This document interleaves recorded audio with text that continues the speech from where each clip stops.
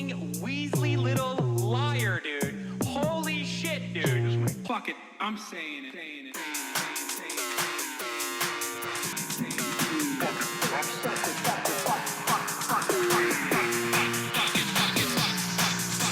America deserved 9/11.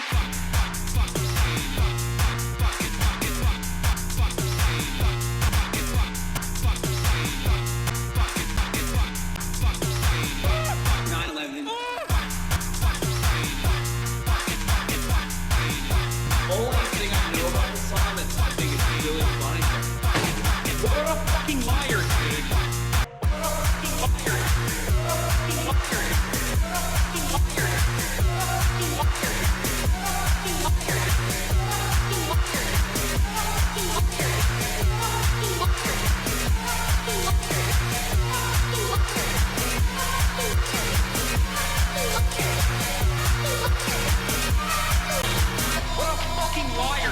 What a fucking Weasley little liar, dude. What a fucking Weasley little liar, dude. Holy shit, dude. Holy fucking shit, dude. Literally lying. What a fucking liar, dude. What a fucking liar. Holy fucking, what the fuck?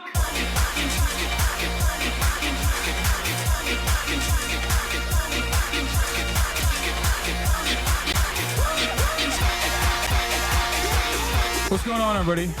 I hope everyone's having a fantastic evening, fantastic afternoon, fantastic pre-noon, no matter where you are in the world. I'm Hasan Piker, and this is the HasanAbi podcast coming to you live from sunny California, Los Angeles, folks. We're live and alive, and I hope all the boys, girls, and MBs are having a fantastic one because today's a beautiful day. Today's a wonderful day. Today is Sunday. It's Sunday fun day, folks. And let me tell you, the vibes will be immaculate. That's right. It's Sunday fun day, and I'm having some fun. I apologize for the delay, the tardiness. Usually on Sundays, I don't even stream at all, or if I do, I usually start around 12 because I have a little bit of me time in the morning, and that me time is basically just family time and Kaya time. But I apologize because it's currently 12:47, which means I'm late. But better late than never, am I right? This is a part of the broadcast where I tell you a little bit about my personal news about what's going on in the world of HasanAbi Piker, folks. And let me tell you, a lot has happened in between the time period where I pressed the stop streaming button and pressed the start streaming button. Press the stop streaming button and press the start streaming button. Hold on, I'm trying to put this on. Fuck. I'm already all over the place. You look okay. Your foot okay, bro? Yeah, I played ball today with my fucking busty ass foot and it was perfectly fine. What?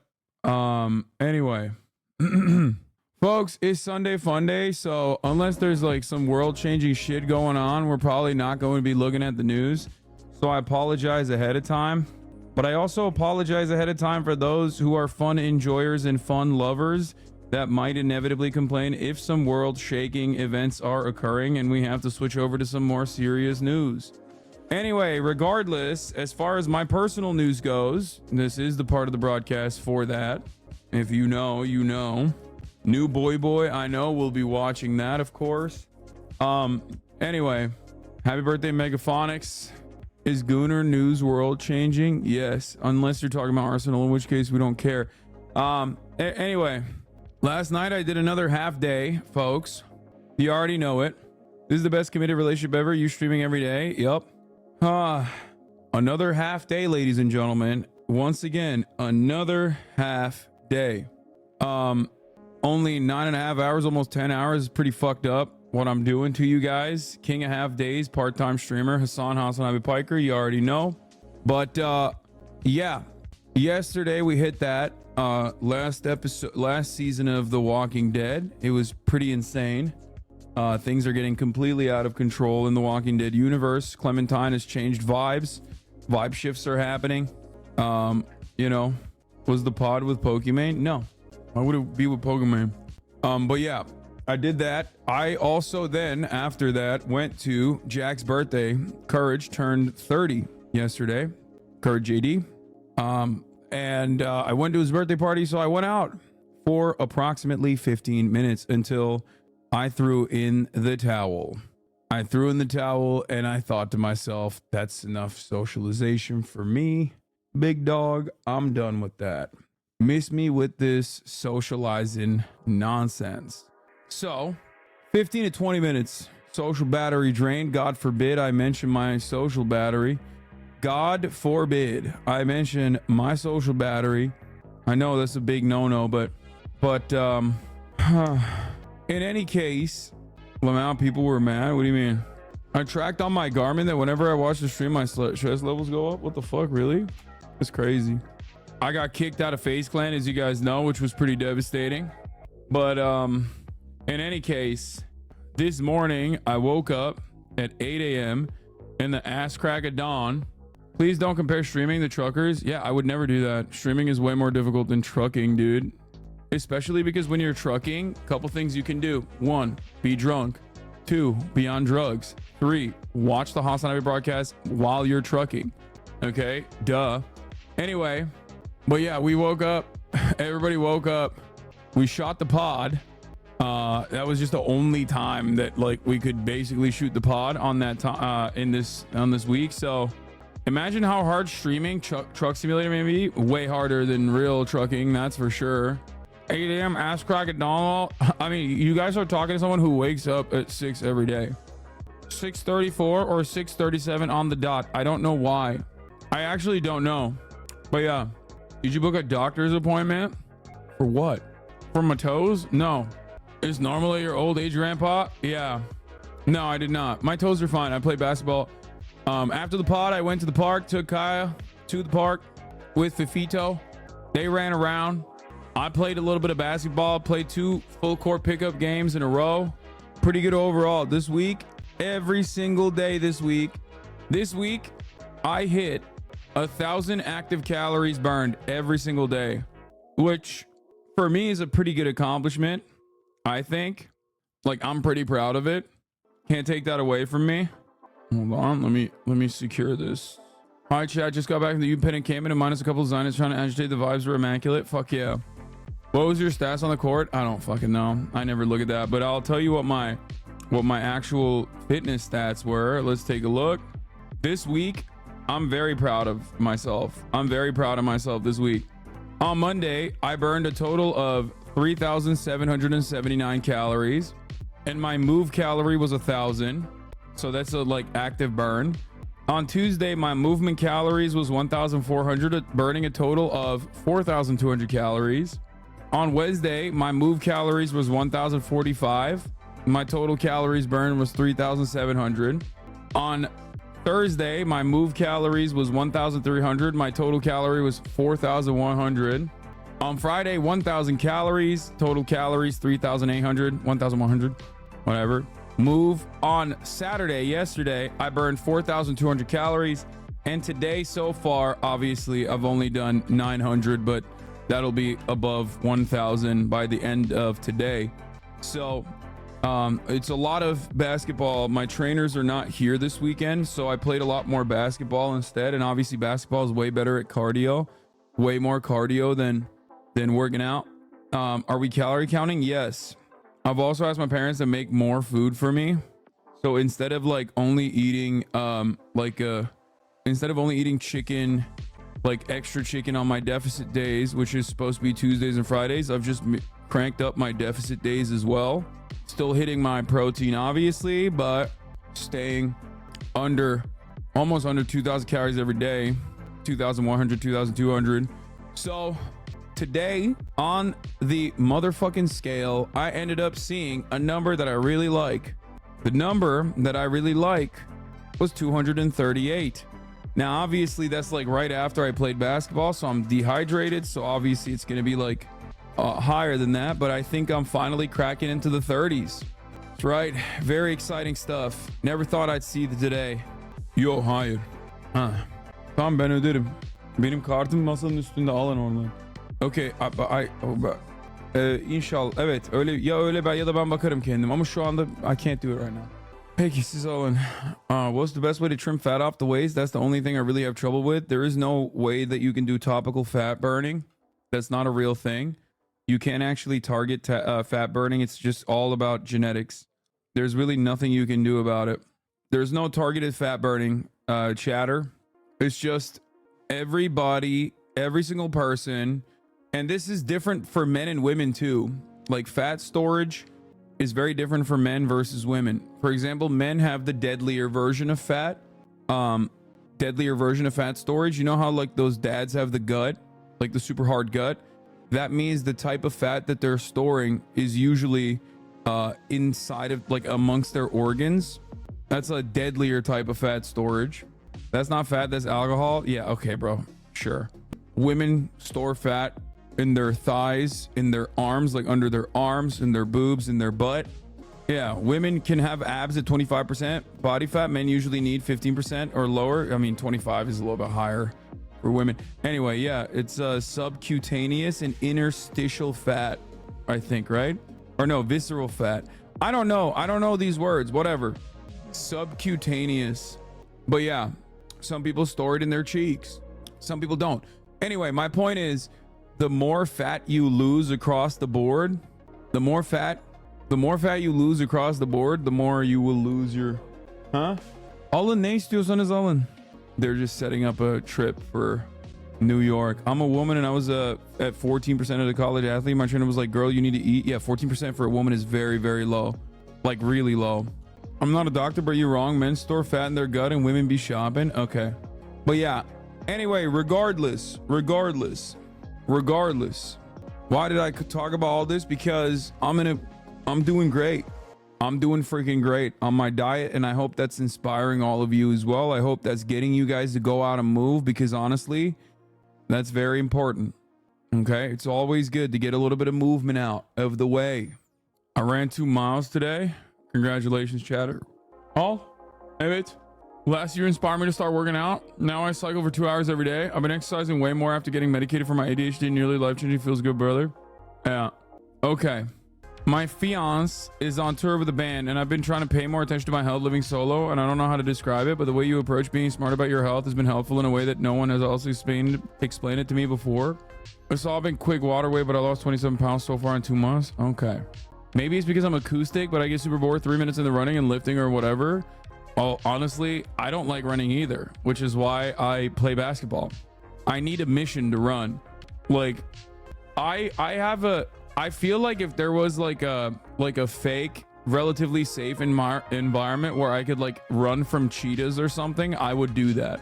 You know what I mean? But I cannot just like fucking run around. I just can't.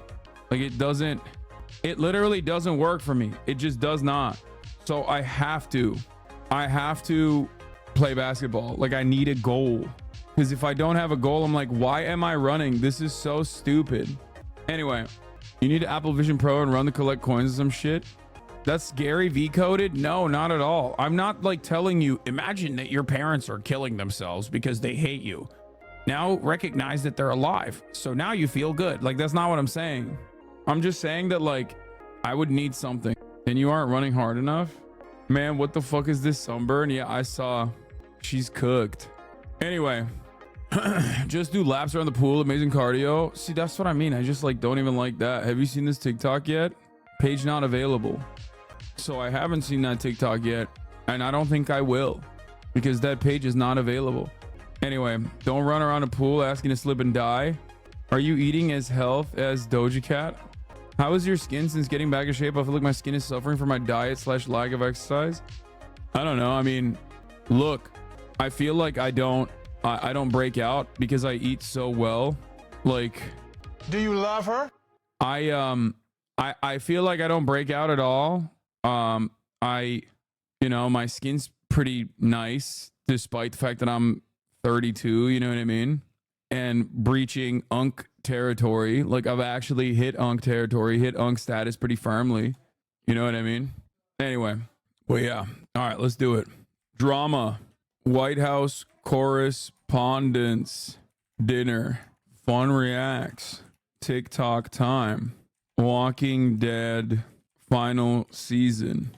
Get in and now. We got it all, baby. Breaching Unk. Soon entering Zaddy era. Yeah, I feel like Unk territory. You hit Unk after 35, so you're still good from one Unk to you.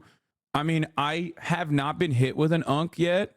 But like, I will tell you this much: when I play basketball with dudes, okay, when I play basketball with other dudes, and I think they're like much older than me, oftentimes they are literally my age, and it makes me feel kind of weird. You know what I mean? Like I don't know. I just, it's a strange situation for me. I hope you're religiously putting on sunscreen. No, but I will. I will start. Don't you worry about it. Here it is. Drama. White House Correspondents' Dinner. Fun Reacts. TikTok Time. Walking Dead final season. Get it now. Would you ever play pickleball? No, my trainers are always... So we used to play basketball, me and my trainers, all the time. And they're fucking pretty good. But like, obviously basketball is really bad for injuries. Basketball, especially on an outdoor court, is like really dangerous in general. It's kind of funny that like, I mean, I do it all the time, but it is actually really, really, really fucking bad. And they always want to play like pickleball or some shit. And I'm just like, dude, I don't want to fucking play pickleball. Like, I'm always trying to get them to play pickleball with Will. Hold on. When Mother's Day rolls around, pay attention to the commercials. Just the parents in those commercials look like my friends. Do people call you big guy a lot? No. Young Neff, I show speed, taking one for the team. Oi, god damn. Shit, how old are you? I'm 18. But what are you? I'm from Israel. Hey, why like that? Are you okay? Free Palestine! That's so dumb. That is so fucking stupid, dude. I mean, hey, respect.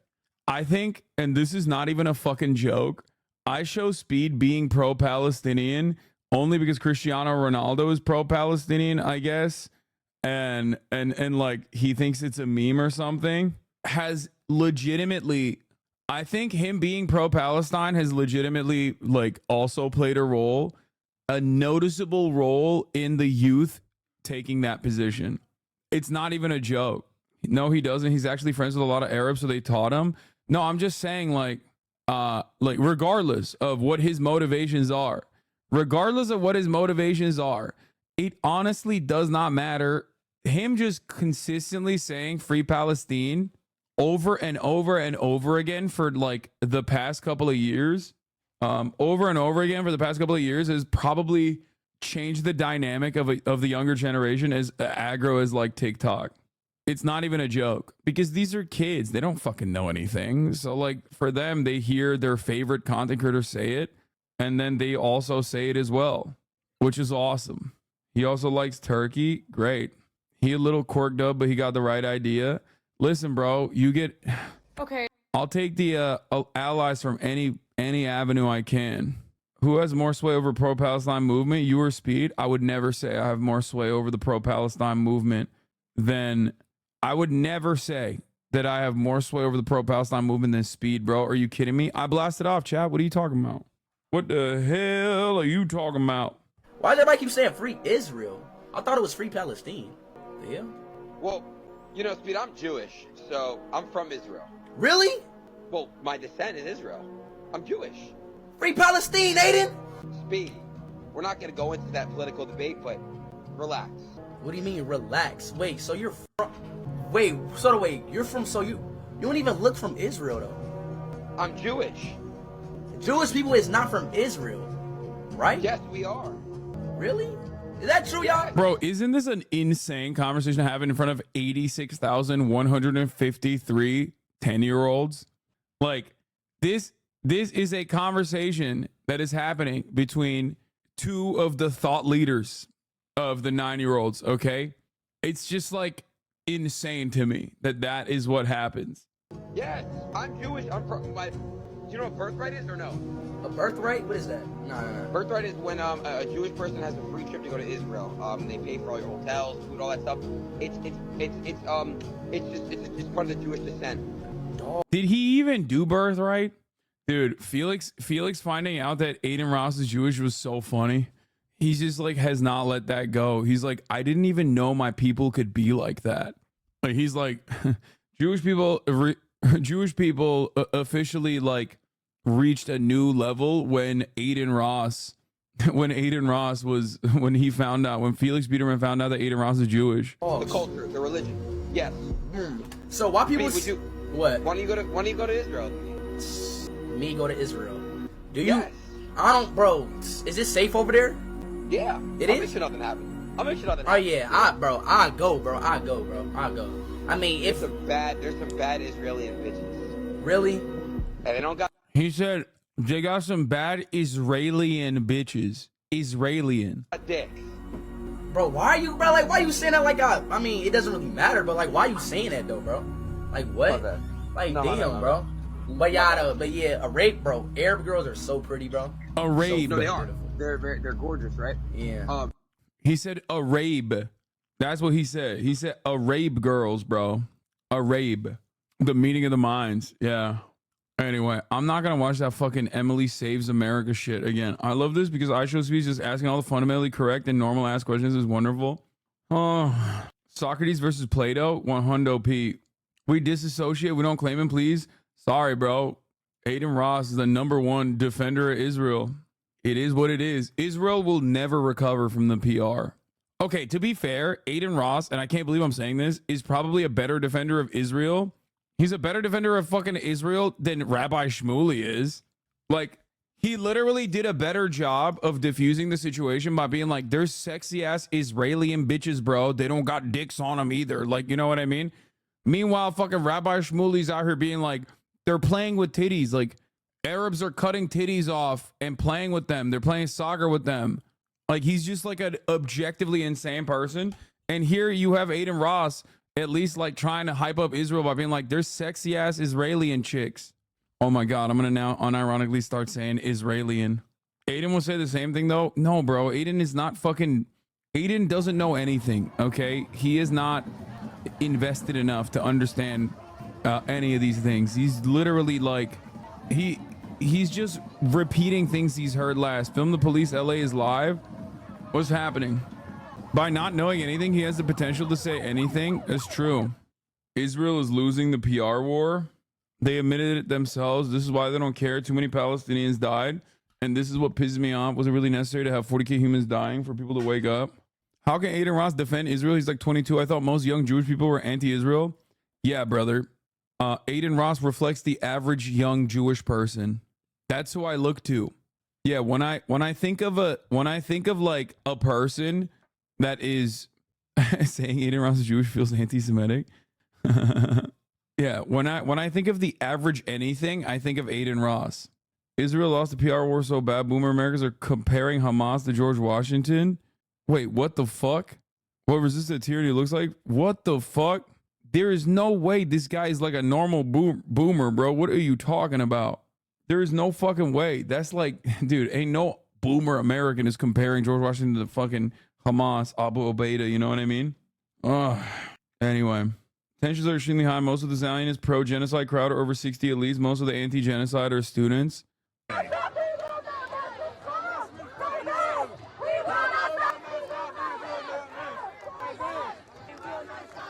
All enjoy our day. Polls show that Zoomer and millennial Jews are for a ceasefire and are increasingly becoming anti-Zionist. Aiden Ross only represents the steak marketing team, not the American Jewish population. Thank you. Exactly. This hog video That's happening. Wait, fuck. Dude, I've met this woman before, Montana Tucker. She literally is like, she's like a Zionism influencer now. I think it's so funny when people just go, this is my career. Like, I could not cut it as a musician, and I've just like become an influencer for a genocidal apartheid regime. Anyway, also, this is another like Aiden Ross style moment where it's like, your name is Montana Tucker. Like, that blows my mind that people named Montana Tucker are just like Montana Tucker just sounds like the most Christian name you can get. You know what I mean? Yeah. Greenblatt is at UCLA. My goat. Fucking piece of shit. Jonathan Greenblatt. I heard. Say it with me. I'm Israel. Israel. Bro, they brought up a fucking podium, dude. They brought a goddamn podium as a counter protest. Leave it up to fucking Israel defenders. Leave it up. Counter protesters at UCLA raised $43K to play October 7 clips on a big screen. Talk about paid protesters. Lamau Zionists raised a bunch of money to get people to come out and counter protest at UCLA today. A group of us are planning something very big for a UCLA encampment. We are working to bring a huge screen and big loudspeakers right next to them and just play nonstop clips and interviews from October 7. This is a big production. So fucking gross. I thought amplified acoustics was not allowed at the UCLA campus. Brother, it's for pro-Israel, dude. You can do whatever you want. Remember, Israel can do whatever the fuck it wants. And just like Israel defenders can do whatever the fuck they want in the United States of America. They can fucking literally build a much larger encampment that actually causes genuine noise pollution, and no one will do a damn thing about it. Israel is above the law. America is above the law. Israel can do whatever the fuck it wants. Okay? If you don't watch CNN has been reporting on UCLA all day, and they say that repeatedly the Zionist protests have arrived to support the Jewish students. Yeah, I mean, shit is apparently popped the fuck off. I didn't even realize it was like that. If they don't let them do it, then they'll be called anti-Semitic, pro-October 7, pro-Hamas, etc. No, it doesn't even fucking matter. It doesn't matter. It is just like it is a obvious injustice that is occurring. It's a, I don't know. It's just like, it feels like white supremacy being reframed in front of our eyes. You know what I mean? It's just, that's what it is. A Zionist says, kill all you bastards to the pro-Palestinian protesters. Who's the one spewing violent rhetoric? Israel, you can't hide. You're committing genocide. Kill all of you bastards. Bro, you literally are at the precipice of a heart attack. What the fuck do you mean, kill all of you bastards? Bro, you're 750 years old, man. Go fucking kiss your grandparents for the last time, dumb fuck. Why the fuck are you out here? You are literally the Walking Dead, okay? Youngest Zionist, okay? Oh my God, the median age of the Zionist counter-protester agitators was like 57. And the only reason, the average age was 57, and the only reason why it was 57 is because they brought their little ass kids with them too, like their grandchildren and shit. It was so weird. I'm no longer in support of Social Security. I am no longer in support of lowering the retirement age. I want the retirement age to be 95 now. Okay? These motherfuckers that are older than the state of Israel have too much goddamn time on their goddamn hands. Okay? Get back to Walmart, Grandpa. You need to be a fucking greeter. Okay? It's done. I'm done. It's over. Okay? No more fucking retirement age, bro. These guys have to fucking chill out. Kill all of you bastards. Yeah, kill everyone. That's what he just said. That's really nice. Clip that. Kill all you bastards. Clip that for sure. Who's using the violent rhetoric? Kill all you bastards, he just said. Clip that shit. And we'll be free. Oh my lord. Guys, the HasanAbi socials at the bottom of the screen have burnt into my screen. Yeah, it happens. Over 100 students and community members violently arrested at Washington University encampment tonight, including Jill Stein, who was brutalized by a police bicycle. I'm texting Brett to see if there's any updates on what the fuck's going on at the UCLA encampment, because he's there, I suspect. Seen on the ground right now? Yeah, Brett Cooper, dummy. No, Cinemarxism, our chatter, camera guy, documentarian. Does Alov Levy think this is a own? Notice how Palestinian flags are always paired with Irish flags, while the Israeli flags are paired with the UK flags? Yeah, that's not... Yeah, no shit, dumbass. Exactly. Wait, is he anti-Irish too? Like, what's happening? That doesn't make any sense. Like, okay. Yeah.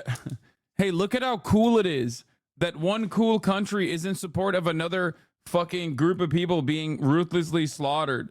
So yeah, it's bad. Thousands of Zionists being violent and disgusting in rhetoric, but organizers are keeping everyone safe. Tell everyone we still need bodies here. More people in person protects everyone. For the UCLA encampment. That's what Brett said. He's down there still. And I suspect that the students are still...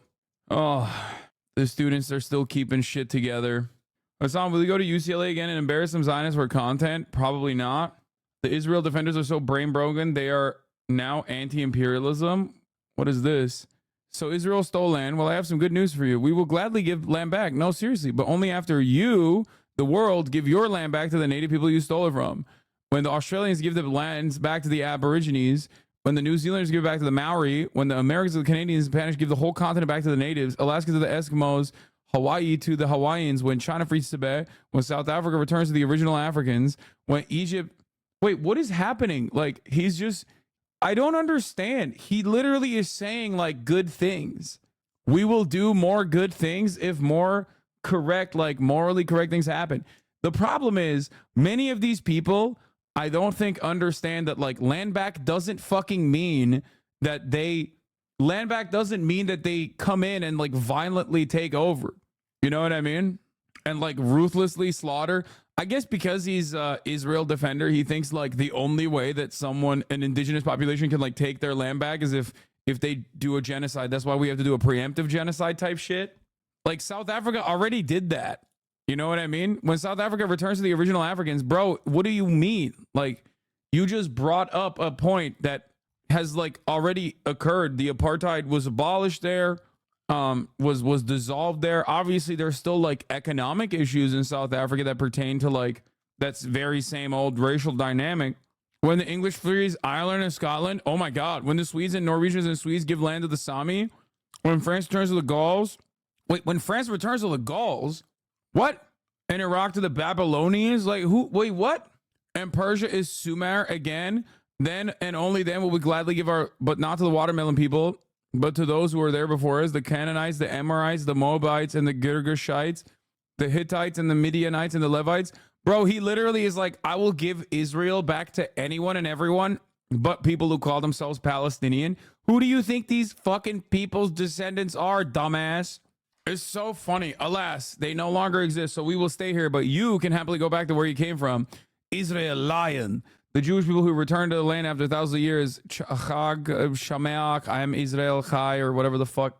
It's like, yeah, these currently existing people that like demand emancipation that is perfectly just, perfectly valid.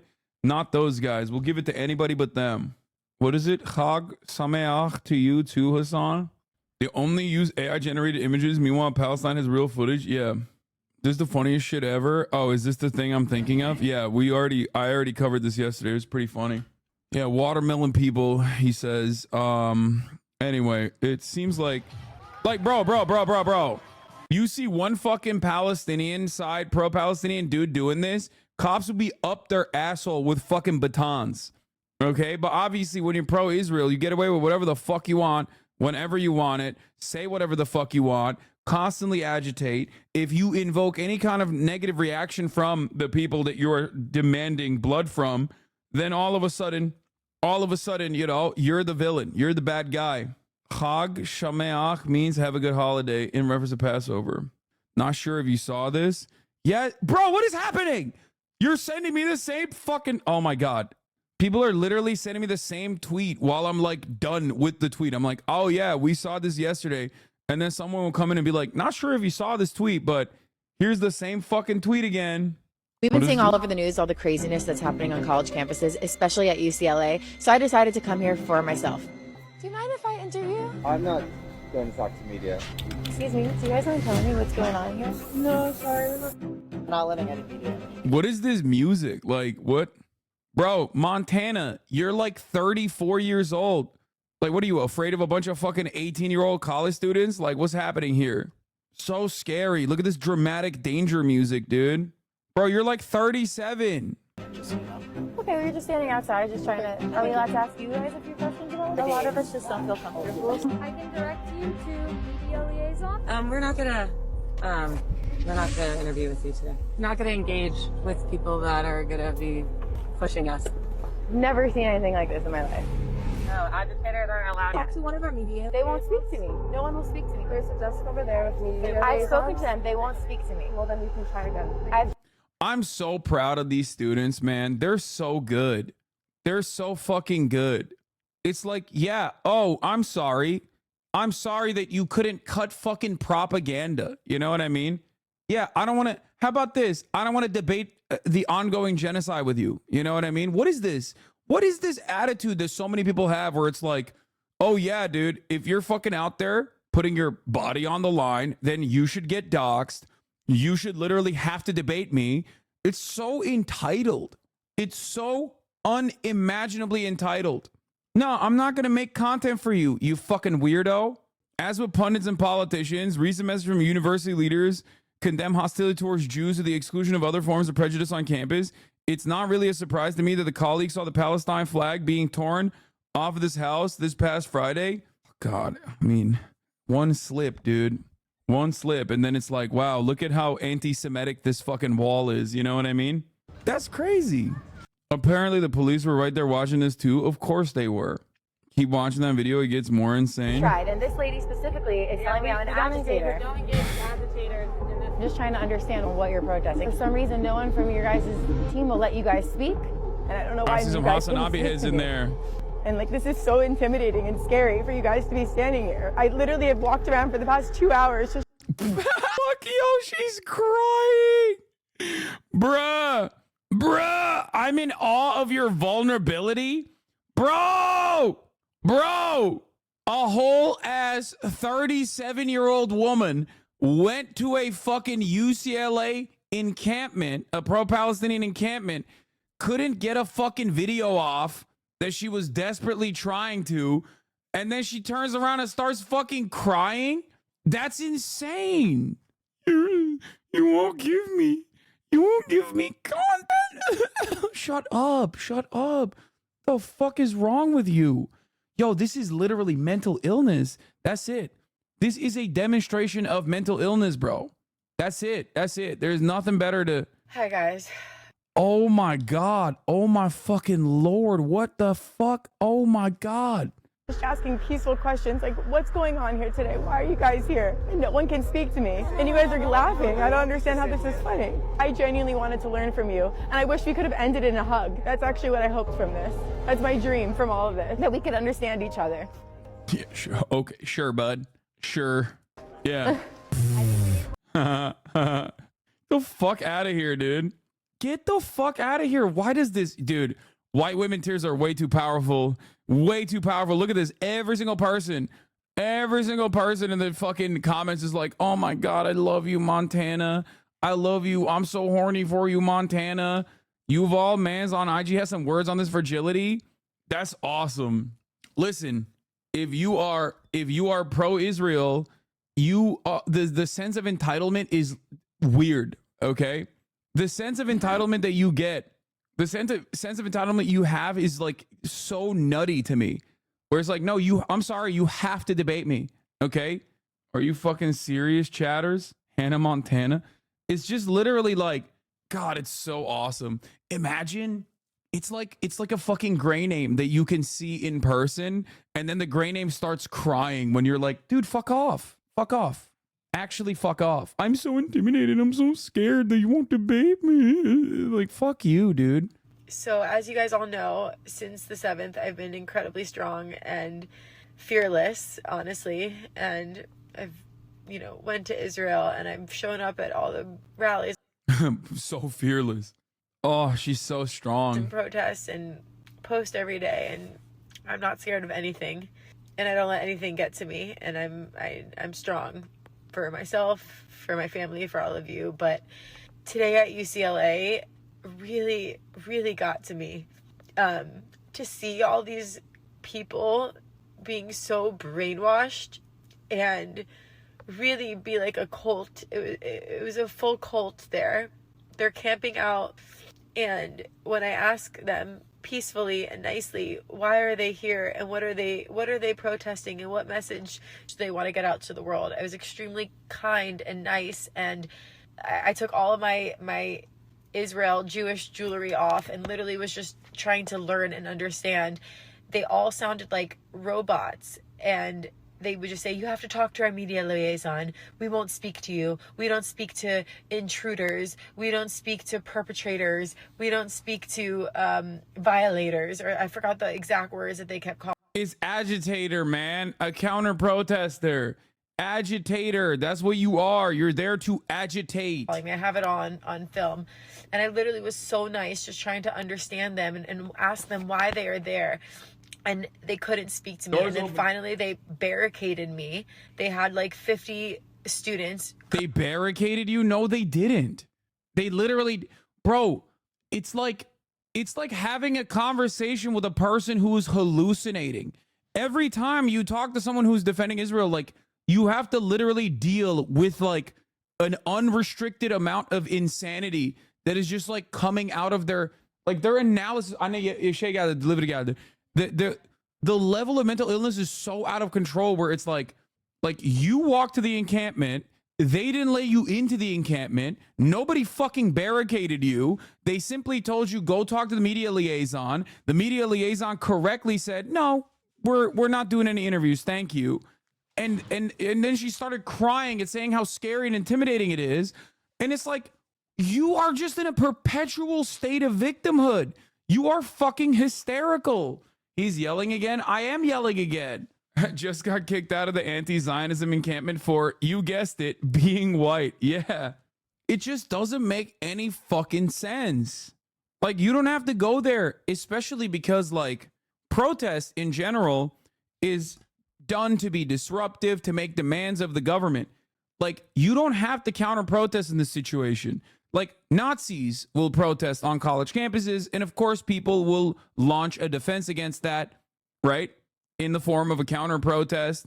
And that's perfectly valid because Nazi presence on campus and those kinds of protests on campus are done in an effort to spark fear in all marginalized people, in the hearts of, obviously, in the hearts and minds of the Jewish student body, all that stuff, right? But when someone is protesting against the American government or against the college investing into corporations that are funding and facilitating an ongoing genocide of the Palestinian population, when you go there to fucking counter protest, you're literally like, I'm here representing the American state and the nuclear, very militant apartheid state of Israel that is currently conducting a genocide. I'm here to counter protest at the behest of a genocide. I want more genocide to happen. There's just no moment where you turn around and think to yourself, like, maybe what I'm doing is like pretty crazy. I love how she mentioned that she took off her Jewish stuff because it shows protesters didn't kick her out because they're just anti-Semitic. Yeah. It doesn't matter. She will still run that line anyway. You're wrong, HasanAbi. My great grandparents who fled Poland in the 30s told me on their deathbed before they passed, being annoying at a protest and not getting attention is exactly like the Holocaust. Jesus. It's just so crazy because, like, as I've mentioned time and time again, like, I'm a leftist, dude. All of my goats are Jewish. You know what I mean? So many fucking iconic revolutionary figures.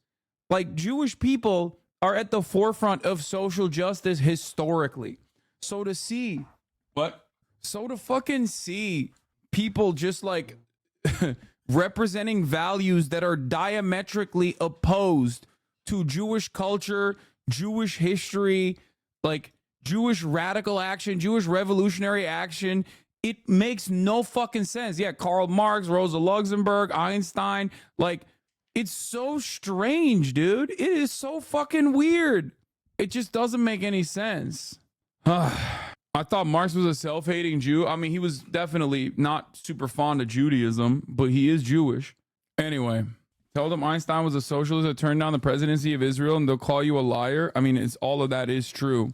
Einstein would be considered an anti-Zionist by today's metrics with the shit that he was writing about, like the early formation of Likud, which was like Irgun and then Haganah and all the fucking Zionist militancy early on.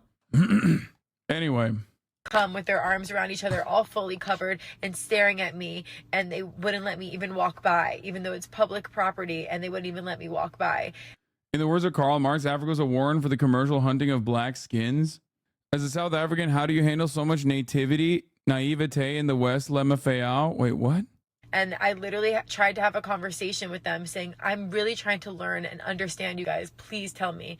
They started barricading me and wouldn't let me go and said if I walked into them that they were going to physically stop me from going. And I didn't want anything to get violent again. Einstein was very racist towards Chinese people, though. Yeah, that's why the theory of relativity is actually counter-revolutionary. And in the and honestly, in the struggle sessions, everyone that was teaching that fucking counter-revolutionary garbage deserved to get a beating, okay? Like in the opening of the three-body problem. wasn't there to cause any stress or harm. I literally was trying to learn and understand. And for the first time ever, I broke down. And I love her being like, yeah, these guys are all brainwashed. They're a cult, and I'm trying to learn from them in front of them. And I'm so mad at myself for doing that. But I just was staring at them in their eyes, and I couldn't understand how they could be so brainwashed. And some of them were truly evil. And it's just so sad. Dude, Israel Defender's doing the thing I hate the most, as you guys know, being a fucking debate pervert in real life, and also hitting the just curious notes. Like, you are a fucking bridge troll, okay? You are just an online troll IRL. You're literally, it is the most annoying fucking thing you can do. It is so goddamn frustrating. I don't even know how I would deal with that in the real world. I don't know how I would deal with that. It's just like, oh, you won't debate me? Oh, you won't let me cut propaganda? Oh, well, I just wanted to personally learn about your perspective. Oh, you're a cult. You're brainwashed. Oh my God. No wonder fucking Divorceni's entire community loves dick riding Israel. It's just like a bunch of fucking sociopathic debate perverts, nihilistic edgelords running around being like, I'm just curious. Why do you love Hamas so much? I'm just curious. Like, that's not a question. That's an accusation. And it's a conversation that I can't have with you because you're insane. Like, we're not operating on the same moral boundaries. You know what I mean? Like, this is what I mean about fascist propaganda. That level of dehumanization against your opponents, against the out group, unironically makes you less human yourself. It dehumanizes the in body, the in group.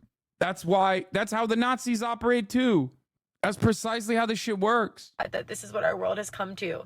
And I'm upset, I'm hurt, I'm angry, but it just makes me now show even more of why I need to keep doing the work that I'm doing and why we all need to keep standing up to this. And I really hope for a world and a day when we can all be in peace and we can all have conversations and learn from each other. But I'm so disheartened about what happened. Thank you for your work. You're literally radiating bad vibes. Yeah, I mean, it makes so much sense. Hi, guys. God, I just like, all these people are so lame, dude. All these people are so fucking lame. It's so funny. I'm gonna run this part back again, though. I'm just trying to understand what you're protesting. For some reason, no one from your guys' team will let you guys speak. And I don't know why you guys can't speak to me. And like, this is so intimidating and scary for you guys to be standing here. I literally But you went there. It's a peace rally. You went to a ceasefire rally. Around 40,000 Palestinians have been ruthlessly slaughtered. These people, these students are demanding an end to it. And you went to that rally to debate them. And when they didn't give you the content you were looking for, you started crying about how intimidating these 18-year-olds at the peace rally are. What kind of fucking planet are we living in? Hello, baby. Please down. Who's your good baby? You're a good baby. It is such a funny parallel to just like how Israel as a state operates. It's such a funny parallel to experience in general. Murat, you better have ordered some fucking extra guacamole for your boy. Gun. No, but I have my own chips. I can have my own chips. My Quest protein chips with the guac. Don't call that young lady a baby. The kid in the background is the one you asked if he balls immediately after seeing him. Yeah, that's a HasanAbi head right there. A lot of these are HasanAbi heads. I'm so proud of them. They're doing incredible work, dude. Those content creators that are what I call professional victims, like those defectors and those dumb rightists as well. Anyway, did Moran order Mexican food from San Diego that took 3 hours to deliver? Yes. But this one is technically valid though. This one does actually take a lot of time to get here, but honestly, it's delicious. So, love from the Montreal encampment. Hey, shouts out to Montreal. Anyway, let's see what my girl Kat is saying. Kat is, of course, Palestinian. She's a Media Matters person as well. She's dope. Let's see what she has to say. You are missing out on some seriously unhinged coverage of these college protests. Student encampments are popping up nationwide, standing against the genocide happening in Gaza. And I'll tell you this, warhawks, and especially conservative warhawks, are losing their collective mind. So instead of my usual Friday recap, let's talk about how bad this rhetoric's gotten, because it's not great. Sentient hazing scandal Jesse Waters invented a completely new guy to be mad. Sentient hazing scandal Jesse Waters. I love that. She watches Fox News 24/7 for brain rot maxing. Yes. I'm a fan of Media Matters, as you guys know. I have a lot of friends that work there. I respect a lot of the work that they do. There are definitely some Media Matters guys in the aftermath of October 7 that I was like a little sussed out on, but they've calmed down. Like they very quickly were like, okay, never mind. Yeah, no, Israel is doing some fuck shit. There were a couple where I was like, damn, bro, really? Like, what's happening? I thought you were progressive, but Kat is obviously Palestinian. And don't worry, it's super racist. Biden's making us pay Johnny Jihad's tuition. Johnny Jihad can just walk from Mexico to Texas, hop on a plane, and slip into the crowd on the Columbia Quad. They've been grooming little Johnny Jihads to burst into flames for Johnny Jihads. Dumbass. Oh, by the way, UCLA update. Protesters left the area where the Zionist pro-genocide crowd is convening and are now planning to march to an undisclosed second location. Like, these are the counter protesters to the counter protesters, basically, like the pro-Palestinian protesters. Kat is a master of TikToks. Also, I catch her stuff all the time on my For You page. Yeah. What is this? Chinese netizens on the campus protest. Extremely your shit. Oh, yeah. This is a real photo that they AI-ified, actually. This is like a real... I mean, this is a AI version of like an actual photo that I saw. Yeah, that's like a real person. It's not AI.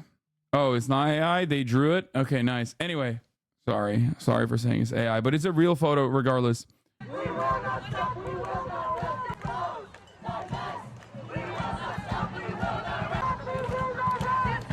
Bro, it seems like pro-Israeli counter-protesters are doing the worst possible thing you could do to someone, which is blast Israeli techno music from fucking podiums at the encampment. It's basically torture. Watch this dude in the IDF dog tags with the Dodgers hat. Both sides of UCLA Gaza Solidarity encampment very tightly packed on the street, more shoving and screaming. He's got IDF dog tags on. Fucking baby killer. Why are you riding for them baby killers, dog? You should be ashamed of yourself. Fucking monstrous piece of shit. Oh, there it is. Why do you want me to look at this guy? Bro, it's oh yeah, yuck. Do you think the Zionists caused the First World War? What? No, dude. What the fuck are you talking about? Bro's hitting the fucking old school anti-Semitism. Bro's hitting like 1920s anti-Semitism. You know what I mean? It's like he dusted off the tomes. He was like, he had to look through cobwebs to get to that. Are you Hitler, dude? What is happening? My man's coming in here with the protocols of Zion shit. You know what I mean? Do you think the original Zionists actually would steal Christian babies from the village and drink their blood? Oh, Jesus Christ, dude. Oh my God. first semester. Kaboom. Please, Mr. Jihad was my father. Call me Johnny. Kaboom. That same night, a guest made a really great comparison about these protests. What we are seeing right now on our streets and on our... Like, it's such a funny take because, like, when you're talking about Zionists in that stage, there's like 200 Jews that were Zionists at that point in time, okay? Like, max. It's like... There were more Christian Zionists. I mean, there still are more Christian Zionists than there are Jewish Zionists in general. But like at that point, it wasn't even a fucking movement. There was like 8 dudes that were like, yeah, can you give us this land, please? It would be sick. What the fuck do you mean? Campuses is an illegal occupation. Just like we were bombed by the Japanese in Pearl Harbor well into World War II, and that woke us up. We have been bombed, okay? And Americans need to wake up right now. So what is she saying? There is a course correction because they are following the exact textbook. She's like, we need to do what we did to Japan, but to our campuses, okay? We need to nuke these encampments. These encampments are doing a fucking Pearl Harbor. Dude, this got 100K likes. What the fuck, Lamau? It's a joke, man. how to overthrow a democracy. What the fuck are you talking about? Just listen to yourself for 1 second. You compared students protesting to Pearl Harbor. You should never be allowed to speak on television again. We have been bombed. Throughout this entire news cycle, I've learned that Fox hosts truly do not understand the very idea of solidarity. Like, multiple people are convinced these are being puppeteered by a shadow government. Many are questioning who's organizing this movement, pointing out that these tents are pretty similar, right, at campuses across the country, even though they're hundreds of miles apart. Why do they have... Okay, you say that to protect yourself? Oh my God. Do you think the Zionists caused the First World War because they tried for years to buy the land in Palestine, but the Ottomans didn't want it? And after the First World War, the Zionists got the land through the Balfour Declaration. It would not have been possible otherwise. Yeah, dude. Theodore Herzl fucking facilitated World War I and World War II. You're literally fucking... I'm not saying this to protect myself. I'm saying this to make fun of you. Okay? You're literally doing Hitlerian... You're doing Hitlerian propaganda. It's insane. Bruder Eren. Are you like a fucking German Turk Nazi? What's happening here? Abi AK Türk olduğunu hiç şaşırmıyorum ya. Türkler o kadar gerizekalıca tarih teorilerine inanıyor ki. Yeah, it's probably one of the Turks that fucking hates the Palestinians for betraying us in World War I. And then also is additionally speculating that I'm like afraid. Yeah, dude, I'm saying that to protect myself because the real truth is too scary, right? You got it. Thanks, man. You're really caught on. Yeah, the real truth is so scary that I fucking talk about Israel's actions every single fucking day for the past 7 months. Okay? What you should be afraid of is the top of the hour ad break, Bruder Eren, because that's the real truth. Okay? I'm a Muslim, not a Turk, and would die for Palestine. Okay, brother. Well, you should do a little bit more reading and stop blaming random shit. You wrote Turkish in the chat, so I thought you might be Turkish. For chatter, political Zionism was barely a decade old at that point. There was immigration, but it was first wave stuff of Hoveve Zion, disorganized refugees from the Russian Empire mainly. Yeah, there was like 8 dudes, bro. And also, as you correctly pointed out, the Ottoman Empire said no to Theodore Herzl. They were like, no, big dog, you can't have Palestine, actually. We are not going to give it to you. No. They said no, smile. I think he's Turkish, but identifies just Muslim. I know his type. Anyway. But as I was saying, he should be prepping against the 3-minute ad break that's coming right now. Oh no, look at his logs, the literal Nazi. Wait, let me see his logs. I mean, we're going to ban him anyway, but I want to make fun of him a little bit more. I'm Algerian. Can I blame the Ottoman for French colonialism? That's such flawed logic. Yeah. Abi Türklerde fact checking yapma yeteneği yok. Özellikle hoşlarına gidecek şeyleri hiç sorgulamıyorlar. Yeni bir grup var, İsveçlerin Türk olduğuna inandırmışlar kendilerini. İsveçleri de ikna etmeye çalışıyorlar Reddit'te. That's awesome. Okay, but that's fucking dope. Apparently there's a new group in Turkey that is trying to convince the Swiss population that the Swiss are actually Turks. I love that. Bro says he's not Turkish, and now he's saying he is Turkish. I'm a Turkish Palestinian dude and Muslim, alhamdulillah, and don't hate any other religions. Adolf was created by the Zionists, even World War I, just because to destroy the Ottomans. Okay, bro, here, take some fucking time out and really reconsider what's going on in that world, okay? Yeah, the Zionists created Adolf Hitler. Bro is so fucking far removed from reality that he's out here saying the shit that John Hagee is saying. He literally is like, no, I'm for the Ummah. You don't understand? And he's like fucking doing a handshake emoji with like some of the most rabid, psychopathic Christian evangelicals on the planet. That's awesome. It's great stuff, man. Wild shit. Oh my God.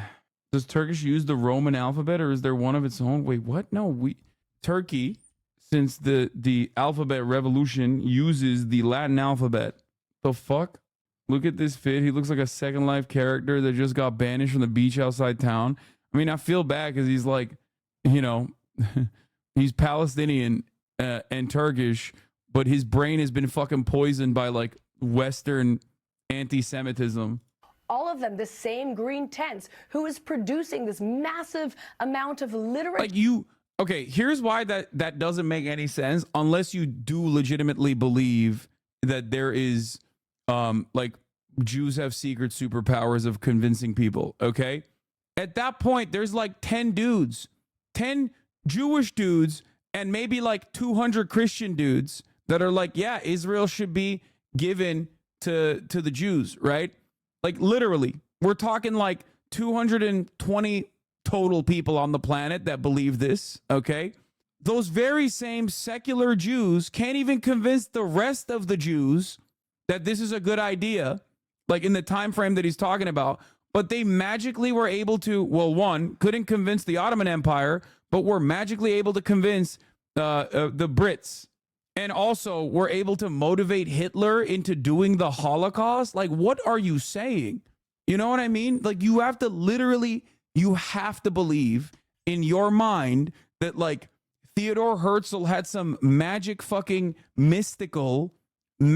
powers of like mind control in order for him to be able to facilitate the worst slaughter of Jewish people with the hopes that inevitably he would be able to achieve his end goal of creating Israel. That's insane. It's just insane. It's completely insane. Sure. You look at the tents, you can tell this is an inorganic thing. This is definitely a setup. This is definitely an operation. You're telling me they all went and bought tents from a sports supply store? Wouldn't it make more sense if this was being run by Iran? Unsurprisingly, a ton of hosts were pushing for state violence against these students. Shouldn't America arrest as many Hamas as possible? All of them should be closed down tonight. People who insist on staying should be arrested. And the police are basically they're trying to do the right thing. Yeah, you're right. The anti-war college students usually go down as the bad guys in history. Also, sicking police on them makes you look awesome in retrospect. And finally, Jesse Waters is convinced that only women are supporting Palestine, and it's because they're too That's the best one. This is the best clip. And I think I can speak for the women at the table. You cannot. Are generally nurturing people. And when their professors are giving them better grades for their social activism, they're trying to appeal to their teachers, and they've been told they're oppressed as women. And they identify with... It's awesome because it's like, it literally is just like mental illness all the way down. It's just like hallucinations built on top of other hallucinations, built on top of other hallucinations. It's crazy. Here is Biden's approval of handling the Israel-Hamas war. 81% of 18 to 34-year-olds disapprove. Raw data is even more damning. 35 to 49% has 29% approval. 50 to 64 has 30% approval. 65% has 37% approval. It's fucking terrible. He is so cooked. And I've been saying this for months. He's cooked because he's not hitting one direction. He's trying to literally do the both sides angle. And that's how you lose even the older population. That's like, dude, take a stance.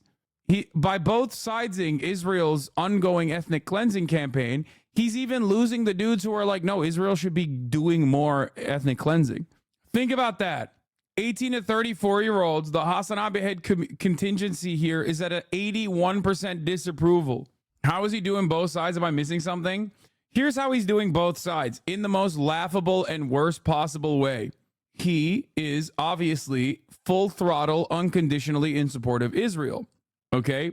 Sending more weapons to Israel, constantly offering political cover to Israel at the UN Security Council, vetoing anything that Israel wants the United States to veto, right? But simultaneously, he's looking extra weak by saying, you know, Benjamin Netanyahu has gone too far. He keeps leaking to the media that behind closed doors, he's angry at Benjamin Netanyahu. That only appeals to like 8 people in the fucking divorcelli orbiter community.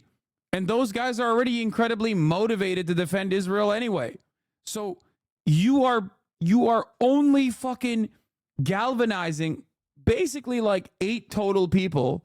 There is no real contingency for those who are like, I am a diehard Democrat and I love Biden trying to do his very best while simultaneously giving full-throated support to Israel. That's it. For the rest of the population, they are obviously very upset with the way that Biden is mishandling this. Okay? There's no constituency, there's no contingency, there's nothing for it. For the rest of the population, especially younger populations, they look to this and go, what the fuck are you doing? We've seen all of the dead children. This needs to be put an end to. This is fucking ridiculous. For the older population, some on the far right and some in the middle that has been brought up with unfiltered pro-Israeli propaganda their whole fucking lives, they think, well, take a stance, man. Take a fucking stance. We want you to go full-throated on in support of Israel, which he is doing, but like, don't criticize Israel at all. It makes you look weak. The irony, of course, is that the only one who benefits from this is going to be his challenger, who can just sit on the sidelines, despite the fact that he played a significant role in October 7. Chick Hicks is based. What? Yeah, we saw the car crashes. It feels like this is the Democrat Party's version of abortion. Okay? Lawful protesting isn't even possible in authoritarian societies like the one Trump wants to transform America into. Just saying. Come on, Aaron. Jesus Christ. It's so crazy. Like, Biden's abortion is Israel. Obviously, the Republican Party, anytime they do stuff in the direction of like restricting abortion further, criminalizing abortion further, they end up galvanizing and negatively polarizing the population against them, because the population is very upset at the abortion restrictions to begin with. That's a minefield politically to navigate through. Trump is having a very hard time navigating through that. What's hilarious, on the other hand, is that the Democrats are trying to give a gimme to Donald Trump, because most people cannot connect Trump's actions, because most people are not very intelligent when they do political analysis. So they can't connect Donald Trump's actions to October 7. So they see Biden also, facilitating Israel's current genocide, which, Brandon has a lot of blood on his hands for sure. And therefore, Trump, the less he talks about Palestine, the more the Democrats look bad. The more the less Trump has to, the more Trump just sits back on the issue of Palestine and Israel, the more people can imagine what his positions are. And most people, because they're not, thinking about this critically and intelligently, can imagine what his positions are, and they imagine it in a very favorable fashion. When they're imagining what Trump's position is on the Palestinian issue, it suits whatever their personal ideological standing is. Those who are reactionarily in support of Israel think Trump is going to be extra hard on Palestinians, and they are correct. Those who think that, those who want Palestinians to survive can now sit there and imagine that maybe Trump would be better than Biden on the issue of Palestinians. They're wrong, but it doesn't matter. You can't stop the broader population from thinking this way. That's not how politics works. Look no further than the way that Republicans fuck up the economy, okay, and have Democrats come in to try and desperately fix it, and then actually end up putting the economy on a, I guess, from a capitalist sense, a better trajectory, only to have the Republican come back and take advantage of that, and then fuck it up with more tax cuts and more deregulation, only to have the Democrats come back and try to fix it one more time. Okay? Fix it from a capitalist framework, I'm saying. So that is the reason why people, over the course of these past 30, 40 years, have developed this attitude that Republicans are good for the economy and the Democrats are bad for the economy. It's because people do not have the critical thinking skills to recognize that it's actually the Republican Party taking advantage of the Democratic Party's initiatives and taking advantage of the momentum, because the economy doesn't like fix itself overnight. What do you mean? Republicans also serve capitalism from a capitalist framework? No, there is too much capitalism. You can do a little too much capitalism that you need to, like, with it, that will end up harming the economy broadly, or create too much economic uncertainty, too much volatility, too much income inequality, too much wealth inequality. It also goes back to the ratchet effect as well. Anyway, it will be very interesting, Osita says, to see whether and how the characterization of the Gaza protests in the media will shape the politics of this cohort moving forward. The concept that denigrating a particular constituency might radicalize them further is applied exclusively to conservative voters. I've never read a warning that speaking about young people in the most unhinged terms available might trigger a backlash. Speaking personally, I didn't come to college particularly invested in social issues. Then I read in The Atlantic that most students in America are mentally deranged, will run crying out of class if there's a word in a book they don't like, and want to send white men to the gulag. This did not seem correct to me. I started asking questions. Now, of course, I'm a woke commissar. Most young people are not even liberal, let alone on the left. They're already gay race communists. Are they somehow going to become gayer? Yeah. Fucking jobless ass losers, bro. I swear to God. Can you explain Trump's involvement with October 7? Yes, I have 1,000 times over, but I guess it bears repeating. Donald Trump's administration was incredibly right-wing on the issue of Israel, more than previous administrations were. They took off all of the safeguards that prior administrations had on the issue of Israel. Safeguards that were held together with ticker tape, but they were there nonetheless. Things like not moving the embassy, the American embassy, to Jerusalem, with a full recognition that Jerusalem belongs to Israel, because half of Jerusalem is occupied territory. Okay? Donald Trump also permanently recognized the annexed territory of Golan Heights. Golan Heights is Syrian land that Israel illegally occupies. Donald Trump and his administration gave the Palestinian problem, the Palestinian issue, to his son-in-law, Jared Kushner. Jared Kushner's bold, brilliant initiative was basically the Abraham Accords, which was normalizing relations, which already were normalized between Gulf states and other menace states, okay, with the state of Israel, completely sidestepping the Palestinians and not even writing anything for the Palestinians at all, okay? This was obviously very frustrating for the Palestinians, who were like, what the fuck? We're still here. You can't just simply write us off. That is the reason why the Palestinian resistance openly turned around and did October 7. Because when you are desperate, your final act is always going to be, especially one born out of desperation, your final act is going to be a violent one, to say, look, the occupation will be costly for you. Not to mention the Pompeo doctrine on the settlements, which was removed, the official position that the settlements were illegal. Biden literally continued with everything Trump did for years. How is he any less responsible, buddy? Wait, what? At what point do you think that I ever fucking said Biden is not just as responsible as Donald Trump for not changing the course on any of those things, buddy? Okay, I have said exactly those words that you are weirdly, contentiously bringing back to me as though you and I are on opposing sides of this argument. The fuck is wrong with these people?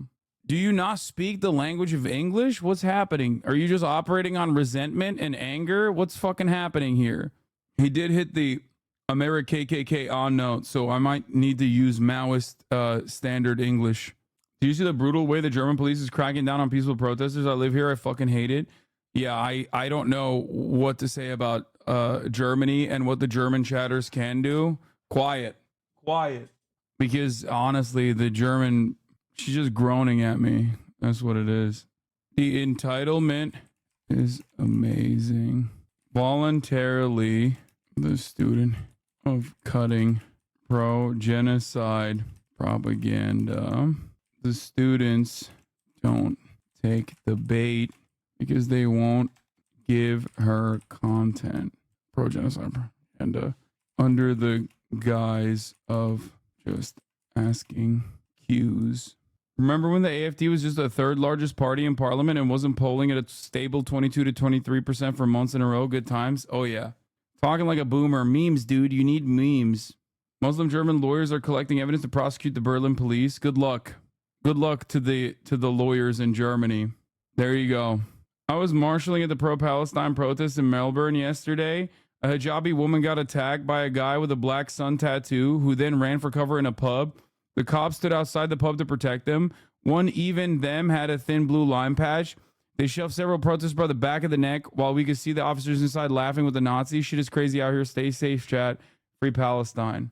Yeah, I saw that. We saw that there was a banana allergy in the pro-Palestinian encampment at UCLA. So the fucking Zionist counter-protest agitators. What's wrong with the just asking mentality? Just asking, super curious. Man, shut the fuck up. You know exactly what's annoying about it. You're doing it right now. Cynically weaponizing genuine curiosity is one of the most evil things, dude. One of the most annoying things you can do, because it's like it's done to stifle legitimately curious people. It's not a fucking protective cover, especially not one that you can utilize in this community, because we know that we deal with that kind of concern trolling on a daily fucking basis. And it really sucks because, like, there are people who are genuinely curious. There are people out there who are genuinely curious. They just don't say just curious or just asking questions. Anyway, that chatter was joking. He's being a little jokester.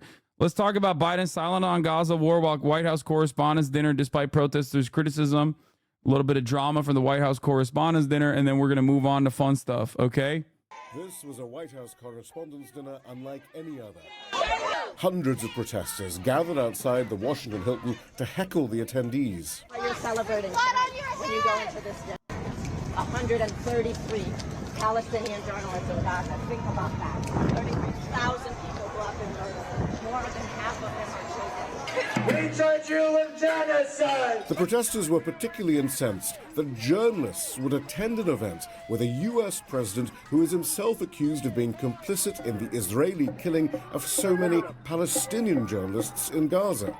These journalists that are attending this event should be ashamed of themselves. There's been over 200 days since the start of this genocide. Over 30,000 Palestinians have been killed, and 140 journalists have been targeted by the Israeli government and murdered because they are telling the truth. And instead of speaking out against that and having any journalistic integrity, they're having dinner and laughing with Biden, who's providing billions of dollars to the Israeli government for them to fund this genocide of Palestinians, and they've said nothing. Gazan journalists wrote an open letter to their colleagues saying, "We insist you publicly boycott the upcoming White House Correspondents' Dinner as an act of solidarity with us, your fellow journalists, as well as with the millions of Palestinians currently." See, now the problem is the American journalists don't think that the Gazan journalists are actually journalists because they don't think they're people at all.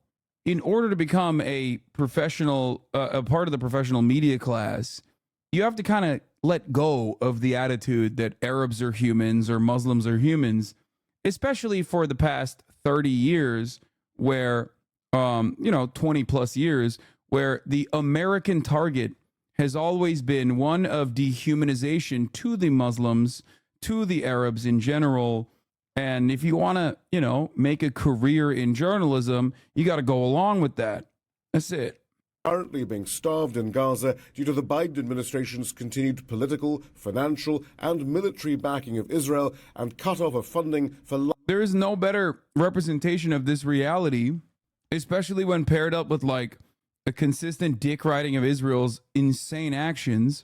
When you consider the fact that when the Associated Press and Al Jazeera building, the Associated Press building was blown up by Israel in 2021, I believe, the American media class basically covered that and totally ate the propaganda and repeated it unconditionally. Yeah, in the month of May 2021, Israel directly blew up the Associated Press building and then claimed that Hamas was there. And the irony, of course, is that the American journalist class turned around and repeated it verbatim. There were very little questions. Or very little curiosity. Same with Shireen Abu Akleh, who was an American Palestinian. There was that as well.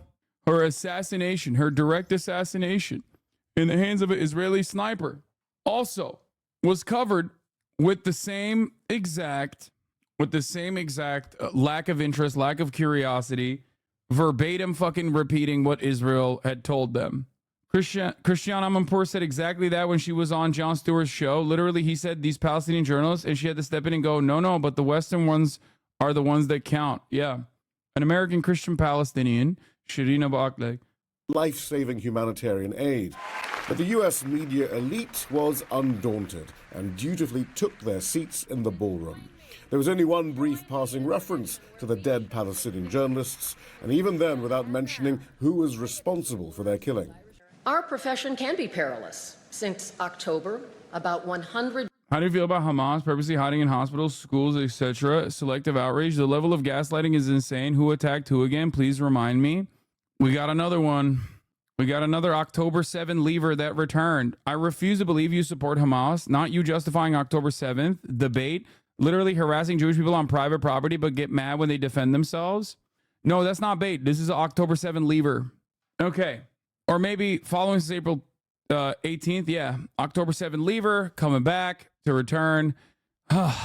Okay. Chatter. There is no justification for Israel's actions from the jump.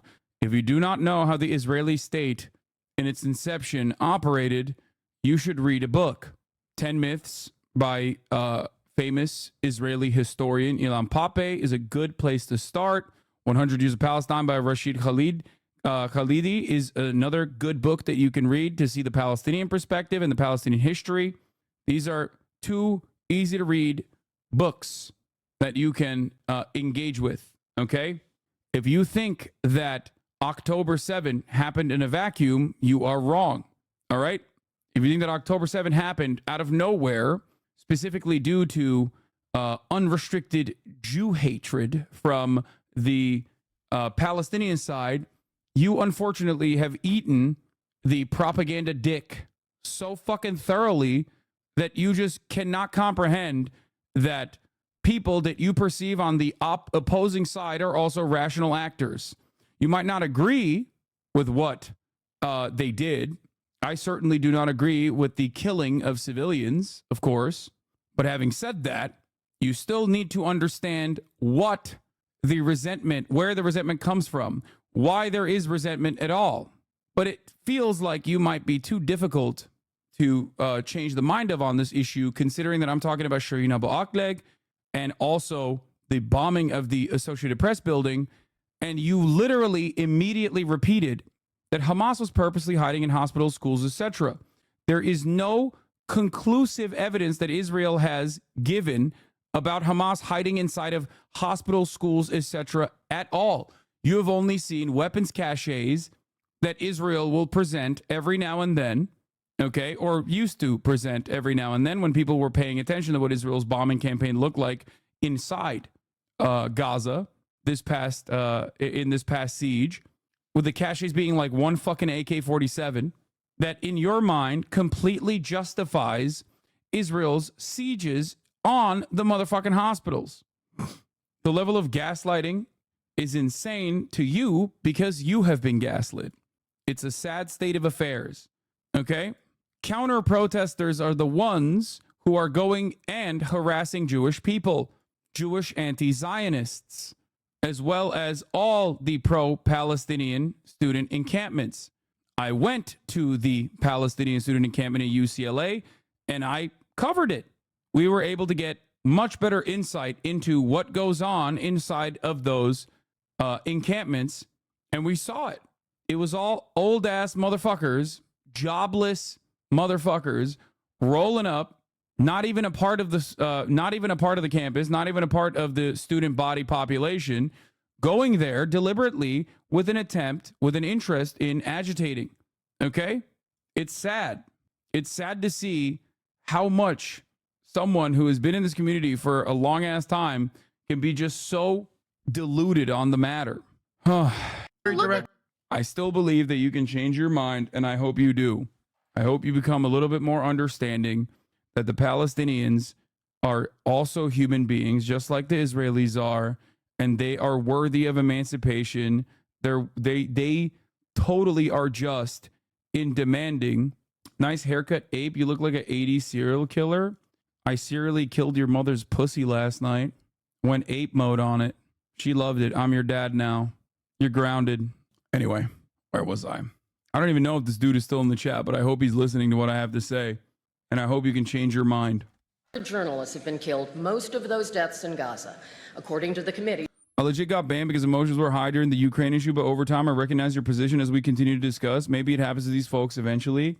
Well, the Ukraine situation also unfolded in the exact ways that I have, like, ironic that my prediction that Russia will never invade Ukraine was, of course, completely wrong, which I apologize for immediately. But everything since then has unfolded in the exact ways that I've said it was going to unfold, which is also, I think, part of the reason why a lot of people immediately ran to misconstrue what I was saying and you know, never really looked back. But I'm glad that you became more open-minded to what I was saying. to protect journalists. Lined up outside the Washington Hilton, a representation of all the bloodied flak jackets of the journalists killed by the Israelis. And yet, even this display apparently didn't have an effect on the attendance of the U.S. press corps inside. Shia Bertansi, Al Jazeera, Washington. Make sure to subscribe to our channel to get the latest news. Oh, the Joss monologue? Oh, God. Fucking demon.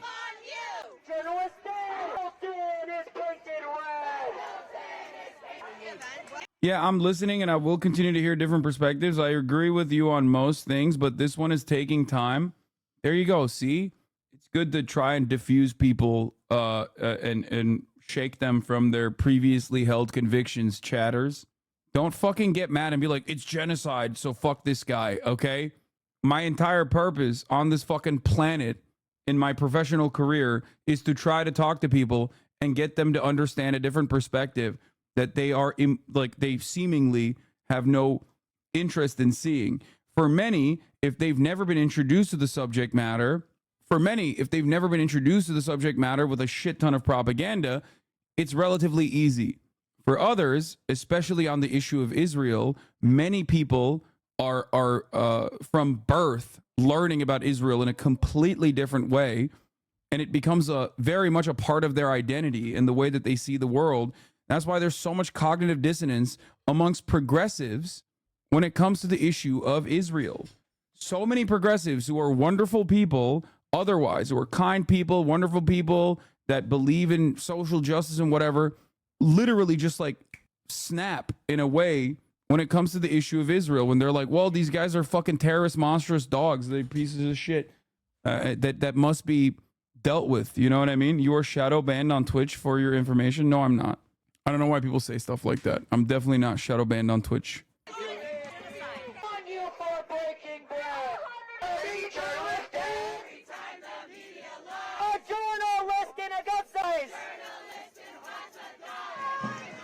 I really want to ask that chatter. Here, chatter, this is a Israeli asking you this question.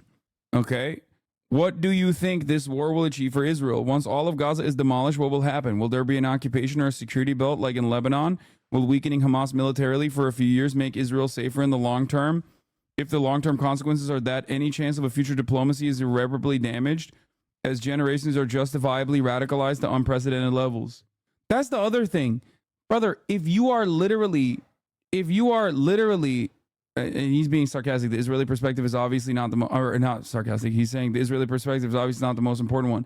But like, if there are literally Israeli Jews in the chat who can recognize this fucking reality, and there are plenty of them here, okay, then if you are like a Zionist in America, what the fuck, what are you doing? You know what I mean? These dudes live in it. He's right. He's not sarcastic. No, I know. He was being understanding. I thought he said the Israeli perspective is obviously the most important. He wasn't saying that. He was saying it's not the most important. That's the thing. Like dudes who don't live in Israel, who don't want to live in Israel, okay, who live in like fucking Los Angeles, having a more hardline position than like Israeli leftists is wild. You know what I mean? Like, what? How the fuck? I mean, I guess that's how propaganda works, though, especially because American propaganda hinges on an unrestricted amount of Islamophobic bullshit. Thank you. Biden pokes fun at his agent Trump during the White House Correspondents' Dinner. Thank you. If you think your Irish grandparents are wondering, my great-great-grandparents that get here in 1846, and went, what in the hell's going on? I want to thank you for the warm welcome, but please, not so loud. Donald was listening. Oh, God. So lame. He said the Donald. way past his bedtime too. You can fucking see it in his face. Pete Don. I kind of like that. I may use that again. Kelly O'Donnell, President of the White House Correspondents Association, thank you for having me. Thank you, sir. But Kelly O, let's be honest. You're way too young to be president. It's been a year since I delivered this speech, and my wife Jill was with me tonight, was worried how I do.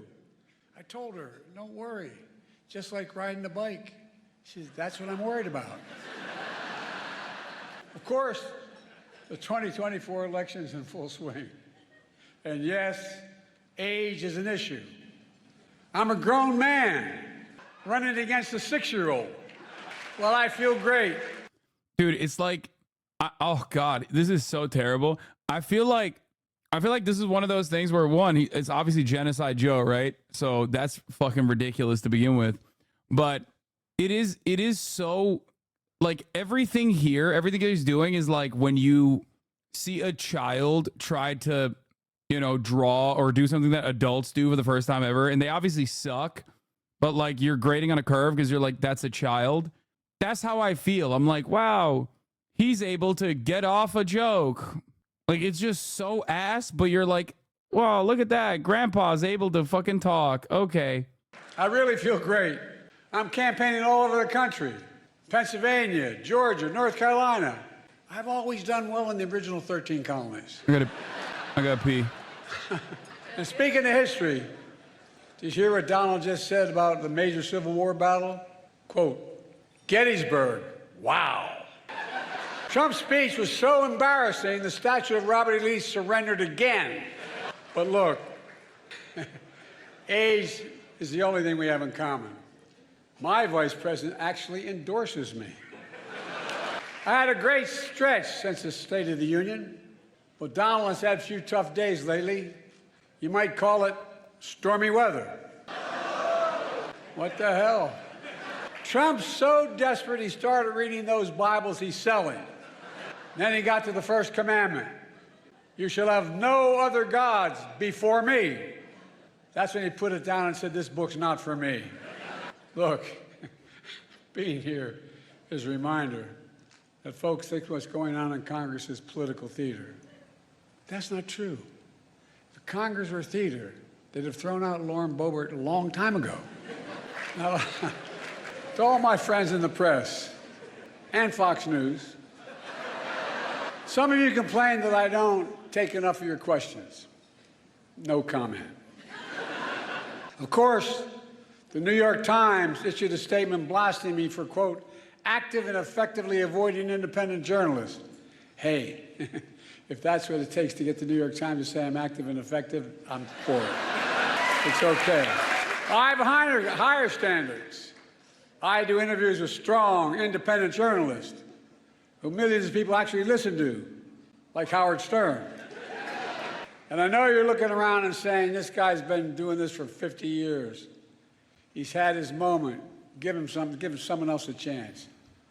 I feel like there's two different ways to analyze humor when it's the president trying to do a tight five. Like, and I want to be as deliberate in my language as possible here. When Obama made the I'm going to drone strike the Nick Jonas brothers or the Jonas brothers joke, that's a good joke.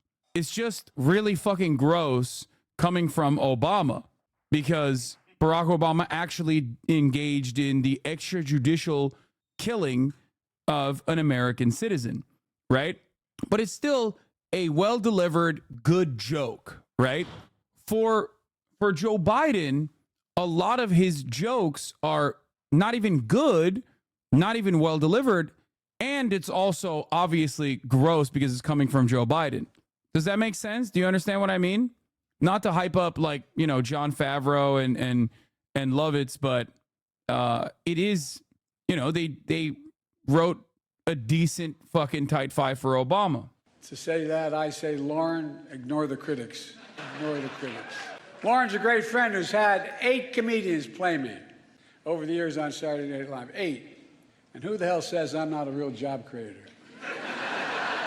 Look, Lauren's had even more comedians and actors joke about me. Like the funny guy in Weekend Update, Michael Shea. He's hilarious. Scarlett Johansson, you did such an incredible job in your State of the Union rebuttal that you should be do Weekend Update. Clearly, you're the funny one in the family. Look, folks, on a serious note, in addition to marrying up, Colin and I have another thing in common.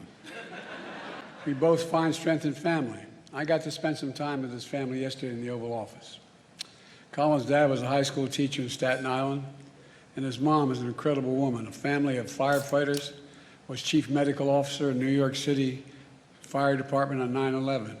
As a doctor, she rushed to ground zero, risking her own life, treating and saving fellow first responders. 9/11. Rushing into danger for others is my definition.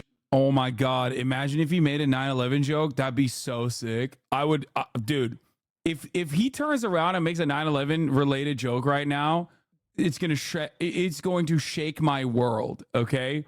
It is going to fundamentally alter the fabric of American society and everything I know about Joe Brandon. Patriotism and heroism. Oh no, it's just for an applause break. Never mind.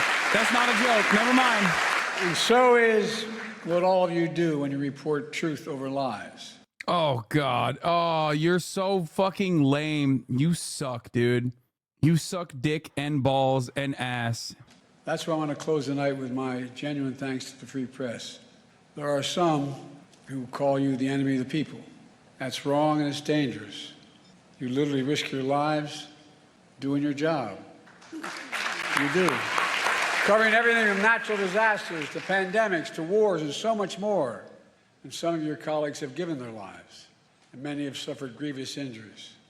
Wait, is he talking about the Reporters have Palestinians? lost their freedom. Journalism is clearly not a crime, not here, not. Wait, what the fuck? Wait. What the fuck?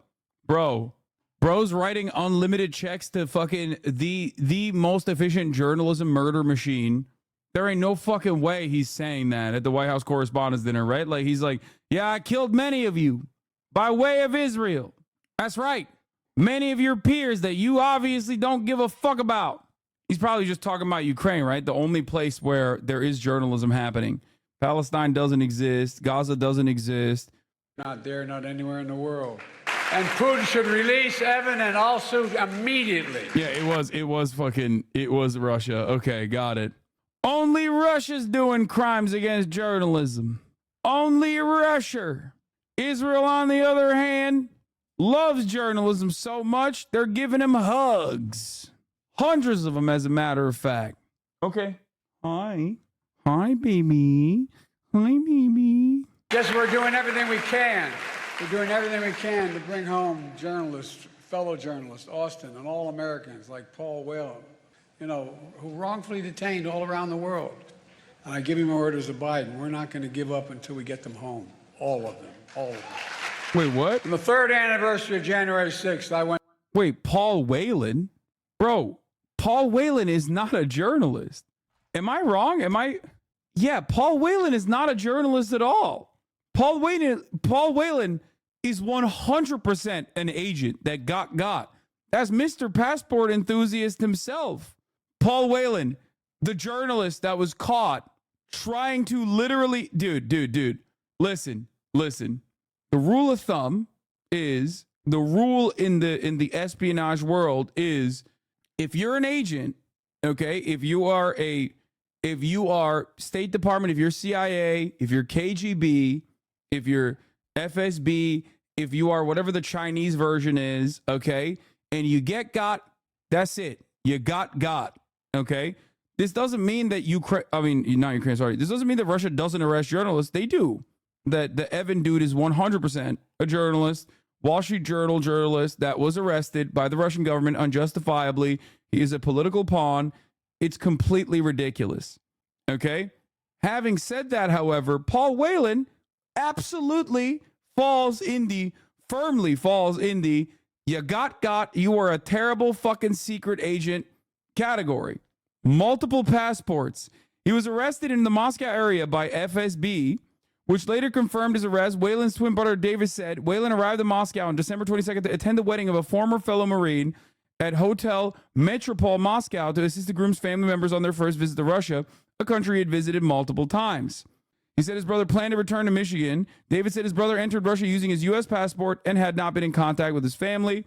He literally, BBC cited family members who bragged about knowing an agent of the FSB and was privy to an unusual cache of personal details about his friend, including which intelligence training schools he attended. Whalen said the man was one of his oldest friends in Russia and that he had visited the man's house in winter before the arrest. He loaned his friend 80,000 Russian rubles. Okay. Whalen, his longtime friend, framed him by appearing unexpectedly in the hotel, followed by authorities who later arrested him. I love the way that they're covering the story. Okay. I love the way that they're covering the story. He got caught with secret material that he literally bought for 80,000 Russian rubles and like 8 different fucking passports, bro. That's insane. Like, he was just hey, listen, you guys don't understand. Paul Whalen, he's just a passport enthusiast who had, all of these, all of this intelligence in a fucking USB drive as a passport enthusiast with many different passports. He just, that was a special interest. Is like sensitive intelligence materials. You know what I mean? It's just like, I think you guys are fucked up. Why are you against American journalists? Don't you think journalism is important? Yes, I do. I do think it's important.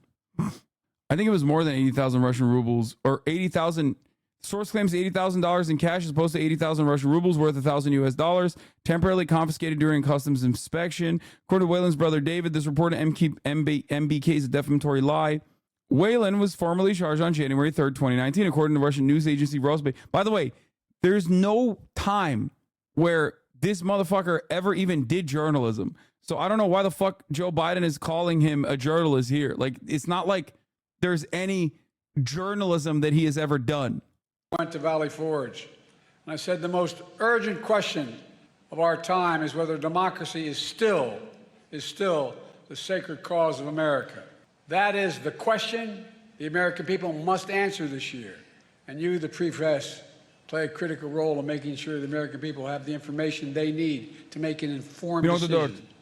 A defeated former president has made no secret of his attack on our democracy.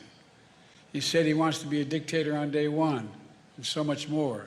He tells supporters he is their revenge and retribution. When in God's name have you heard of another president say something like that? And he promised a bloodbath when he... Bro, this is not even funny now. He's just complaining about Donald Trump. ...loses again. We have to take this seriously. 8 years ago, you could have written off it as just Trump talk, but no longer, not after January 6th. I'm sincerely not asking of you to take sides, but asking you to rise up to the seriousness of the moment. Move past the horse race numbers and the gotcha moments and the distractions, the sideshows that have come to dominate and sensationalize our politics. And focus on what's actually at stake. And I think in your hearts you know what's at stake. The stakes couldn't be higher. Every single one of us has a role to play, a serious role to play, in making sure democracy endures, American democracy. I have my role, but with all due respect, so do you. In the age of disinformation, credible information that people can trust is more important than ever. And that makes you, and I mean this from the bottom of my heart, makes you more important than ever. So tonight, I'd like to make a toast to a free press, to an informed citizenry, to an America where freedom and democracy endure. God bless America. Is it normal for the Correspondents Dinner in an election year to be so focused on the president's opponent? Yes. But I don't really care about the civility and the aesthetics of that front as much as I care about the fact that, journalists have been ruthlessly slaughtered. Journalists have been ruthlessly fucking slaughtered with the weapons that we've sent over to Israel. And the press is completely suppressing the truth and has for a very long time until it became impossible to avoid, harder than the top of the hour, because you can avoid the top of the hour ad break. Obviously, it's 3 minutes long, but you can avoid it by subscribing for $5 or for free. But the media cannot avoid lying about what the fuck is going on in Gaza. Here's the 3-minute ad break right now, by the way. I'm going to turn it over to Kelly, then you'll hear from a real comedian. I think I know what I'm in for. You know, Colin Jost has taken aim at me before with his jokes. Oh, I'm sure. Like saying after winning the South Carolina primary, Biden barely edged out his closest rival. Time. Colin, when I win, I'm going to have a whole hell of a lot of time. Thank you, everyone. Hello. That was hard-hitting journalism you saw in The Owl. I don't even know if I want to watch this shit, dude. It's like the worst of the worst. You know what I mean? Trump on the dinner. The White House Correspondents' dinner was really bad. Colin Jost bombed, and Crooked Joe was an absolute disaster. Doesn't get much worse than this. Before I begin tonight, Let's see what the banger liberal tweet was from Brian Carniello Joes. Can we just acknowledge how refreshing it is to see a president at an event that doesn't begin with a bailiff saying we all just rise? acknowledge how refreshing it is to see a president of the United States at an event that doesn't begin with a bailiff saying all rise. This guy has sex with Scarlett Johansson. Just saying. You know? Something you should consider. And I would like to point out, it's after 10 p.m. Sleepy Joe is still awake, while Donald Trump has spent the past week falling asleep in court every morning. Oh, God. Oh. Though Fox News said he was just being anti-woke. Oh, God. Y'all really want me to watch this whole fucking speech? I will lose it. I will lose my goddamn mind. I will die if I watch this. She stepped down from Oxfam because they asked her not to be a spokesperson for SodaStream. That's so funny. It's like the most God, I love Israeli inventions are phenomenal. You got Waze, SodaStream, the worst techno music you've ever heard. The only good Israeli invention is oftentimes in the field of surveillance technology, which is objectively bad for most people. Oh, I love the fact that she had to step down from being an Oxfam spokesperson because she was like, no, I have to literally keep pumping SodaStream. Like, I have to. You don't understand. This is very important to me. Silence at correspondence dinner. By the way, The painful silence when people in your audience are the crooks taking away America's freedom of speech. Could be outlawed in the U.S. by the end of this year. Isn't it crazy, by the way, that TikTok could be outlawed in the U.S. by the end of this year? That's a real shame, because we're going to need TikTok to document who is storming the Capitol next January 6th. Oh my God. My partner just heard you say Waze is Israeli and yelled no. It's owned by Google now, but obviously Google has no issue funding and facilitating the genocide as well. So, you know, you missed this quote. Did you watch the new Boy Boy vid by any chance? No. We watched the full Brandon speech. HasanAbi. We did. What is this? POV, I'm getting married, but HasanAbi sitting on the front row. Do you love her? Yes. Are you willing to do whatever it takes to stay with her? No. Do you love her? Yes. Bro, the new Boy Boy video is dope. Those guys are amazing. Okay. I guess uncancelable Norman Finkelstein speaks at Emory. They actually canceled Norm's speech. Is that what happened? That's what I heard. But anyway. Okay. Let's watch some fun shit. Did you watch this King Baldwin edit of your uncensored? How dare you say it's okay to talk about an intifada? Well, intifada simply just means revolution, and I'm an American, and in 1776, Violent we did revolution. one of those, and it was pretty fucking good. What do you think? The American... Okay, we also dissolve the apartheid. I got ties in this bitch. Drop like flies in this bitch. I cut ties in this bitch. I'll cut ties in your face. Yeah, cut you like that. What the fuck? Damn, the edit actually makes you look cool. Let's go. I see a good edit. I like it. That's how it works. Boy Boy's always fun. Yeah, I went through this because I thought this was the one I appeared in, but I don't think it's the one I appeared in. This is our mate, David McBride. Now, it might look like he's having fun, but sadly, this is our last shower together as best friends, because David here is going to prison for life. He's what you'd call a whistleblower. I like his new haircut. He looks handsome. You all know what a whistle sounds like. Now, he's a soldier who served in Afghanistan who realized that Aussie soldiers were committing some of the most heinous war crimes imaginable, and his superiors were covering it up. So he told the public about it. And thanks to David's bravery, nothing happened. Nothing. All the war criminals and generals are free, all the politicians are free. David's the one that's going to jail for the crime of telling us about it. Sorry. How long are you going to jail? It's a good icebreaker. Yeah, well, I don't know. It could be the rest of my life. So that brings things into a sharp focus, because you kind of think this could be the last time I go to Bondi Beach, last time I watch a movie, last time I play PlayStation. You want to come up? Oh. If I go inside, I want to... Oh, yeah, I saw this. I saw Mr. Mauled. It sucks that pay part of their college tuition sounds like one of the most empty statements ever. Did he make $50,000 or $20,000? I paid off my student loans with the earnings from my Hassan the Hun Clips channel. Stay mad.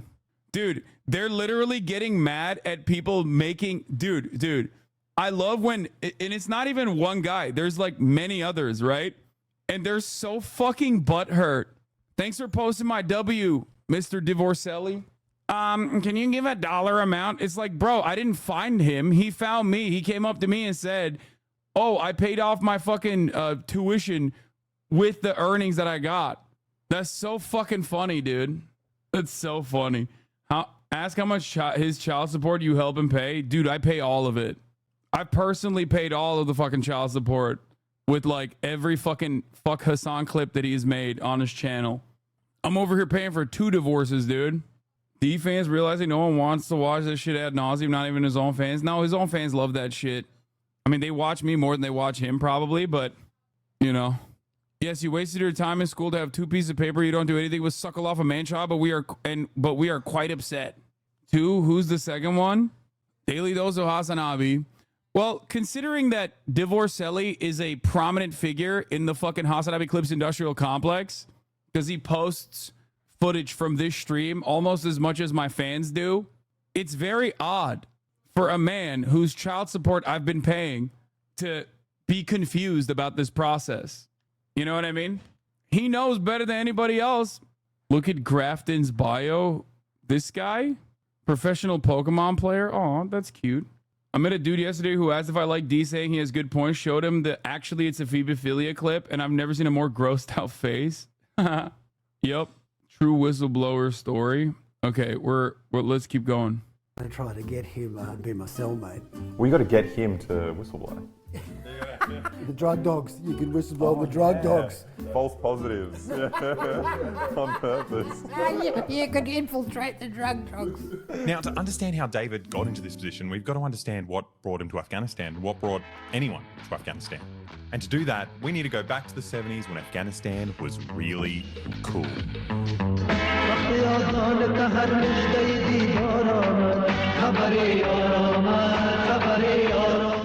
The only issue with Afghanistan was that it was a socialist country aligned with the Soviet Union, so the CIA took it upon themselves to turn the country upside down. They launched Operation Cyclone, the largest covert operation in CIA history. It pretty much involved flooding every right-wing Islamic extremist in the country with money and weapons. Literally, if you were a murderous incel in Afghanistan in the 70s, the CIA was there to make you a millionaire. Like Gulbuddin Hekmatyar, for example. Now, this guy's a real piece of shit. He failed his engineering degree, so when he saw smart women who thrived at university, he threw acid in their faces.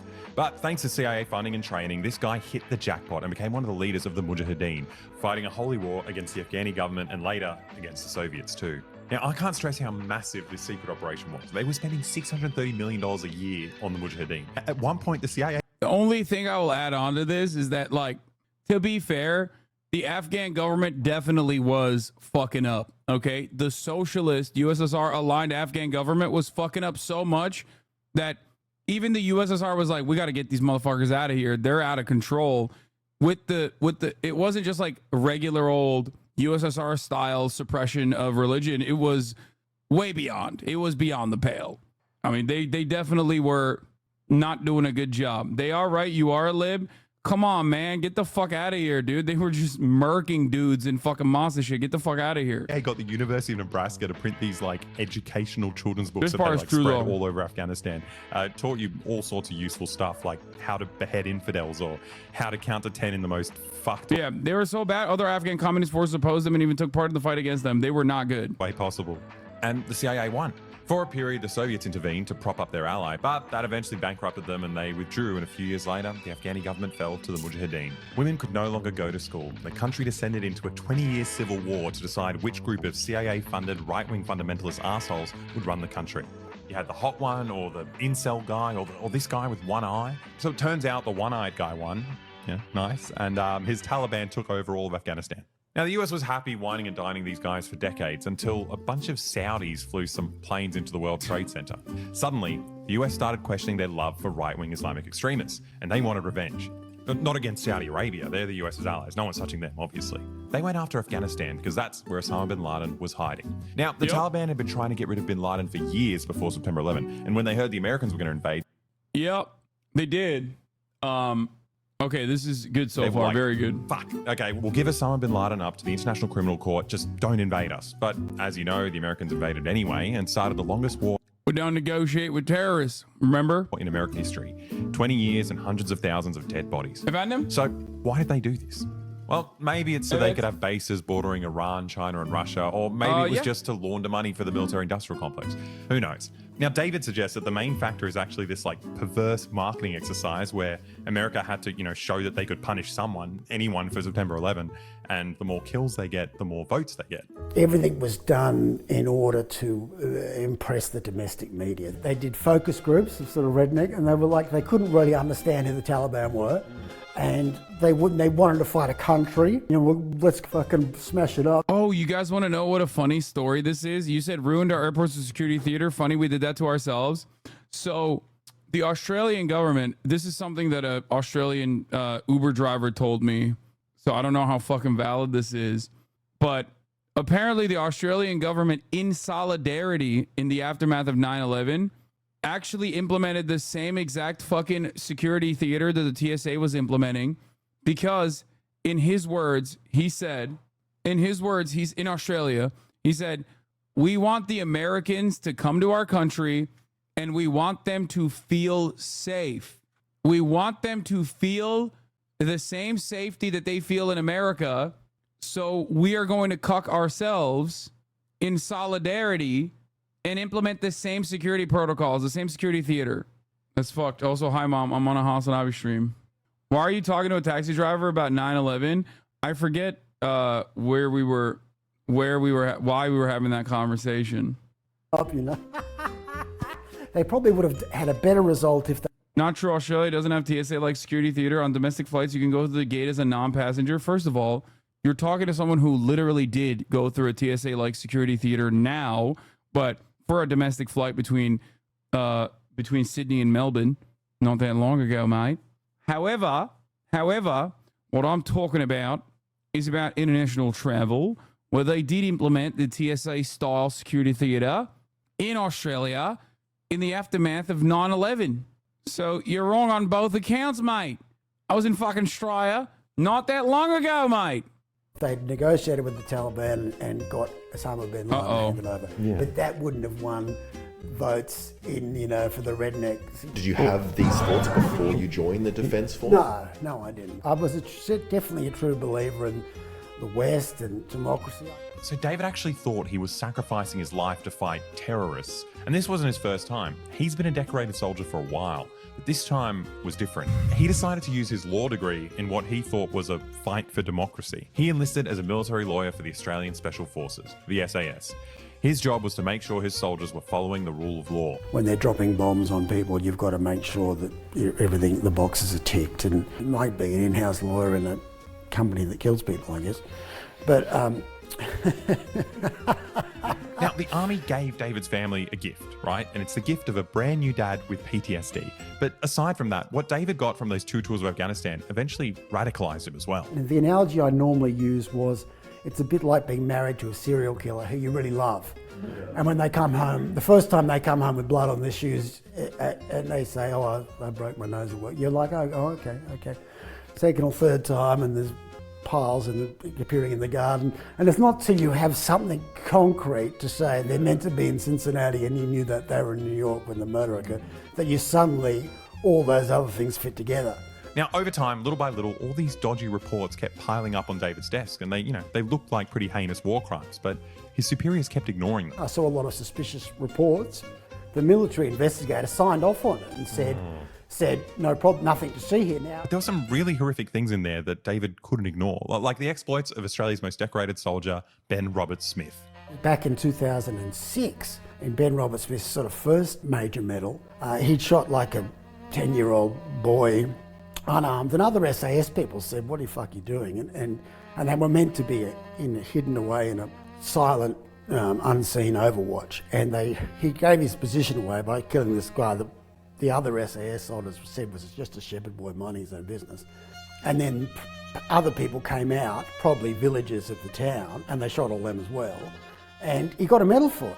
And when the Defence Force gave him a medal, they said they turned the one shepherd boy into a Taliban militia force trying to outflank the SAS position. Now, that Ben Robert Smith didn't write that. You know, the Defence Department wrote that. Right, to cover because to make him the hero, because they wanted to sell the war. Good-looking guy. He was good in a press conference. Now, to properly understand why these cover-ups were happening, we've got to understand what was going on the ground in Afghanistan when David joined in 2012. Osama bin Laden was dead, and so was their whole reason for being in Afghanistan, right? The army had no strategic goal, and everything they tried to do seemed impossible. Like, every person they killed was replaced by 3 more Afghanis who were rightfully furious that this foreign invader murdered their family. And if you weren't joining the Taliban resistance, you were at the mercy of the local warlords we put in power, who were pretty much similar to the Taliban, except they had the added bonus of also being pedophiles, but they were on our side, so, you know, who cares, right? The important thing is the military knew the war was unwinnable. I knew something was up when we kept on saying, we'll win the war next year. But we said that the year before. And they were saying that because that's what the politicians wanted to hear. They wanted to hear, and everyone got promoted, and you put up PowerPoints saying, you know, we're just on the cusp of victory. They had a plan, but it wasn't really to win the war. It was to win the... By the way, for those of you who don't know, when he's talking about a guy who ticks off war crimes, who like checks a box to say that these war crimes are actually good, that was literally Ron DeSantis's job in the Navy.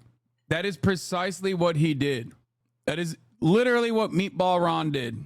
2004 presidential election, you know, drop bombs on people in turbans, get kill counts, and make it look like this is how we treat America's enemies.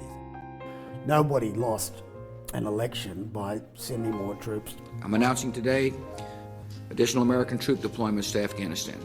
It is in our vital national interest to send an additional 30,000 U.S. troops to Afghanistan.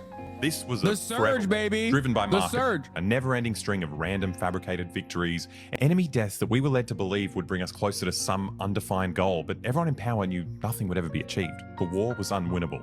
But this had effects on the ground. Like, once they realized that the war was all about marketing and every mistake, no matter how horrendous, would become a victory, the military establishment realized that anything goes. We just thought the law was a joke. We had become a sort of a lawless organisation where anything went. Whatever the PR people wanted for the day was what happened. Now, there was one law we never broke, though. And it's the law that says Uncle Sam is always right.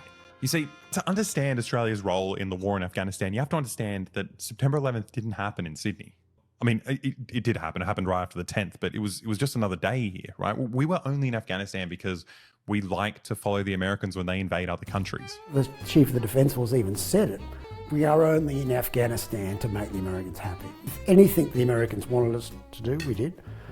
With an almost shameless excitement, without really thinking about whether we could do it. As you might know from our Pine Gap video, we once had a leader that stood up to the Americans, and the Americans removed him from power. Since then, every Aussie government has tried their best to prove that they're a trustworthy lackey in America's empire, and Afghanistan was our time to shine. Now, the Americans had a problem, right? They needed higher kill counts for their domestic audience, but their special forces were already under a bit of scrutiny for war crimes. But their little Aussie lapdogs were much less relevant. No one cares what we get up to in Afghanistan. And even if they did catch us talking about our heinous war crimes, no one could really understand our stupid accents anyway. So the Americans delegated their dodgiest killings to us through something called JPEL, Joint Priority Effects List. Now, this list was full of kill capture targets, but we decided to read them just as kill targets because it's much, much easier than capturing someone. And sometimes you've got to kill a bunch of extra people on top of that because, you know, you're bored. Now, the Aussies got so good at these missions that we took over the territory given to the Dutch and the British and the Canadian forces, who were hesitant to do the things that needed to be done because it would be politically damaging if their people found out what they were doing. But we didn't give a shit. We just wanted to impress the Americans, so we became their most loyal executioners. Unfortunately, we were a bit too good at doing the US's dirty work, right? The rumors of war crimes started circulating and the military establishment was freaking out.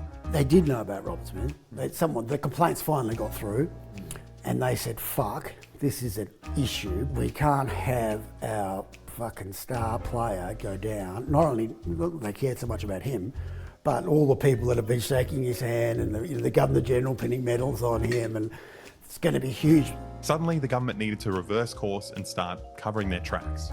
A kind of warning was put out to all the troops saying, basically, don't murder people. And when I said, what's that about?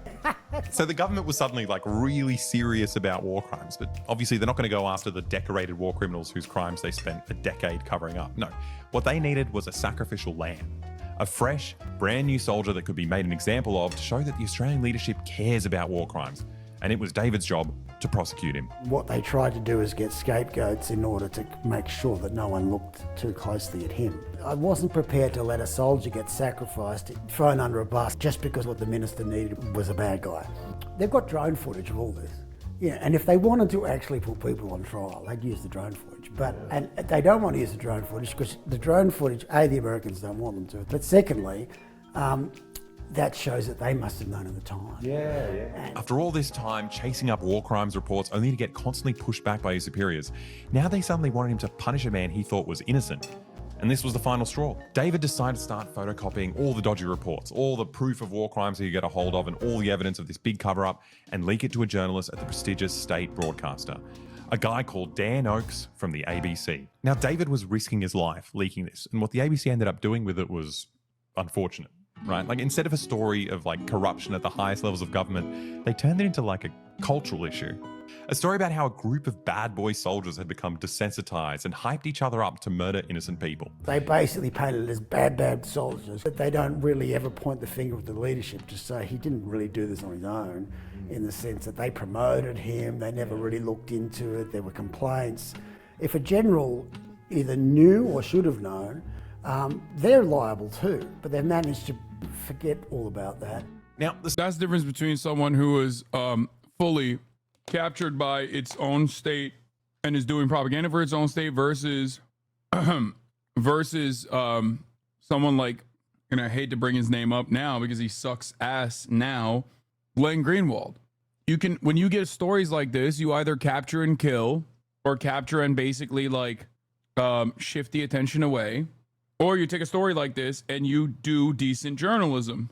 Doing real journalism on a story like this requires bravery and requires you to basically give up on potentially having dreams of a higher position of power in media. But sometimes that can cause a lot of resentment in your eyes, especially when you see the way that the American media is glazed up as though they are doing heroic jobs in the Trump era. All the while you've been completely fucking, you've become a pariah basically. And then you end up listening to the Red Scare podcast too much and you become this weird fucking right-wing delusional weirdo. Even though Glenn is, I suspect, probably pretty decent on the issue of Palestine, because he has consistently been. Don't ask him about contemporary American politics. But this does not, of course, take away from all the good work that he did do. The soldiers committing these crimes were psychopaths, right? The ABC's not wrong, but they completely ignored David's documents about all the powerful people who enabled it and covered it up. It's letting the leadership off the hook, right? And either way, there's no like legal or ethical way to invade and terrorize an innocent country. Like what we did to the people of Afghanistan is a senseless crime in itself, and no one was prosecuted for it. There's far too much emphasis on war crime, you know. It's 200,000 Afghan dead and then giving the place back to Taliban. I mean, no one's lost their job over that. Why that's not considered a war crime. The biggest crimes were committed by the leaders. But unfortunately, the ABC went for the path of least resistance, right? They published a war crime story, which felt like a victory for the anti-war left, but they also exonerated all the leaders, which, you know, should have been a victory for the government. But the government didn't care how lightly the ABC tread, right? They collaborated with a whistleblower and they needed to be punished. So the government did what any democracy does in this situation. And there's a raid happening right here at the ABC right now, just 100 metres or so that way. They sent in the federal police to raid the national broadcaster and all these journalists' homes. And everyone was terrified. Once the federal agents walked out of the building, even the news reporter who was meant to be covering it sounded like a 12-year-old trying to make small talk with his girlfriend's dad. Was there anything wrong, Dad? Now, David was hiding in Spain long before the ABC published their story. He's on the run from the most powerful people in the world, and he's obviously scared. But David told us that the most painful part about being a whistleblower is knowing you have to leave your loved ones behind. He had to watch his daughters grow up from the other side of the world. Eventually, he gave up on hiding, and he did something I've only ever seen someone do in an Arnold Schwarzenegger movie. He flew back to Australia, risked life imprisonment by a corrupt government just so he could spend one night at a daddy-daughter dance. She kept saying there's a father-daughter dance later in the year, and I'd be like, if I come home I'll get arrested, and if I get arrested I'll probably be in jail a long time. She just said, I want you to come back for the dance. and I could tell when I spoke to her, I could tell it was just silent. And I could just tell she was silently crying on the end of the phone, and I was like, oh, no father can handle it. So, David came back to Australia. You never really knew. I didn't know that was the reason why he came back. That's so sad. What a fucking gross injustice, dude. Now, this moment didn't last very long. David was arrested and put on trial for leaking classified information. But it wasn't a normal trial where, you can defend yourself, right? It was the other kind of trial where the judge turns to you and says, sorry, mate, the Americans said the evidence you're using for your defense isn't actually allowed for national security reasons. So we've decided you have to defend yourself with zero evidence. The government was given authority to bundle up evidence and run out the back door with it. Makes it impossible for us realistically to go to trial. I'm not giving up hope. He's done the right thing. I've said that from the beginning. Truth and justice will prevail, and I'm incredibly proud of him, as are his two girls. So yeah, obviously since he can't defend himself, he's going to jail, which sets an insane precedent here in Australia. Like it's the death of whistleblower laws, right? This ruling means that if you have information that your boss is committing a crime and you leak that information, then you're the criminal. The judge ruled to say there are no exceptions. If you're in the military and the orders are don't release information, it doesn't matter whether the chief of the Defence Force is selling secrets to our enemies or a pedophile ring or war crimes. We didn't even get to the facts. He just said there are no exceptions. Now, all this time, the ABC was scared silent. They never once mentioned David McBride since they got raided back in 2019, and David's legal team started to get a bit suspicious. When they asked the ABC for evidence to help his case, they refused to cooperate, which was confusing. But suddenly, it all made sense, right? A few weeks before he's sentenced to, prison, the ABC finally pipes up to release a hit piece on him. Australia's premier journalism program, Four Corners, was faced with this bombshell story of government cover-ups, war crimes, and the brutal erosion of our democratic freedoms. But instead, they decided to run this documentary suggesting that David McBride isn't a real whistleblower and he doesn't deserve your attention. They made absurd claims that he actually wanted to cover up war crimes himself, and he somehow leaked all these incriminating documents by accident. They pointed at the fact that, among all the evidence of war crimes that he gave them, there was that one soldier that he thought was improperly prosecuted and used as a smokescreen. And David wanted to protect this guy. And this was enough for the ABC to smear him and turn his whole story into like the only whistleblower in the world who leaked war crimes because he really wanted to. Australia is really as corrupt as the US. It's even worse. It's worse because they're corrupt because they're cucked. Like, think about that. You are prosecuting and arresting your own fucking veteran who did a phenomenally brave act specifically because America said so. It's so bad. It really isn't. It doesn't get worse in the US. I mean, yeah, of course it doesn't get worse than the US. It's just that it makes it even worse because, it makes it even worse in the eyes of Australians. It should, because they're doing it specifically for motherfucking American interests. Cover up war crimes. David McBride wanted to expose that our soldiers were being unfairly targeted, they were being unfairly investigated. It's a much greyer and murkier and messier story than people appreciate. It's honestly a mind-melting thing to watch. Like, the crazy part is they spent 6 months filming this with him. They met his family. He opened up about wanting to commit suicide, for God's sake. There are times when I am really close. That's a lot to say out loud at this. Now, I can't stress how cruel this was. Dan Oakes received a prestigious medal for journalism for publishing a handful of David's leaks. And now, just as the government is deciding, how long David should go to prison for leaking it to him, he decides to try his best to make sure that David goes to prison for as long as possible. They literally sacrificed David to prove to the government that they can be trusted. They'll never publish leaks again. They made sure the big guys got the message that journalism is dead in Australia, and our democratic institutions that are meant to keep the government in check are completely at their disposal. So yeah, David got fucked. But what happened to all the war criminals that we now know about thanks to David? Well, let's go back to the start of the video, to our first war criminal, Ben Robert Smith. Following McBride's leaks, a couple of journalists published some more detailed allegations about Ben Robert Smith. Ben was pissed. He's a war hero, after all. You know, these allegations are grossly offensive, and look, he's got some pretty powerful friends, so these journalists decided, you know, they'd give up and just settle and pay him. And he said, no, you're going to pay more. I'm suing you for defamation. So Isn't that the dude who drank out of the leg? That's the one, which ironically, the leg behind Alexa is from his earlier video where he makes fun of the war criminal who drank out of an Afghan man's prosthetic leg, made a fucking shoey. Just think about that.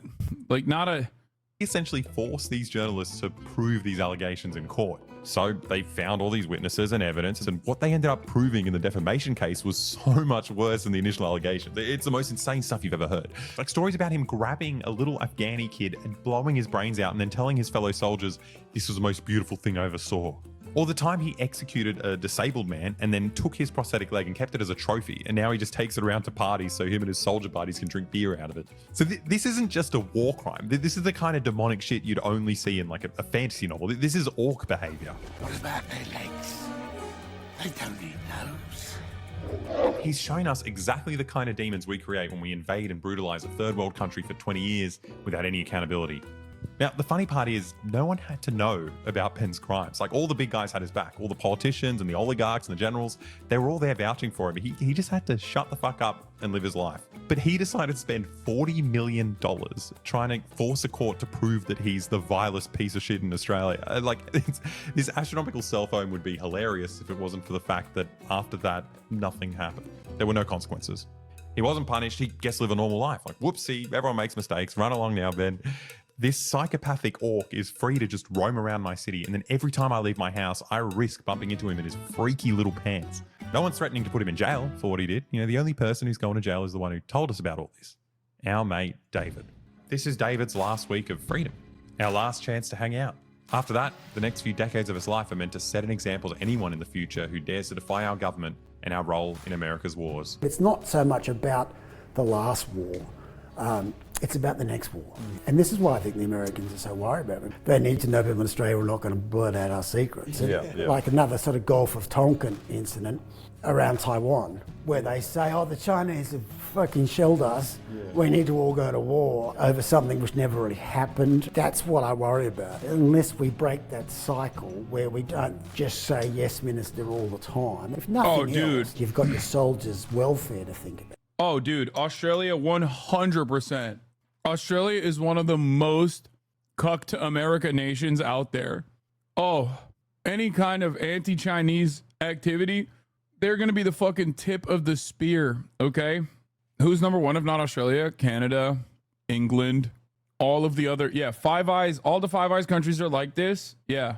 Australia media has been, Australia fucking absolutely loves, the Australian media loves potential war with China, which is hilarious because, like, it's basically, like, as far as capital interest goes, it is hyper reliant on China, which makes it really funny when you think about it. When they're like, yeah, I can't wait to fucking go to war with China, which owns our country. It's like trying to fucking kill your mom because your dad said so. Just fucking send them to their deaths or just fuck them over. You don't do it just because some political dickhead wants to boost their popularity. So if you care about any of this, right, go to David's GoFundMe and chip in to his legal fund. With your help, he'll have the money to keep appealing his sentence, and maybe we can make his life a little less brutal. Also, we can show the government that people care about this, right? Maybe we could show a future whistleblower that people are going to have their back if they decide to do the right thing and tell us when the government's breaking the law. Also, if you want to keep supporting videos like this, please go to our Patreon. The link's in the description. It's just $5 a month and you get a full-length exclusive video every month. Thanks so much, guys. I hope you enjoyed it. Do it. Phenomenal video. An absolute banger. My goats. Can you link the GoFundMe here? Oh shit, it's already raised 233,000. I served my country. I did my job. Now they want to jail me for it. David McBride Legal Fund. It's already at $233. $233,000 dollar dues, mate. The Defense Department and the Commonwealth have had unlimited resources to prosecute David McBride for the past 4 years and has been bled dry trying to defend himself. XD have been at his side for 2 years on a low bono basis, battling through a minefield of security restraints and multiple pre-trial issues and hearings. With the trial now inevitable, we have engaged our team of barristers. Yeah, XD is I think the name of the legal, I don't think they're saying like XD RAR, like as a joke. Wait, what the fuck is this? The woman who robbed $1 billion and almost got away? Introduce you to a woman who will surprise you. Oh, I know who this is. This woman is cunning, ruthless, brutal, easy to underestimate. And even though she's from a country that most of us can't place on a map, I think it's important we know her story. Johnny, is she in prison still? I don't know if there's a satisfying story or answer or whatever here, but I'm gonna document it and see if there is. And if you're watching this, that means that I found something. My very special guest is a visionary, very talented, politically oriented young lady. I call her the Princess of Uzbekistan. Pleasure to be with you tonight. One thing, don't use that idiotic line, dictator's daughter. I have a name, which is as simple as yours, Natalia. Natalia. Hi, how's it going? Hi. Oh my god, my background is a mess. You mind if I quickly clean up behind me? Do whatever you need to do, totally. I'm asking myself, why am I obsessed with this story that happened 10 years ago? Damn, bro. Literally filming her cleaning up her background? Chill, dude. A little bit of respect. It's a good story because it's a tale like no other. Such a Shakespearean tale. Having reported and having never had access and having all to the people in power because they don't give you access. It was just so surreal to suddenly get a Twitter message from Gulnara Karimova. Don't call me dictator's daughter. I have a name just like you do, Natalia. That message will always sort of stay with me. I was fascinated by whatever the hell was going on there. The thing that I'm interested in talking to you about, do you remember how you perceived her all those years ago? I spent a lot of months looking into the Princess of Uzbekistan, and I wouldn't be able to do that without sponsors. So I'm going to quickly say thank you to the sponsor of today's video, which is BetterHelp. BetterHelp is a platform that makes therapy more accessible to everyone using technology. I'm a big believer. We should do this first month of BetterHelp. You can try it out at a discount and see if it works. You can cancel at any time. Thank you, BetterHelp, for sponsoring today's video. And with that, we're ready to dive back into the story of the Princess of Uzbekistan. What is this? One of the FaZe Clan's newest members mentioned me in his announcement video. Like, what is the point? Why do y'all always gotta feel like y'all gotta talk about my fucking hairline? Bro, I'm finna get it cut, bro. Nigga, it's been a rough fucking month. I ain't streamed last month. I ain't make no money. I swear to God, y'all niggas stay on my dick, please. Who's this guy? Hold on. I'll be right back. Hold on. Give me 1 second. Is he a fan or is he a hater? Or is it because he talked about his hairline? Bro. Max Dent? What? You're being evicted. Bro, I'm just streaming. I'm here for this Airbnb. You want to add trespassing to the church? We No, got a call. I'm streaming. I'm not doing anything. Yeah, well, the owner wants you out. He called us. I'm not even You're out. Let's go. Come on. You overstayed the welcome. Come on. I'm not overstaying my welcome. Nigga, I paid $5,000 for this bitch. Don't resist. I'm screaming right now. You're screaming. You're going to be screaming. What are y'all? I paid $5,000 for the B&B. You got the right to remain No, silent. I'm never going to get that shit. Get out of the car. Oh, my gosh, bro. Yo, be gentle, goddamn. I got weak bones. Bro, come on, bro. Get up. Get up. Get in the car. Get in the car. Watch your head. I am. Watch your head. Damn. That's stinking this bitch. Bro, you still ain't tell me what I did yet. Bro, oh my gosh. How I'm getting put in jail for being a stripper? Go get Hasan or something. Oh. Wait, what? Wait, what? What did he say? Hold up, what? Bro, you still ain't tell me what I did yet. Bro, oh my gosh. How I'm getting put in jail for being a stripper? Go get Hasan or something. Oh. I don't get it. Am I supposed to save him as a lawyer or is he saying like arrest me instead? What the fuck? He's playing into the joke of you being a target. HasanAbi, bro, take a joke. I am. I'm laughing, bro. Calm down. I can't be here right now. There's no way I'm here right now. I gotta be dreaming. There's gotta be a sick ass dream. What the fuck? Oh no. Oh no. What is wrong with this guy? Oh my gosh, I can't. I gotta get out of here. I cannot stay here. I cannot stay here. Oh no, I know what type of party this is. Stop ditching. This sounds like a Diddy party. Hey, pretty boy. That's my seat right there, gang. Oh my god. Get the fuck up. Sir, I apologize. Please. And don't sit over there. That's my seat too. I apologize. Please. Coming tonight. And that's my bed. Where the fuck am I gonna sleep? Yo, security guy with the ball spot. Get me the hell out of here, bro. There's only 2 beds. We about to get real close and personal. Oh, hell no, nigga. What the fuck? Let me go. I'm done. I can't do this. These motherfuckers is crazy. Please. Max! You got visitors. Visitors? Bro. How do you end up in this situation, my boy? Yo, y'all gotta get me out of here. Bro, chill. I got this. Brother Banks, face up. That's my goat. The fuck are you doing, bro? Bro, this is my announcement video. You can't do that here. We could just use this fat bag of bread I brought. Oh my God. Yo, bro, why did y'all bail me out? It's all love, baby. Oh, man. Oh, we got Hey, you. bro, y'all don't even know, bro. Oh my God. All right, let's dip. I'm not gonna lie, that bag looked a little light. Where are we going? I just gotta stop, pick some shit up real quick. It'll only take a second. I bet. Let's go. I love when Brother Banks makes light of our criminal justice system bending for a fat bag of bread. What do you mean? He's a prison abolitionist. Thank God, dude. My commitment to face has never been stronger now that all the women are out. Is Banks still balding? You better fucking silence yourself with that slander. That's legally actionable slander. All right, let's get back to the woman who robbed $1 billion. Truly your worst take, and you know this. Banks not a good person. You know he's a scammer, bro. And for whatever reason, you don't talk shit kind of weird. You're right, because I fucking phase up all day, every day, bitch. All right, let's get back to the woman who robbed $1 billion. Jail, Maine. I am the #1 phase dick rider. Mobile expert is Chris Laslett. Have you reached out to him?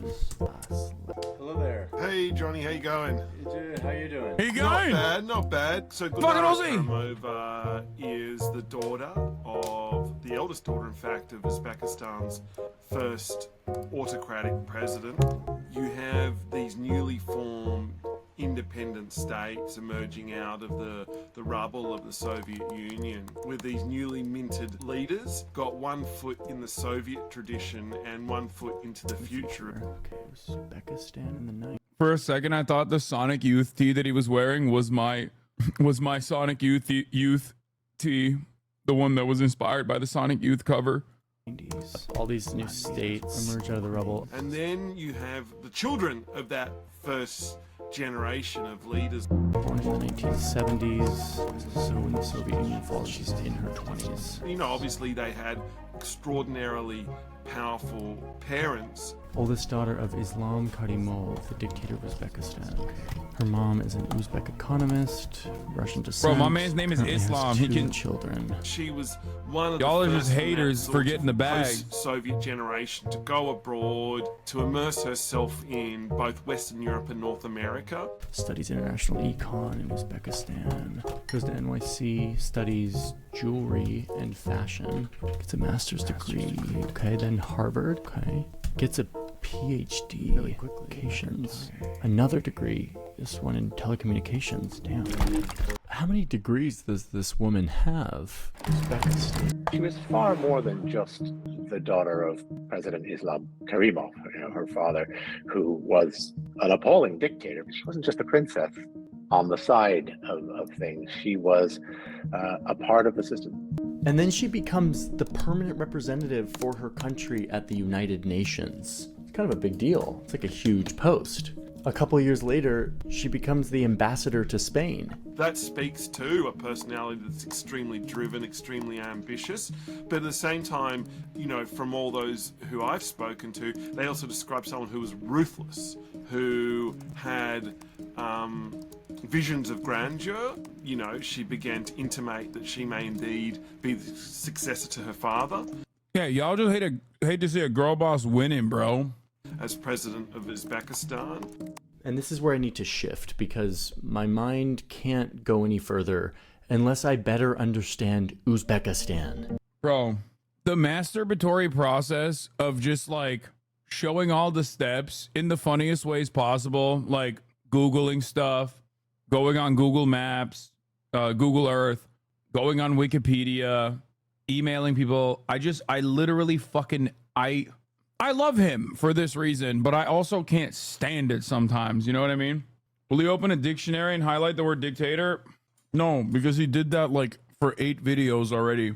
So now he knows what it means. First observation, Uzbekistan is beautiful. My man is the GOAT. It's a super landlocked country, like it's double landlocked, meaning all of the countries that border it are also landlocked. There's only one other country in the world that has that situation, which is Liechtenstein, the micro-state next to Switzerland. L. Wet keyboard alert. Stop everything. Turn the keyboard off. Dry it off. This unfortunately happens more often than I like to admit. This is a very closed regime. Very unknown, very secretive. The security services, the Uzbek equivalent of the KGB, control. Are you anti-Turan, Hasan? Of course not. Uzbekistan is a proud Turkic nation, and as a pan-Turanist, neo-Ottomanist myself, I believe that they are incapable of doing anything wrong, and that they're very good overall. Controlled a lot of the economy, very ruthless, Putin-esque type of characters. My perception of Gulnara and the subsequent work that I did in Uzbekistan is really inseparable from horrendous human rights. Yeah, they just hate to see fucking girl bosses and boy bosses win. You know what I mean? They hate to see the Turanic, they hate to see Turkic motherfuckers thrive, you know? Oh man, he's doing torture. Oh man, he's doing unrestricted corruption. It's like, bro, chill, dude. Okay, chill. Just like, why are you fucking up the bag? You just said you don't know where Uzbekistan is. Rights violations that were happening at the country at the time. This is a government that shot its own people dead in the street when they were protesting. We're talking hundreds of people just mowed down. The regime that used torture systematically in detention, no free media, no free speech, no free association, freedom of assembly, none of it. They do have full-blown freedom from the top of the hour ad breaks, though. They don't see them. To all my Uzbekistan chatters out there, you know, you are fortunate. You do not see the 3-minute ad break at the top of the hour, whereas many others, especially in the Western world, do see it unless they subscribe. They can subscribe for $5 or for free with a Twitch Prime. And then they will also be able to avoid the top of the hour ad break like the fair and free Uzbekistan chatters. That's right. You see that form of oppression. Here's the 3-minute ad break now. Okay, I want to get back to the princess here because that's what this story is about. But at least we have a foundation of what Uzbekistan is today. And that might help us understand what she gets up to next. How dare you can be so different. Wow, this is wild. This is Gulnara Karim. Hater. And you're watching Fashion TV. Our Princess Gulnara starts to do everything. She launches a jewelry line. We have Hater. That's a goat. She's a queen. She's thriving. And you're hating. Bro, what is wrong with cis het white men? They see a woman of color girl bossing her fucking face off, and they have to take her down a couple pegs. Yeah, let women enjoy things, bro. Let women enjoy things. a jewelry collection presenting today. You start to see her at all these fashion shows. She got a real thrill from having access to very powerful and important people. I think I was blessed to have very good friends with artistic talents. She has pictures of herself in the background with the Clintons. It's so organized. Well, I graduated from Harvard, so. She launches a music career. Her stage name is so great. great. It's Gugusha.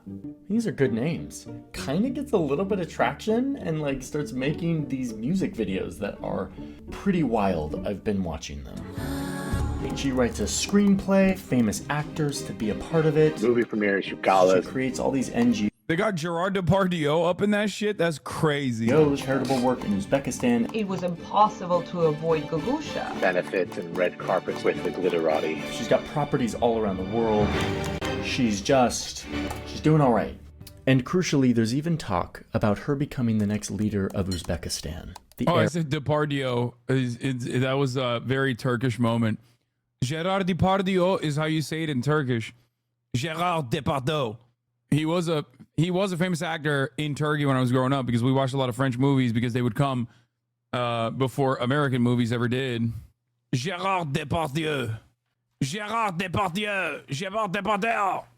I don't fucking know. Anyway, let's continue. And if that's the story, Depardieu! It might not be that interesting, but there's a lot more to it. I'm on WikiLeaks right now, and I'm looking at a document that... He's a rapist and a pedo?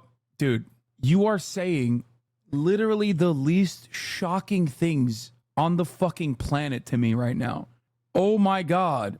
I can't believe an incredibly famous French actor is a rapist pedophile. Oh my God. What's next, dude? I mean, this is fork found in the kitchen shit, okay?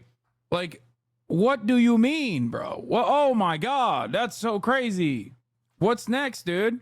Are you going to tell me that an incredibly famous, world famous French philosopher signed a fucking petition to lower the age of consent and abolish it altogether?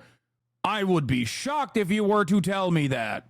Don't ask a woman her age, a man how much money he makes, and French philosophers what their opinion is on the age of consent. Just don't do it. Shows us that Gulnara was up to a bunch of other things during this time that had nothing to do with pop music and jewelry design.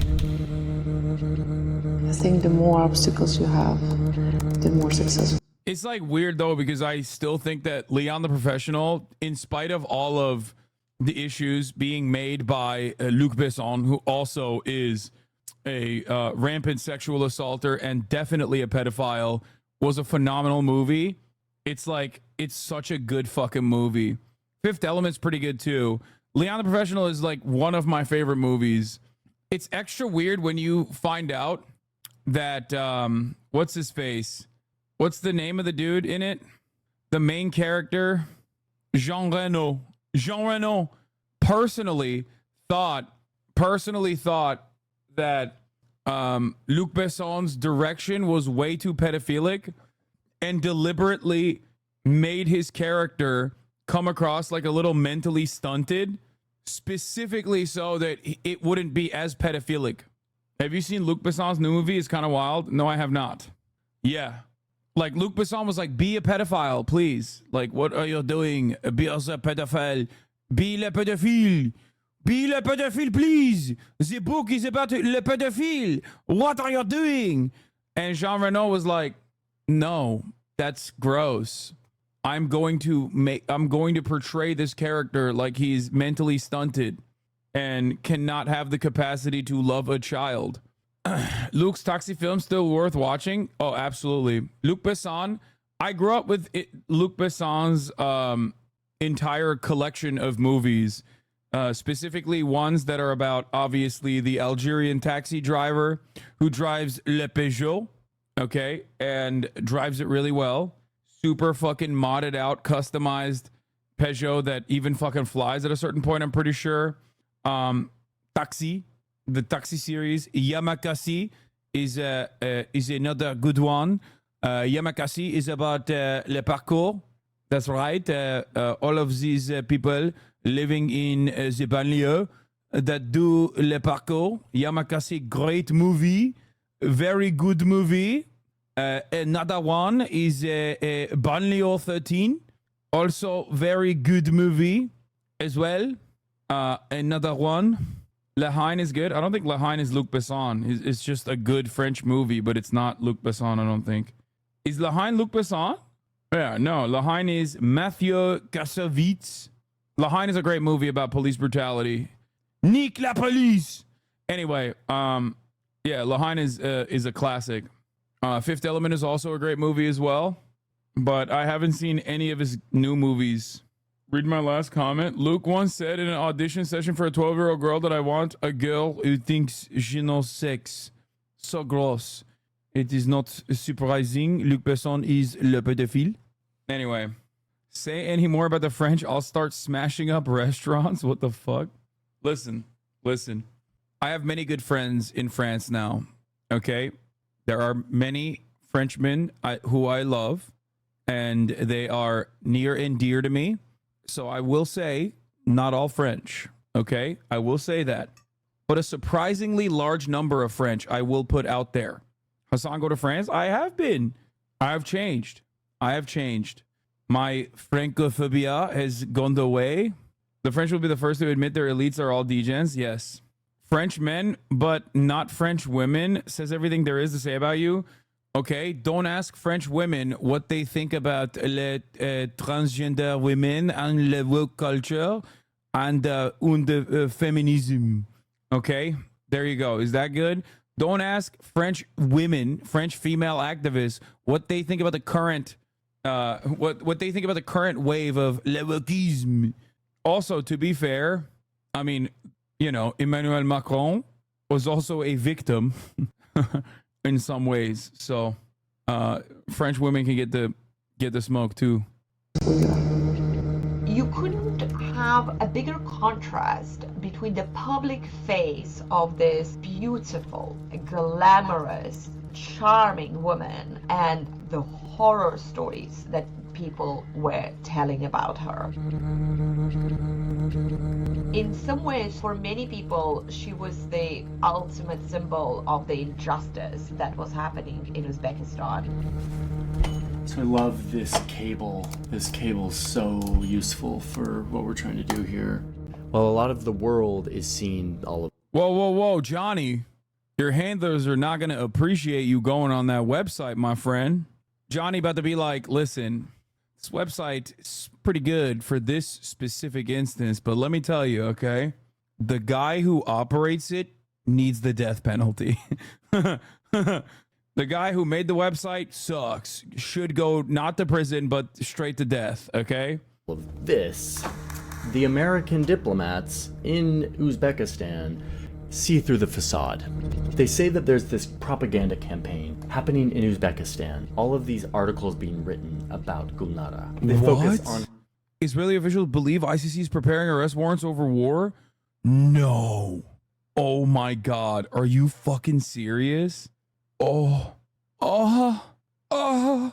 Israeli and foreign officials also believe the court is weighing on arrest warrants for leaders from Hamas. If the court proceeds, the Israeli officials could potentially be accused of preventing the delivery of humanitarian aid. You didn't know that? Yeah, I didn't know this. What the fuck? It just came out. America will invade The Hague. Can you imagine? America will literally invade The Hague. Yeah, but the U.S. is trying to delay it.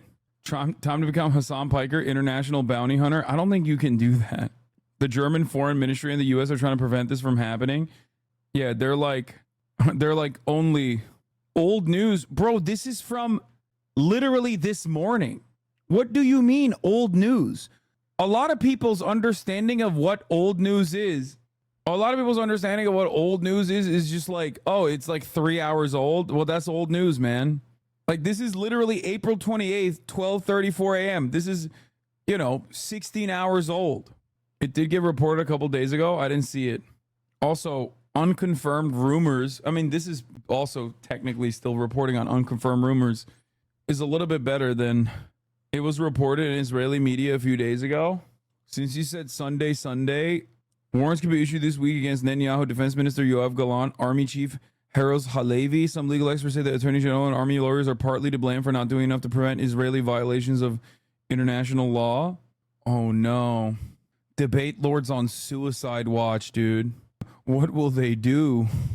The Israeli officials who are worried about the potential fallout from such a case said they believe that the Prime Minister Benjamin Netanyahu is among those who might be named in a warrant.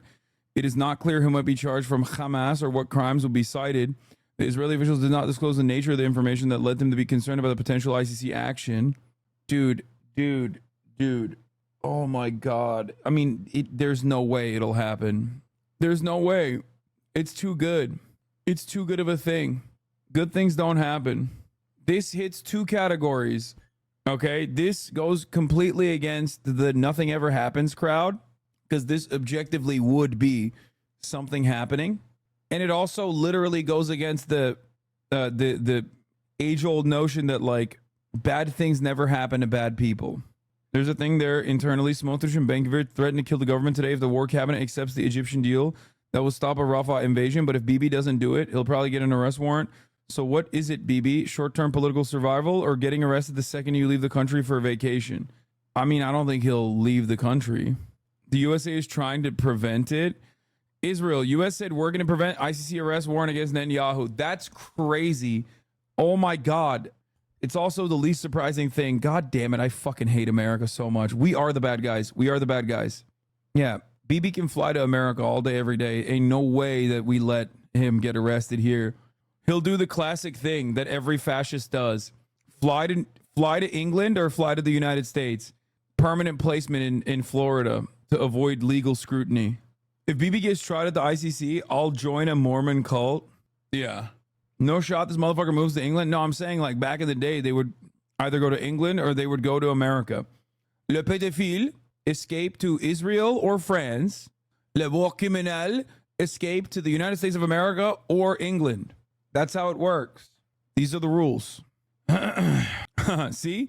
Netanyahu's office hosts emergency talks on feared ICC warrants for PM and ministers. Oh my Lord. Oh my Lord. Why are they so worried? They're infallible. Wait, they have done nothing wrong. Why would they be so fearful of international legal scrutiny? I don't understand. This makes no sense to me. They're the most moral army on the planet. And what? Bro, I will literally fucking, if this were to happen, if the ICC actually arrested Benjamin Netanyahu, I would literally revert fully. Like, I would be praying 5 fucking times a day, okay? Islam is the way if this shit happens. That's how little I believe it will. Have you considered that maybe ICC is Hamas? I mean, yeah. Inshallah, inshallah, inshallah, inshallah, inshallah. Anyway, but what if it does? Are you going to respect that promise? Catch me on Fridays. I will do an IRL stream directly from Jummah prayer, okay? I will literally be mobbed up in the motherfucking mosque. Catch me praying every Friday with the fucking rest of the Muslims in this community. You know what I mean? Imagine they issue an arrest warrant and we invoke the act that lets the U.S. invade The Hague. I love the language surrounding this, by the way, that lets us invade The Hague, which is literally directly ripped from the legal text. It's so funny to be America and just have a law that your Congress actually voted on. Your Congress actually wrote legislation that says it gives us the right. Yes, I would do the pilgrimage to Hajj. That's for American servicemen only, isn't it? No, I'm pretty sure that actually extends to allies as well. It's not just servicemen, it's American diplomats, and I'm pretty sure it extends to allies too. Alon Mizrahi has a different take. I can't help but giggle at the fresh plot twist called I see arrest warrants against Netanyahu and other Israeli leaders, and I suggest we all take them as comic relief at the moment. Or if comic relief ain't your thing at the moment, consider the timing. Just as protests are about to seriously disrupt life and become a major factor in this, suddenly and quite miraculously, the promise of a functioning international system is dangled before our eyes. Can you believe it? Out of nowhere, Sleeping Beauty Kareem Khan woke up from his slumber and decided to take unprecedented action. MashaAllah. What a mesmerizing coincidence and totally spontaneous development. Also, just as the West desperately needs Hamas to reject the hostage deal, they are giving them a huge incentive to do just that because Netanyahu is just about to declare it an international criminal. Let's be serious. If you don't understand by now, the current international bodies are instruments of Western domination and colonialism. You are sleeping deeper than Sleeping Beauty Khan. This arrest warrants joke should be treated as a coordinated effort to sabotage a growing movement at a critical time. Ditto the leaked memo about severe violations. No one is coming to save Gaza's children. Western institutions and governments want them dead. The only thing stopping this is a massive, absolutely massive wave of protest that spearhead an actual reshuffle of American priorities. All else is irrelevant. Add to blackpilled. I mean, I don't have this approach. I don't think that like the ICC is operating. I don't think the ICC is operating, in coordination with the American State Department or anything like that. I do agree with the fact that yes, massive protest is the only way to stop this. NATO and the UN should kick us out, but then the arms supplier for the Western nation would be cooked, so it's double jeopardy. Yeah, that's never going to happen. We are NATO. Why the fuck would the NATO kick us out? We are the reason why it exists. That's not a thing. You don't kick America out of NATO. NATO is America. Many reports I've seen frame this as the U.S. trying to delay the warrant, so this may indicate there's good chance for this. Biden and Bibi also talked over the phone a few hours ago, so I imagine they're worried, lol. Oh, I can only nut so hard, dude. I have no more nut to nut.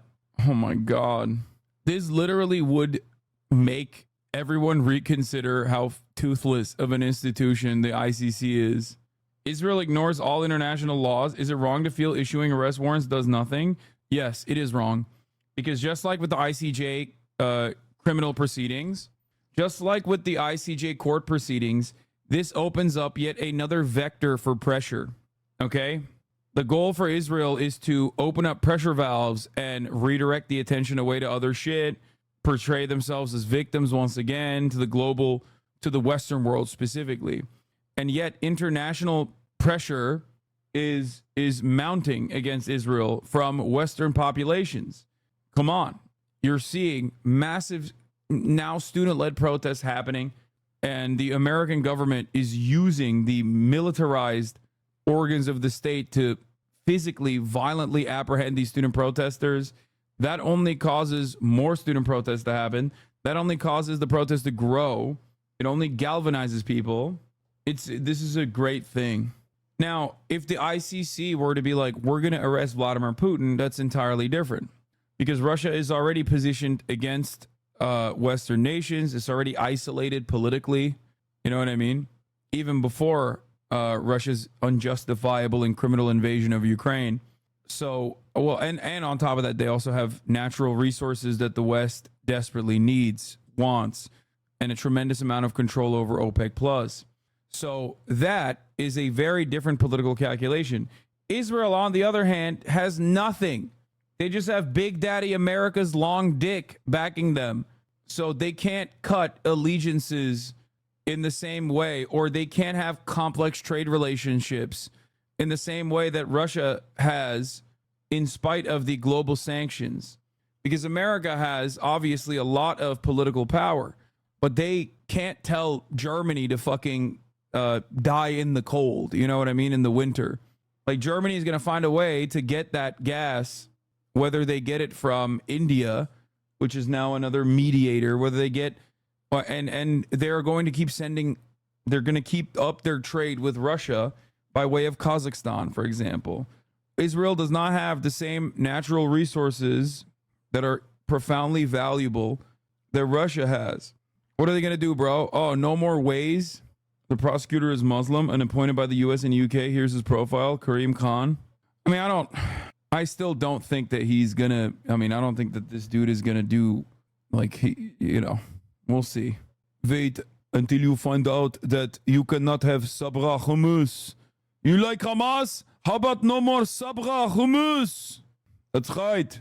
We are doing boycott, divestment, and sanctions on the West. Wow. I mean, this is a fun day when you think about it. This is some fun day news. Anyway, let's finish this Johnny Harris shit. Her selfless giving, her charitable work, her business acumen, and that she might even be the next president of the country. She's honest, hardworking. She's looking out for the best interests of her country. But then the diplomat says all of this likely irks the many business people who have been crushed by her greed. And then they say that actually she's more like a robber baron. Pretty juicy quote by the State Department. Pretty spicy. She is a greedy, power-hungry individual who uses her father to crush business people or anyone else who stands in her way. I will never forget talking to this businessman. He had visible signs of torture on his face from the time he spent in prison in Uzbekistan. And the only reason that he went through this insane torture in jail and that ruined his life completely, and then led him to multiple suicide attempts long after he was, out of prison. The only reason was Gulnara, because Gulnara, he ran a successful business and she wanted to take over, and she made sure that she took over. And that is not one single story.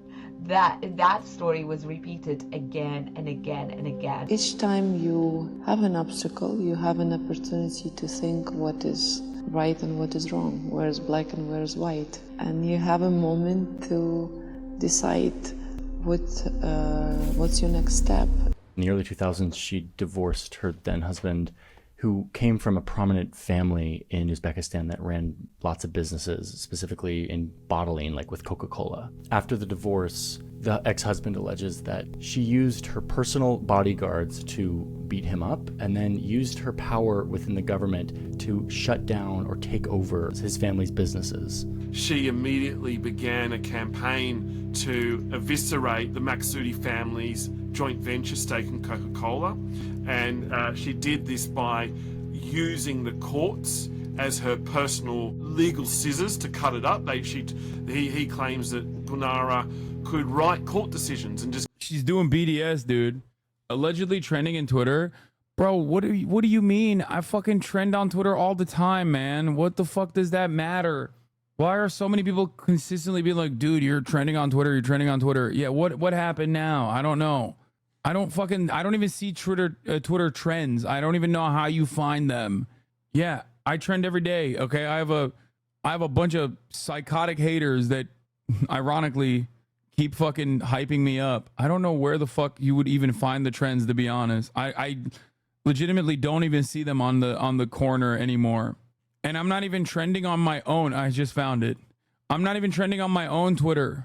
Just give it to the judges who would then deliver it, because they would have been afraid of what would have happened to them. She could get away with it because she was the daughter of the president, and people were frightened of her. We have a proverb which says, what doesn't kill us always makes us stronger. The firm paid $220 million to an offshore company secretly controlled by Gulnara Karimova, the daughter of the then president of Uzbekistan. United States District Court, Southern District of New York. United States of America versus Gulnara Karimova and Behzad Akhmedov. Count 1. Conspiracy to violate the Foreign Corruption Practices Act. The defendants engaged in an extensive corrupt bribery scheme in which Karimova demanded to pay hundreds of millions of dollars in bribes. Karimova solicited and facilitated corrupt bribe payments from the 3 telecommunication companies and their subsidiaries to shell companies controlled by Karimova, who at the time was an Uzbek government official. In exchange for the bribes, Karimova corruptly used her influence over the Uzbek government to ensure that the 3 telecommunication companies and their subsidiaries acquired telecommunication licenses, which under Uzbek law could not be purchased or transferred by private entities. In total, Akhmedov and others conspired to make approximately $866 million in corrupt bribe payments to Karimova. There was a very, very, very dark side to her. Karimova conspired with others to launder the bribed funds from and through bank accounts in the United States in order to promote the ongoing bribery scheme and conceal the proceeds in that scheme. From 2001 to 2012, Akhmedov conspired... By the way, like, this is pretty funny that he's like doing a video on this person, but this is literally like, I feel like this is every country in that region. And he already described exactly why Uzbekistan is the way that it is. Like, I don't know. I mean, it's just like very, very post-Soviet to have like an authoritarian dictator in a country that like America doesn't really give a shit about that much. And also, you know, their children going to Western schools, coming back, continuing the lineage, continuing the legacy. I don't know. Conspired with others to pay more than $420 million of bribes to Karimova. Many hundreds of millions flowed into her bank accounts. Bribes would be distributed through different commercial camouflage. Karimova caused numerous payments to be made and laundered through multiple bank accounts held in the names of shell companies. The receipt of a telecommunications license and other government benefits in Uzbekistan. Associate A, a representative in an American company, met with Karimova in Dubai. At the meeting, Karimova threatened to cause problems if they did not give her 20% stake in their business for no cost. On July 29, 2004, MTS transferred approximately $100 million. August 2004, the escrow agent transferred the approximately $100 million bribe. February 2008, Karimova sought additional bribes from MTS to pay an additional $30 million in bribes to Karimova. What did Gulnara do with all this money? The property known as the Gorse Hill Manor. Look at this gorgeous house that she bought. 17 acres of garden, indoor swimming pool, jacuzzi, as well as a lake. Just checking in to tell you that I haven't spoken in a moment. I'm deep in it, and I'm in that point where the next section of the story, like what happens, like the beginning of this downfall, is infinitely more complicated than I was prepared for. Karimova used other individuals to act as nominee owners and shareholders of Shell Company C. 8 Market Muse in London, an offshore company affiliated with $30 million, sent approximately 14 payments totaling $10.5 million. Vippelcom subsidiary transferred $20 million, $331 million in bribes to Karimova in exchange for Karimova exercising her influence. Scooping up everything: oil, gas, telecommunications, logistics, manufacturing, industry, agriculture, drug trafficking, and illicit enterprises. $9.2 million, $5 million, $80 million, $15 million. She didn't just run one thing. She had her fingers all over the place. She was building a big empire. The picture that all of this paints is that Gulnara Karimova, during this time that we see her being this like fashion icon and this music star, is actually during this whole time involved in a massive fraud and corruption scheme that basically traverses the whole world. In the middle of the early 2000s, she did some telecommunications degree or something, right? As she's getting her Bachelor of Arts in telecommunications, she's also, we know now, deeply involved in a giant corruption scheme where she is receiving money from companies in order to give them the licenses to build telecommunication stuff in Uzbekistan. It's 2012. Gulnara has built this massive corruption network around the world. She's taking in tons of bribes through all of these shell companies. She's using all of these ill-gotten gains to buy really nice homes in England and elsewhere. She's continuing her image as a fashion and music icon, but this is where she starts to make some pretty big errors. We can, I think, pretty definitively say that she overstepped whatever lines that there were. She was stepping on people's toes. She was making some very... This was literally me learning FNAF lore at age 13. Don't lie. You learned it by watching fucking MatPat videos. You watched MatPat go through this process and then make a YouTube video, and you watched the YouTube video.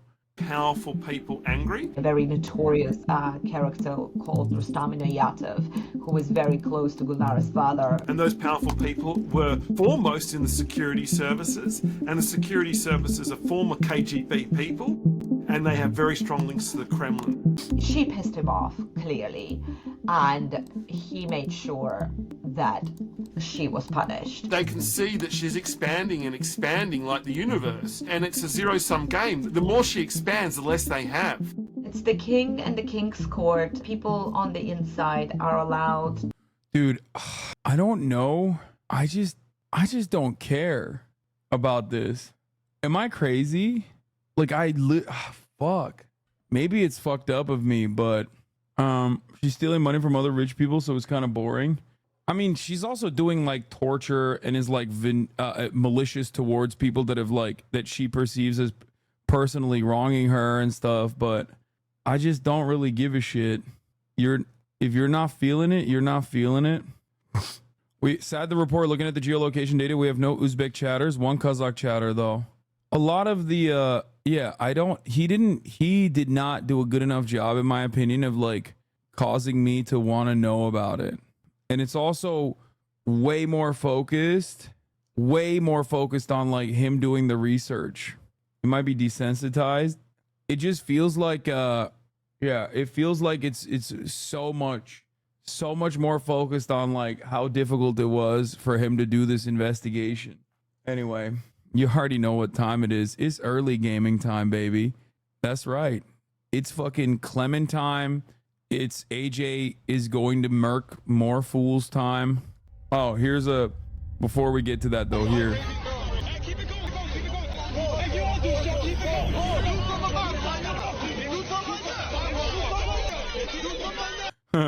Zionist counter protesters saying the N-word. Just wanted to show you that, you know, brief moment.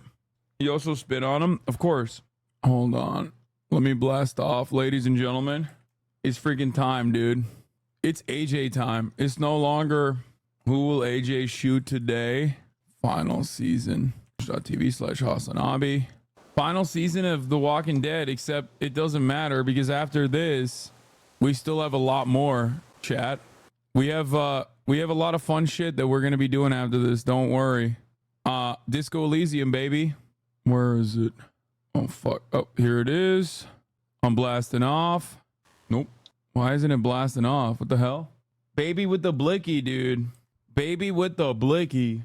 So I will say, Michonne goated. I don't know, chat. From what I understand, like the quality drops off a lot after this.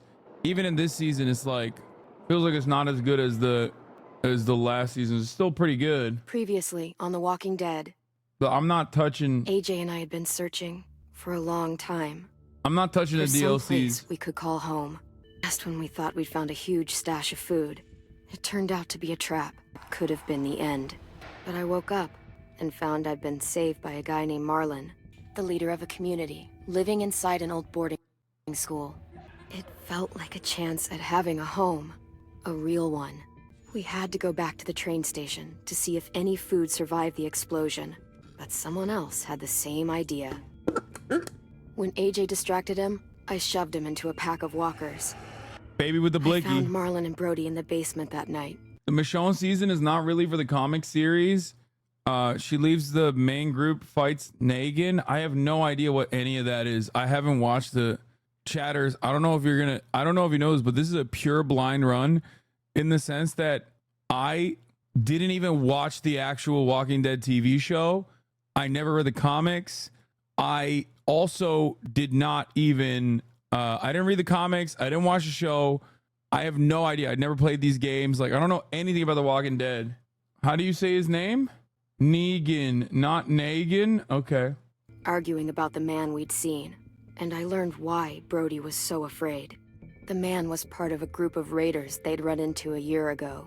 Marlon traded Tennessee's older sisters to the raiders to keep himself safe. You never can trust this guy. This type of phenotype, dude. You can't trust him. And she turned. Like I said, British bully. British bully. Marlon stole AJ's gun and tried to convince them I had murdered Brody. Violet backed me up. With everyone against him, the fight went out of Marlon.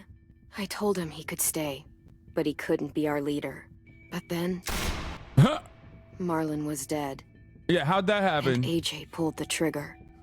He remembered what I taught him, to always aim for the head. AJ prosecuted the fuck out of Marlon? Yeah, Alvin Bragg came in clutch. This game was published during Telltale's bankruptcy proceedings. Yeah, there are definitely some buh in this game. There's definitely a lot of buh in the game. Like way more than were in the previous games. Zombers going invisible when you stab them in the fucking neck. Shit like that. Many buh. I don't know if AJ would not have shot him in the head if... It was in the kitchen. Tin said that I can have some. I didn't steal it. I'm surprised you remember how to make it. We haven't had coffee in a long time. You put it in hot water. You're right. Thanks. It's like, come on, Last dumbass. night, It's not that hard. With Marlon, I heard Lewis and what he called me. Little baby murderer? Am I a murderer? Yeah. No! Yeah. Oh my god! Shit! We could get medicine from the nurse's office. Yeah, no, definitely. The kid blew his brains out. You shot him. He's dead. She said medicine. You're a murderer. You promised Marlon. You said you'd help him fix things. What the fuck did you teach this kid? Aim for the head, baby. That's what I taught him. Lewis called me a murderer. But we're supposed to kill bad stuff. Monsters. Did I do it bad? I thought Marlon was bad. He killed Brody. Lewis was right. Sometimes people do. Bro, Lewis was right is not how I would lead with this. I would just tell him, like, don't fucking kill people unless I tell you to. Don't kill people unless they are directly attacking you. No, I'm not. All the fucking little Marxist Leninist LARPers in the chat and all the anarchist LARPers in the chat being like, no, you have to kill all the time. You must kill all of our enemies. Shut up. Bad things, like Marlon did. But when you shot him, he wasn't a threat to us anymore. He needs to learn. He's If you wrong. kill someone when they're no longer threatening you, that's murder. What are we gonna do? Your relationship with AJ has changed? Uh-oh. Damn. You talked Marlon down, and then they fucking murdered him! Take AJ, go inside. Come on, let's go. Oh, just let them go back to the dorms? What happens the next time one of us does something this kid doesn't like? Should we expect a bullet too?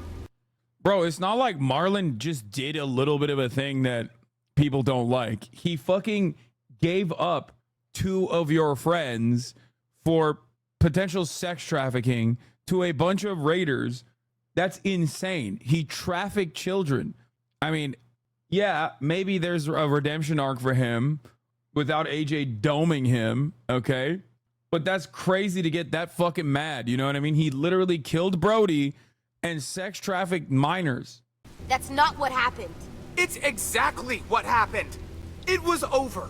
The little Mr. Trigger Happy decided otherwise. No, he wouldn't do that. He'd never hurt any of you. It's a little tough to sell that. Marlon threatened us. AJ pointed the gun first. We get it, Lewis. Just back off, okay? Back off? Seriously? Let's go. Clem, if I'm a murderer, am I gonna die too? What? No. Well, I think murderers are like monsters, and I know what happens to monsters. Nothing good. Nothing good at all. We can forgive them. Murderers, even some monsters, they get a second chance. Some monsters, not all. When bad people, like murderers, try to make it right, that's when other people forgive them. That sounds hard. Let's go. It is. Rehabilitation over incarceration, We're baby. going to fix this. You and I'm me. making this child so goddamn woke. Time for Angela Davis. Our prison's obsolete. You know what I'm saying? Here, let me give you a book, Alvin. Read that. That's how he becomes the woke Manhattan district attorney that is trying to fucking punish Donald Trump. This is literally how he becomes the Manhattan DA.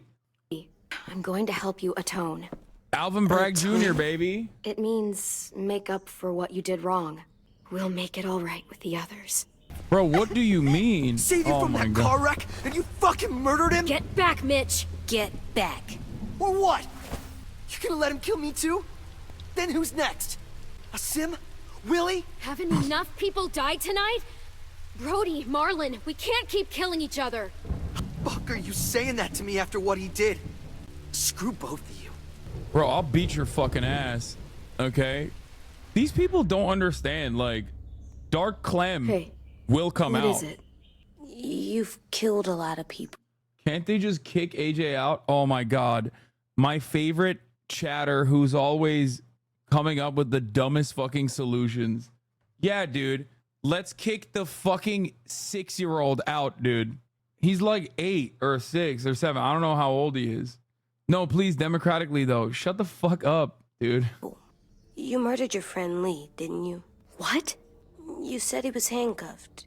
He wasn't a threat. So, that means you murdered him. This is way more complicated.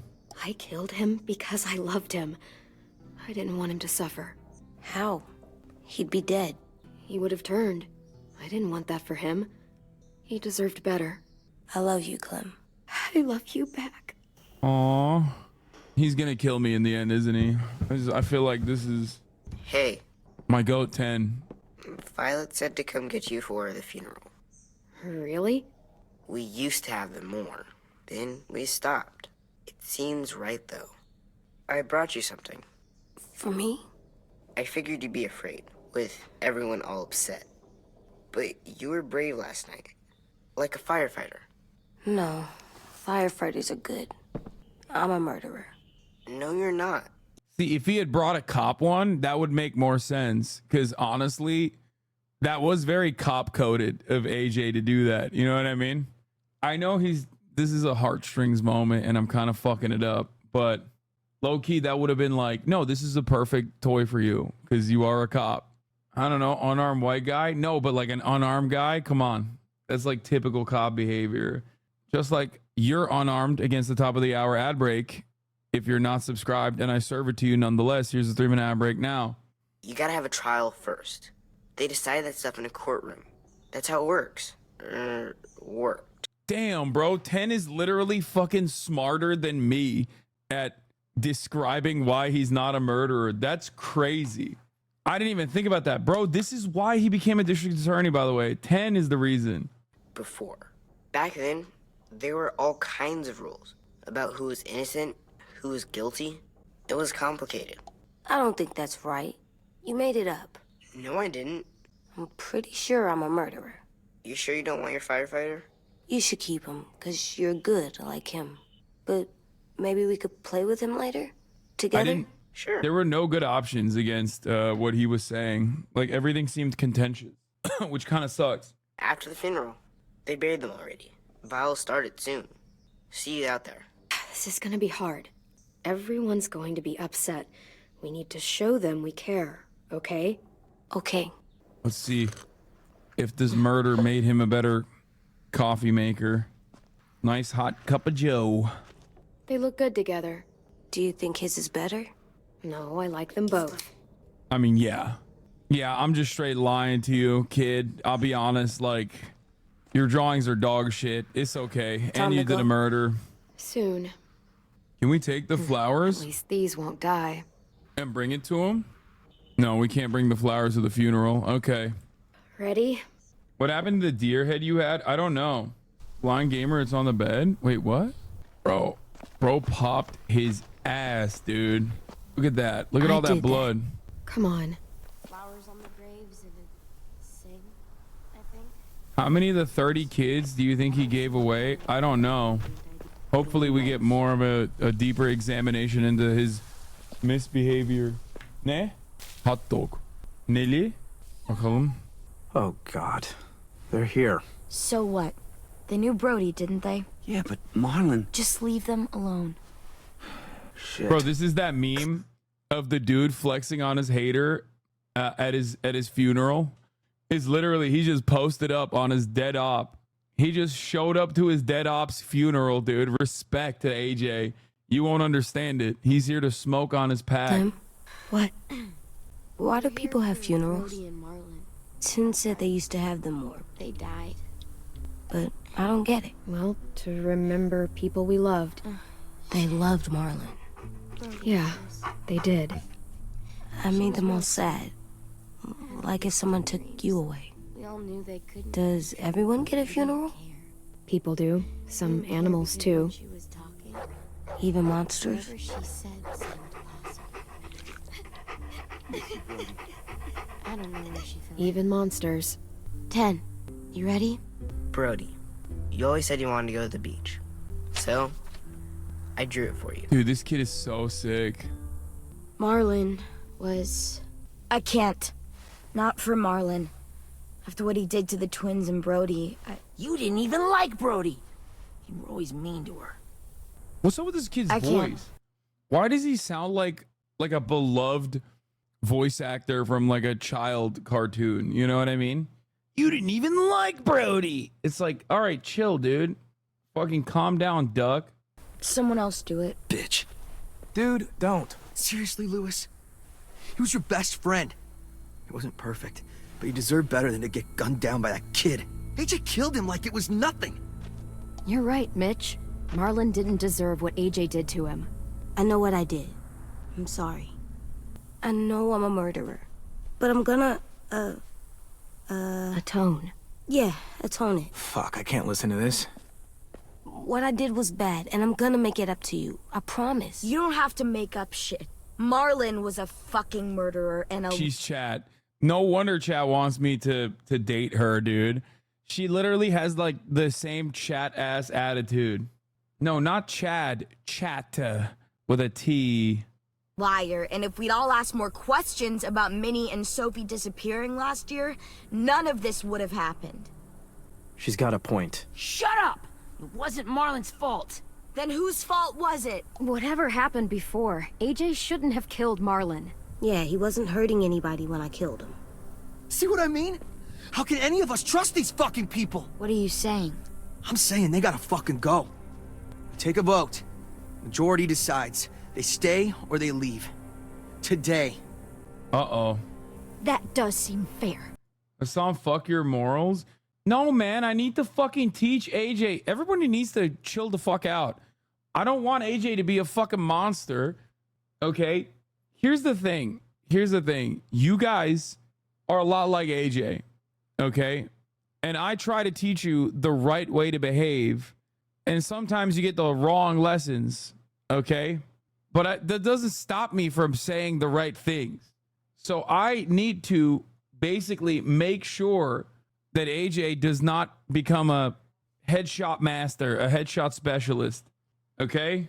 That's it. It's a teachable moment for everyone, folks. Exactly. Omega Law late. Well, he did become a headshot master, but I'm course correcting. You just got to move on from the L's that you took and try not to repeat them. You know what I mean? You just don't want to live his dream of being an IDF sniper in Richmond where he could pop all the kids. Yeah, I don't want that. You got that right. I would not like that at all. Are you serious? It's bullshit. Please, don't do this. I know you're angry, but You don't know shit. If you did, you would have stopped AJ. Like you stopped Marlon from killing Brody? Fucking hypocrite. A vote's the only way to settle this, or we'll be arguing forever. Fine. I guess we're fucking voting. Oh gosh, she's so badass. She says fucking. Louis needs to vote. Could you go get him? And try to talk to him. Come on, Rosie. Come here, girl. Could you guys go wait in the dorm? I'll come get you. Your mom's Messiah Zachary, UCLA student protester here. Today was very hectic. We met at the encampment. I was the big boy. What's up? What's up, Zach? That's the chatter that I asked if he balls. AJ needs to shoot the fascist dog next. Yeah. XL Pimpy is Come on, fucking let's go. getting clapped. 2X Pimpy is about to get fucking domed. Sometimes I don't know where this dirty road is taking me. You will love this episode, by the way. I hope. Because the last episode was not one that I loved too much. It was kind of fucked up. Uno más, por favor. It's starting, chat. It's not ending. It's the intro music, chat. You fucking weirdos. Yeah, dude. Imagine me doing a 4.5 hour stream. That's crazy. What is he doing? Like me with that door of the car. AJ, stop. You'll break your toe or something. Come here, sit down. No, it didn't work. I did what you said and they didn't even care. I know that I was bad, but they don't let me fix it. AJ, breathe. Remember what we do when we're mad? Come on. She's got some anger issues, bro. Do you? What do we do when we're mad? We stop and think and, I'm still really, really mad. I know that I'm not supposed to get mad or sad because then I do dumb things. And you have every reason to be upset. We'll deal with it together, okay? Okay. He actually doesn't have a reason to be upset. We think and we breathe. Breathe. Remember, this kid was raised by David for a bit. I mean, he was not exactly having formative memories back then. You're still mad, huh? And, I think I'm sad too. Last time he got mad, he shot somebody in the head. I know. I did what you told me to. I know. You're a good listener. I wanted to make them all feel better. It didn't work. Why'd you tell me to do that if it didn't work? Because it's the right thing to do, and sometimes we do the right thing. We don't know that it didn't work. Oh my God, why is there no answer that's like, you do the right thing, even if people are resistant to it, it doesn't matter. You're not doing the right thing so that people respond to it. You're doing the right thing because it's the right thing to do. They might have voted for us to stay. Oh my God. I don't know. They seemed pretty mad. Violet was on our side. Maybe she'll persuade the others. Yeah, maybe. I don't want to go. I know you don't. I like knowing where we are all the time. the bed, the food. I like the other kids. Not all of them, but Lib-ass Tim take. and Louis and Violet. Yeah, this game was made by fucking Maoists, dude. That's what happened. Teaching children virtues and ethics is actually the vote. counter-revolutionary. You have to leave. Don't God we get to damn. vote? I vote that we stay. That's not how it works. Maybe it should be. You don't have to like it. Good, because I don't. What the fuck? You're all fucking crazy?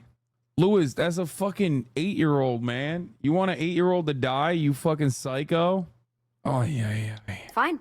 I get it. We'll learn to live with your decision somehow. Seriously? That's it?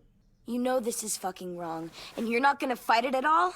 What's the point? You've already decided. Yes, we have. So fucking stupid. You said you'd go along with it, if we voted fairly. It's bullshit. And you'd know it if you weren't so used to burying your head in the sand. Oh, I'm burying my head in the sand? Hate Marlon all you want, but you can't tell me AJ isn't dangerous too. Bro is pointing at an 8-year-old, okay? We'll wait for you to pack up, then Louis He's and I 8, will man. escort you out past the safe zone. We'll make sure you get to the road safely. He's 8, bro. That's crazy. It's not a lot, but at least you won't die on the way. We won't be safe once you leave us out there. We'll last a few days, maybe, if we're lucky.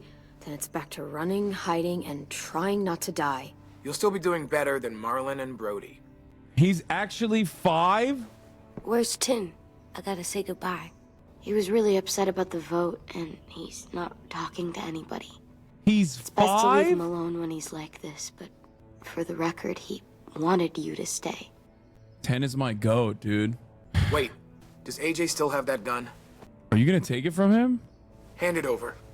Wait, what? Hell no. Is this necessary? Hell yes, it's necessary. I'm not walking out into the woods with him holding that thing. It's yours, AJ. You should keep it. Hell no. But I murdered Marlon with it. Yeah, but you'll need protection outside. This motherfucker was like, yeah, actually, we're kicking you out into the fucking woods to survive on your own, and you don't get to keep your gun? Who the fuck do you think you are, bitch? Who the absolute fuck do you think you are, motherfucker? I will smack you upside the head right now. You keep talking that shit. You give me that gun, AJ. Get the fuck out of here, dude. The Second Amendment shall not be infringed, okay? It will not. Get the fuck out of here. Fine. Who do you think this is, bro? Libtard ass Australia? Oh my god. Hey, we need to take your guns away, mate. You're not being fucking responsible with the guns. Fuck you! The kid keep the murder weapon. AJ should have had 2 bullets, one for Louis too. Louis is a child too. No, I mean he's old enough to know that you can't fucking yell at a 5-year-old like that. I didn't even know he was 5. I technically think I should keep the gun, by the way, but you know, that's a separate story. There was no option for that one. Will we get another car? Probably not. We got lucky before. So we're walking. My shoes are gonna break. Well, we'll have to hope they hold out. My feet are gonna bleed again. We'll tear up a shirt and tie them up if we have to. It's not so bad. I'm gonna be honest, it's the Raiders are gonna come back to their fucking village and raid the shit out of them, and I'm gonna sit there looking at the fucking burning pile of ashes and go, you deserved it. I could have been there to save you, okay? Classic. I mean, you've done this before. Probably pretty good at it by now. Almost like going home for you guys. Yeah, and it almost killed us. You saw how fucked up we were after that car crash. Swear. We're here. The road's that way. Anything you want to say before we go? I've said plenty. Bitch. Thanks for trying to keep us. You're welcome. I wish you could stay. I didn't want this. Come on, let's just go. Give us a minute. Would you? If you really feel that way, take us back. Don't let them kick us out. I can't, Clem. Half of them are convinced you're as bad as Marlon or worse. If you came back, someone else might get hurt. I can't risk it, I'm sorry. Confirmed ally? Yeah, okay, Still got dude. that gun? Just try to be more careful with it, okay? Bro, if that's the fucking response you have now, why the fuck are you leaving me out to dry? You fucking asshole. Oh, so now you're understanding. Oh, just be more careful with it. Okay, where was this energy like literally the entire day today when you were petitioning everybody to fucking kick my 5-year-old out of the compound. We need to pop him. We need to pop Lewis right now. AJ, get the blicky. I should have known, bro. When he fucking flipped that chair around and started talking like a goddamn Vegas magician, I should have known his ass was no good.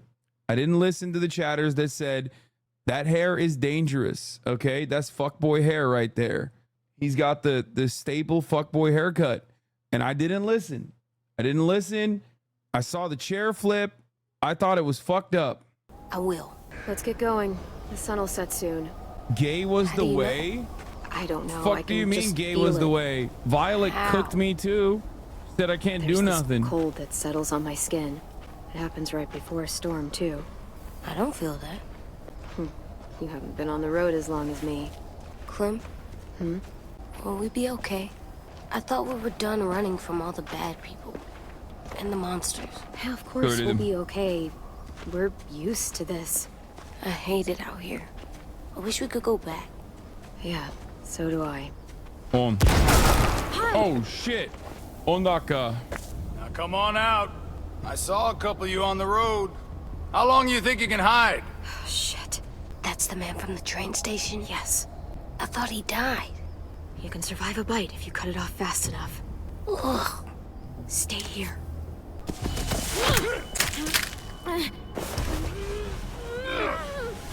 Damn. Tough little bitch, aren't you? Get the gun, AJ. Grab the blicky. Just walk away and we'll let you go. Oh, shit. Yeah, chatters be like, finish him. Guess what, dude? Didn't fucking matter, did it? I wouldn't, boy. Dude, AJ, don't do it. Your friend might get her head blown off. Abel. Good to see you again, Squirt. Don't. Bro, he's 5. I've seen these ones before. Bro's ops are 5 years old. Bro's ops are 5. This is every aspect of this game. Every villain is IDF coded. I swear to God. That's crazy. Pistol whipping a 5-year-old is insane. There's both of them.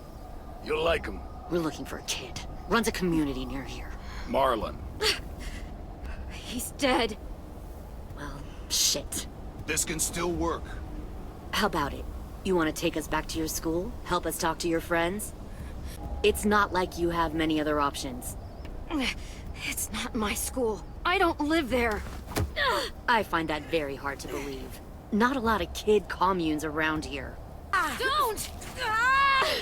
Let him go, please. Sure, if you do like we ask. Otherwise, I'm happy to crack his head open. You ever seen old fruit explode after you throw it at something? That's just how it'll look. Clementine! Wait, no way! No, what? No. It's racist ass Lily bros. Oh my God. Oh my God, dude. Are you for fucking real right now? Still as aggro and just as racist as ever. Oh, you're gonna kill me like you killed Carly? I think her name was Carly, right? I don't even remember. That is crazy, bro. This is why when you don't see a when you don't see an on-screen death, they're probably alive. Just like the dude who survived and has one arm now casually. It don't matter. Here's to me holding out hope that Kenny's still alive. That's it. Obviously no. And Trip too.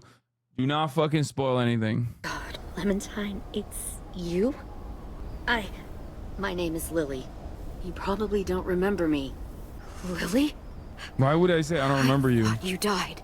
I came close. What the hell? Not now. The fuck is this? Bro, she's like, they're bad, right? They're not. There's no way they're good. I mean, Lily was a villain anyway. Lee isn't with you, so he's dead then. I'll never forget him leaving me on the side of the road to die. I don't blame him. I was clearly a threat to the group after I shot that girl. Carly. Lee should have left you behind too. Might have lived longer if he did. Whoa, chill. Same thing will happen to you if you repeat his mistakes. Your little boy there, you'll die protecting him. You may be able to keep this up a while longer, but eventually he'll slow you down. A walker you didn't spot. A bullet you... Bro, Lily is a freak, dude. Yo, what is up with the zombie apocalypse? Everybody's got fascism on the mind, dude. Everyone is just like a straight up unrestricted fascist. Everyone is Israeli occupying force across the fucking board. What is happening? Bro, you were trying to do a sexo run with this girl, Lamau. Listen, I was horny. It wasn't my finest moment. Okay, how about you calm down? Couldn't dodge. A desperate cry for help that brings the herd. I don't think so. AJ knows how to handle himself. He's got spirit, I'll give you that. But you and I know that won't be enough. Fuck, we don't have time for all this. We've got history. Great. You know her, I know her. Point is, we've got a job to do. We can help you raise that boy, Clementine. But we need you to do something for us. What? Help you kidnap a couple more kids? What's up? Like, what do the Raiders get out of kidnapping? I guess we're going to understand in a second, eventually, but it is a very strange thing to be like, no, we love kidnapping children in the middle of the fucking apocalypse. We don't need a couple. We need all of you. We'll take you back to the Delta to join our people. We have walls, we have working solar panels, and we grow our own food. All we need from you is to go back to your friends and convince them to come peacefully. No one will be harmed. I'm not Marlon. Here's what I'll do. I'll take the little squirt here right now. That way, I'm sure you'll play nice. Be smart about this, Clementine. It's an us or them kind of world, Clem. If you... Oh, dude. What do we do here? Boyos. Should we poll it? Fuck it. I'm telling want him to to save shoot. your little one, you won't pick them. Shoot! Damn, eye for an eye makes the whole world blind type shit. Come on! Bro, we've done so much awful shit to them. Wait, what? Did AJ get shot? What the fuck? I think I fucked up. I feel like... Wait, how many bullets does that fucking double barrel have, bro? How? Dog admitted. Oh, he can't come in through here, obviously. Oh, shit. Bubba hired. Uh-oh, I went... Oh, no, I went the wrong way, didn't I? Oh, fuck. I don't like that there were two choices there. Damn, thank God they suck at shooting. Oh, shit. Oh, walkers. Oh, no. I fell. It's Jover. I'm in the middle of walker territory now. I'm so fucking cooked. I don't even have my knife on me. Oh, my God. I am so 16 years old right now. Oh, thank God they have to deal with that shit. I think we lost him. Shit! No!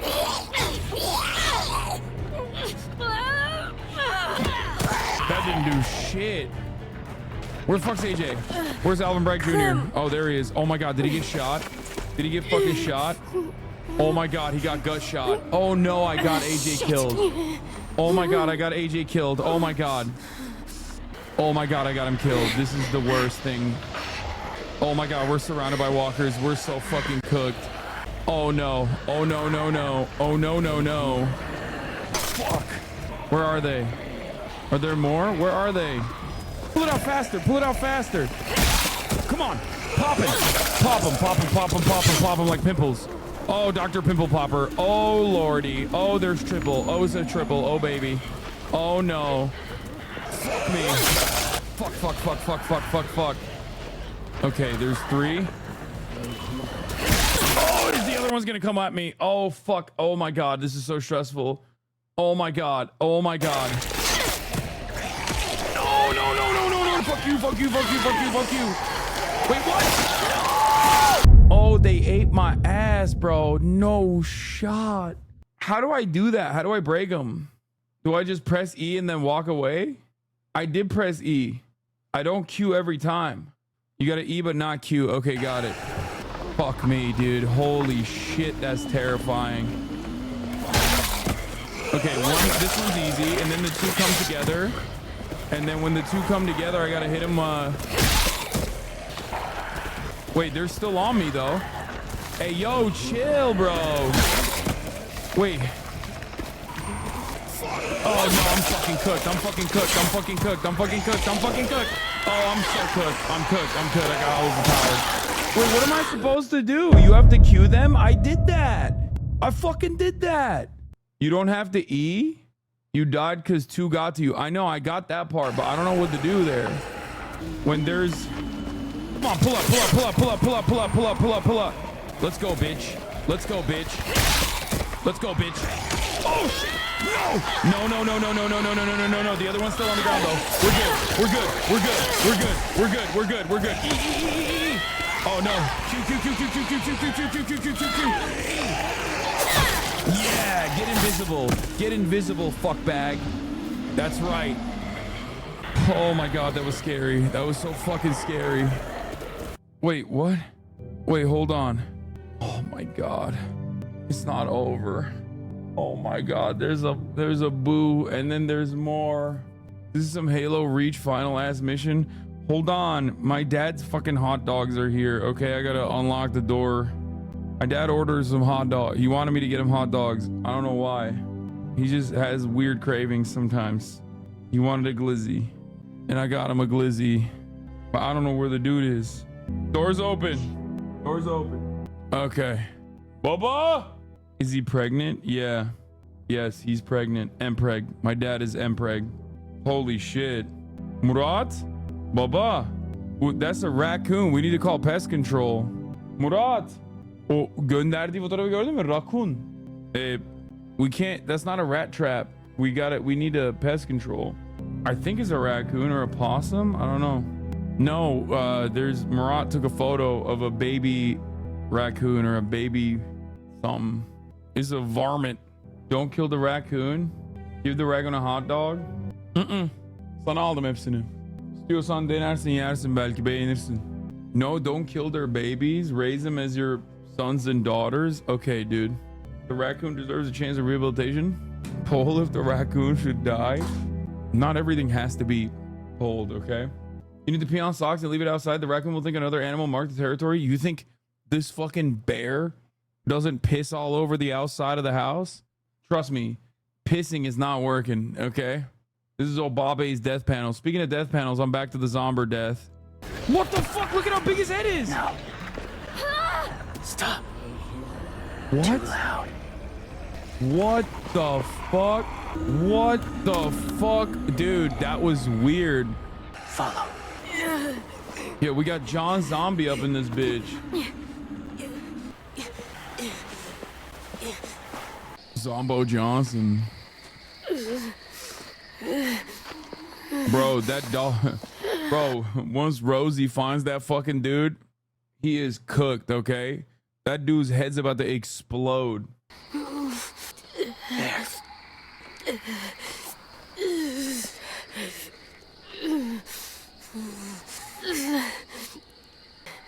Damn.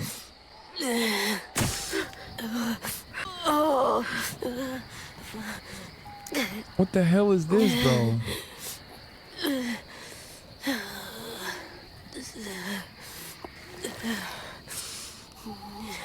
Get the shrapnel out. Me? I'll keep him still. Oh no. Quiet.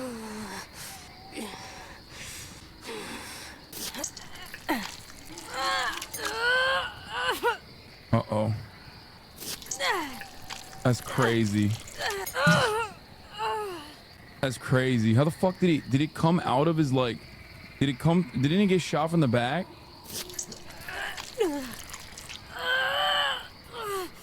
Trying not to be loud. It's okay, AJ. Just breathe. Put your hands there. Stop the bleeding. It's okay, AJ. He's just gonna patch you up. It's enough. For now. Whoa. Easy. Easy. Where's our stuff? My gun. We lost it, buddy. Baba. Kayayı bir çıkarır mısın, bir işesin? Evet. Supervise it. Dikkat et yani bir yere, gittiği yere. He's still looking for his gun. Okay. Hold on, I'm gonna let Kai out to pee. We got rat traps, so we're worried about Kaya trying to fucking Get into one of them. You know that California has a bunch of laws that protects wildlife? Might want to know if you're allowed to shoot it. No, it's not for the raccoons. We have... No, the rat traps are for the rats. There's... A raccoon's not going to touch a rat trap, you fucking weirdos. You can't catch a raccoon. The raccoon is irrelevant.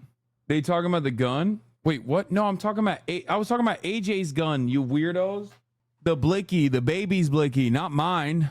Cali laws only allow you to kiss raccoons on the lips. Louis got shot. I saw. They saved us. Yeah, they did. It sucks. Bro's not gonna make it, dude. Doesn't have that main character protective aura. Ishidime! Kaya, come here. Girl, did you pee? I hope you peed. I didn't mean to endanger family you. Is so ridiculous. The walkers were sent to help you. You sent the walkers? Was part of a group. Call themselves Whisperers. They've learned to live in herds, among walkers. Move among them. Sometimes guide them. What the fuck? Why are you alone, if you were part of a group? They died. They attacked a community. Saw the carnage. Didn't want to be part of it. Oh, does it hurt? Hungry.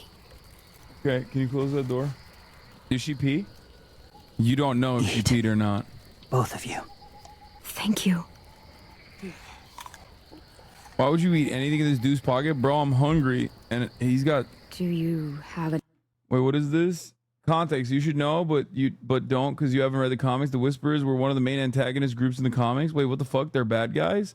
Well, I mean, he doesn't seem to be a bad guy, but he says the group is bad because they attacked like a civilian compound with the... He's saying that they were bad and he didn't want to be a part of it. That was a spoiler, Lamont. I mean, he literally said it. Name? Been a while. Since... Bro is really method acting, dude. He literally is method acting. He's like, I'm a zombie. My name is... Yeah, he's a conscientious objector to this form of the IDF.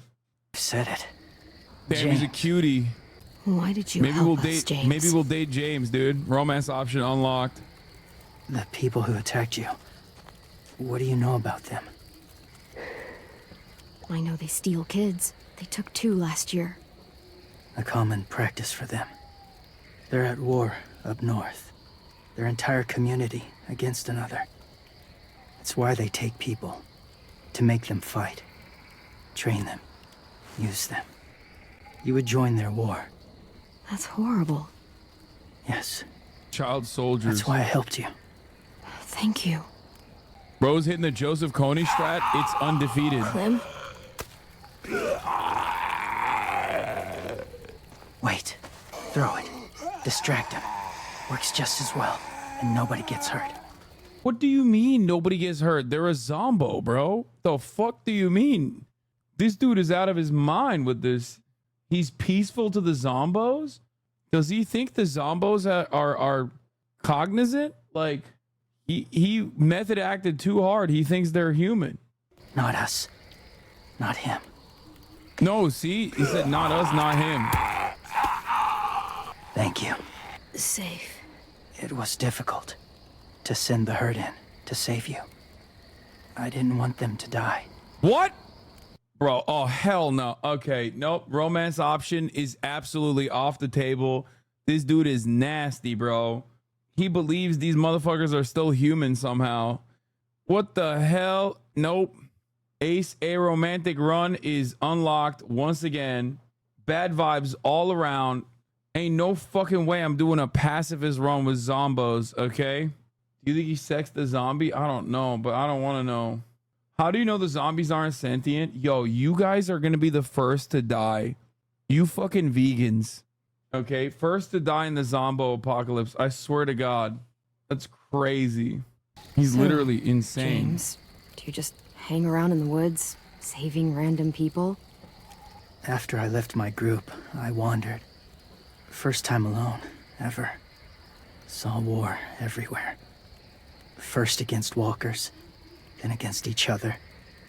Hoped it would be better here. Where are you from? This dude has lost his Here? dang mind. Or somewhere far away? Georgia. Long way from home. It feels like forever ago. It was.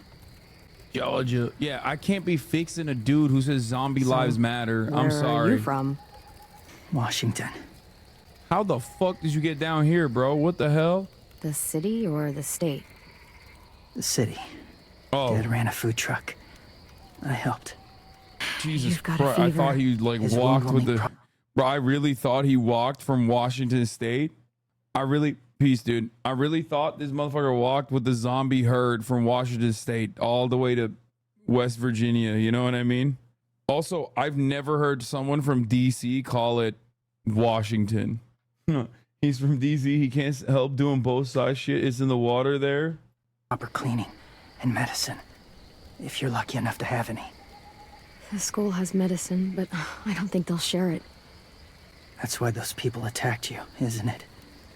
To get to that school, they'll destroy whatever they find. Bring more guns, more fighters. Take everyone inside. They won't be able to fight them off. You need medicine. You have to go back, or you'll lose him. I'll go back. Convince them to help AJ. They'll take us back once they see him. They wouldn't turn AJ away. You hope? I'll help you get back, past the walkers. A few more hours and we'll go. That's a few hours for you to sleep. I'll stay awake. You don't have to. Sleep. I'll keep watch. I will. I'm trusting this dude. What about you? Fuck it. Don't need it. Not tonight. Rest well. I'm sleep, dude. I'm honk shoot me. I don't even give a shit. I don't even give a shit. This dude won't even hurt a zombie. You think he's gonna hurt me? Are you crazy? You should be more worried about the top of the hour ad break, which won't hurt you as long as you're subscribed. Even though there's a 3-minute ad break coming for those who are not. Bro, you just met him? Bro won't even hurt a zombie. He literally said he's sad about zombies dying. You think that's... Ain't no fucking way I'm getting hurt by this dude. Good night. You got rizzed by the emo? Yeah. Is he awake? Yeah. He's so hot. I can carry him. You're exhausted. No. I've got him. Bro, he's about to get domed. Take the fucking mask off, dummy. Bro, school's about to dome his ass. Oh no, they already found the school and they attacked it. Hurts. Hang on. We're almost there. Walker! Violet! Lewis! They came back! Why is he not? You live out there alone, right? You could stay with us. Take the mask off, bro. What is happening? Take the fucking mask off before the other kids come and there's a better one without a 90s cartoon voice actor voice and actually much better aim. What is going on right now? This dude literally is just... Not ready. What the fuck? Yo, this kid's brain is not all right, son. He ain't all right. I can't keep carrying you. We'll be inside soon. Rest now. Oh, now you have a conscience. Shit. Is he... He's alive. He was shot. He's got a fever. Come on, let's get him inside. I can't. Lewis, you fucking asshole. Now you care? It's okay, buddy. I got you. Dick. I have a new boyfriend now. That's why you're acting different. It's because I have a new boyfriend. His name is James.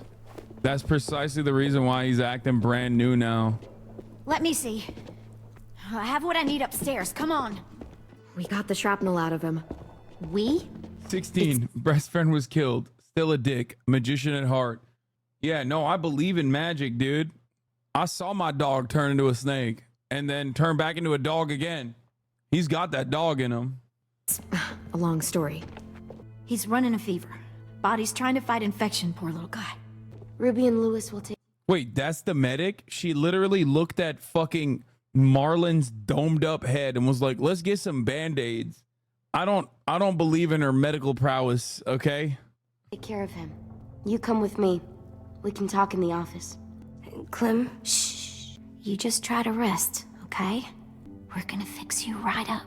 Clem! AJ, listen to Ruby, okay? She'll look after you. Come on. What do we do when we're scared?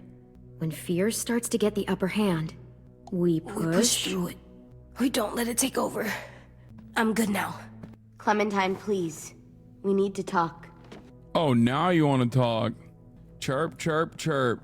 You should have done your talking when they were debating whether or not to fucking leave me and What my happened out son. in the woods? I saw they had you pinned and I got so crazy. When I heard you call for help, I didn't even think. I just let go of the arrow. I wasn't even sure if I'd hit her. And then Lewis got shot 6 inches over. We'd be digging another grave. I really thought you were dead, Clem. Sorry to It's disappoint. just everything is so fucked right now, you know? It's really good to see you again. It's good to see you too. Just wish Mitch and the others felt the same. Sorry to disappoint is such a like passive Lewis and I aggressive told them thing what to happened say. in the woods. That woman who attacked you, Lily. So you do know her. We were wondering, who the hell is she? I mean, I know you're not like with her group, but the others don't like the coincidence. Her showing up right after you? I mean, Lily and I were friends a long time ago. Friends? Back when the walkers first showed up, we lived in a motor inn. Survived really awful shit. I'm just being Lily honest. tried to keep us all together. Looks like she's changed. Yeah, seems that way. I was 5. She murdered someone in our group, gunned them down during an argument. Carly was her name. She refused to let Lily push her around. It was right at the start. I haven't seen Lily since. I believe you. But there's something else. Willie said someone was with you at the gates. James. He saved me and AJ, let us stay in his camp for the night. But why did you bring him here? Bro, these are incredibly tall tales. Like, if I'm Violet, okay, I have to be incredibly horny to believe anything that Clementine is saying right now. Like, think about it. They fucking find them in a car wreck. The little shitter that I brought to the fucking encampment kills the boss. Okay, we get kicked out. We know the fucking raiders. We know the raiders, one of which didn't even fucking die, that we supposedly tried to kill. It's just like, there's no way. Violet is unfortunately my goat, and she could be your goat too if you let her. You led him right to us. I mean, he's a stranger, Clem. Running into those two in the woods, it proved we can't trust anybody. Look, he's not with the raiders. He lives by himself in the woods. Willie said he was wearing, I don't know, animal skins or something. He was wearing walker skin. That's how he gets past herds. He can guide them too. Wow. Okay. I wouldn't have brought him here if I thought he was a threat. That's insane. By the way, that's like scarier than the fucking raiders, honestly. Like, yeah, no, I found this guy in the woods who wears the skin of walkers on his face. You know, that's insane. It's not that I don't trust you. I'm just worried about the others and what they might do. They didn't even get a chance to mourn Brody and Marlon before these child-snatching assholes showed up. And then you two come back after we thought you were dead. Now they're confused, and no one knows how to feel about AJ. Violet, AJ is the least of their worries. I know, but everything is such a mess. They're scared and angry, and they're looking for someone to blame. I mean, they kicked you out. How am I supposed to make them change their minds about you? It was decided. 5-3 against. I know it feels like it shouldn't matter, but they were afraid of you. Both of you. Damn, you're in Marlon's chair? Is that Riz? Is that a Riz line? I feel like that's a Riz line. Like, ooh, you're in Marlon's chair. You don't have to. Let me convince them. James told me what Lily and Abel will do next. He said they'll get more people and guns and come attack us. Take everyone here. How the hell would he know? He's watched them for a while. They're at war with another community. They take people to fight for them. Is that what happened to Minnie and Sophie? They turned them into soldiers? Yeah, it'll happen to us too if we don't stop them. Minnie didn't even like killing walkers. Look at this place. It's a fortress. With a little work, we could make this place really hard to attack. Do you actually know how to do that? Yeah, I was part of a siege once in a town called Richmond. Here, let me show you. Yeah, it failed. So what do you mean? We've got good, strong walls. We need to make them hard to climb over, so the raiders have to come in through the gates. We used to keep barbed wire in the greenhouse. The courtyard's pretty wide open, not a lot of cover. We should flip the picnic tables, narrow down the pathways through it. So we'll know which way they're coming. Build At the the very wall. least, it'll give us protection if they get past these walls. I'm an anti-masker, and now I'm trying to build the wall, baby. It's so fucking 2024, Trump 2024, MAGA. This is where we should make our stand. There's only one way in, the front, and then there's the big central staircase. If we rig that path with traps, we can pull back here. Luring in our attackers. I like it. Well, you guys don't use the greenhouse anymore, do you? No, we used to. Then we lost someone out there. Walkers overran the place and Marlin wouldn't let us go back. Safe zone. We need to get that barbed wire so they can't climb the walls. I'll go. Are you sure? It's gonna be swarming with walkers by now. Okay, what the hell's going on? Willie told me she was back, but... Why? He also has the fucking British bully phenotype a little bit. But I was like, no way. Violet wouldn't just go A little against what bit. we all decided. He looks like the fucking... He looks like the ugly brother of the Marlin that we killed already. The little boy's asleep. His fever's already going down, Clem. He's gonna be okay. Great. We're just giving them our medicine, too? Mitch, those people who shot Lewis, they're arming up to attack the school. We need Clem's help. Like hell we do. For all we know, she's one of them. She's not. If you saw their leader's boot on Clem's neck, you'd know that. Use your head, Mitch. You saw AJ on your way in. If I was with the Raiders, why would they have hurt him like that? How do I know? Maybe he shot one of their friends. Mitch! Clem's going to the greenhouse to find barbed wire and anything else she thinks we need for the fight, and you're going to help her. No, I'm not. Yes, you are. It's too dangerous for her to go by herself, and you're good in a fight. I can go too. You know, to keep To the what, peace. eat chocolates? No, dude, you stay behind, okay? You're the medic. What do you mean? Oh, I can go too. No, girl, you stay behind. Fuck, Vi. Since when are you the one making the calls? Since no one else... I'm not even being fat phobic. She just has like those rosy cheeks that scream, I love eating chocolate. Like she's Willy Wonka in the chocolate factory type shit. You know I'm right. Augustus Glub, is that the one? Like, oh, give me meine Schokolade, please. I would like some chocolate. Step the fuck up. Greta looking ass. These two will meet you at the gate, and you can head to the greenhouse once I've explained the situation. See you there. Bro saw 230s on the scale and changed to being fat phobic. You're right, but you don't have to say it. Thank you. You're such a dickhead this season. Settle down, brother. Bro, I need to be more ruthless. What do you mean? I'm too fucking nice, actually. They're walking all over me. I need to whip this place into shape. Guess I didn't realize how long it's been. How much it's changed. This ain't budging. You gonna stand there sulking all day? You gonna do something useful? Well, we need that barbed wire. There must be another way in. Everybody makes fun of Sheltered Rosebud until I come at like one specific thing you care about. And then y'all turn into Sheltered Rosebuds yourself, okay? Are you okay? It's been so long since I was here. How you still Every chatter is one political issue away from being Sheltered Rosebud. love this place. But it's so The difference is they do that for every issue. Every single microaggression. grown. I'll be fine. Let's just find a way in. I can say this right now because I know Sheltered Rosebud's not watching because they're not chirping me about not covering Gaza right now in this very moment. I can't see shit. Well, there's too much condensation on the inside. Condensation. That's a big word for you. Shut up. What do you want? Nothing. You're only here because we're desperate, you know, so don't get comfy. If we survive these raiders, you and I are gonna have words. Let's survive first. Dude, I will murk you, okay? I'm gonna push you into the Raiders, dumbass. What is this? Oh, there it is. That window. I bet we can get in there. Good spot. Mitch, come here and give me a boost. Wait. Make her go first. We send the one we don't mind losing. That's an ugly thing to say. Vi says we need her help, right? She shouldn't mind sticking her neck out. I'll go first. I don't mind.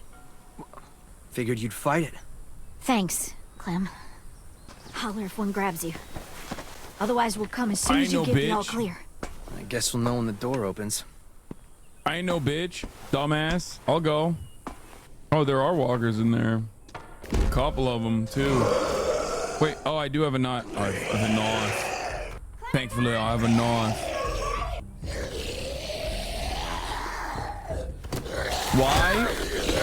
Why is she? Why are the zombies not responding to the big lady? Whatever her name is.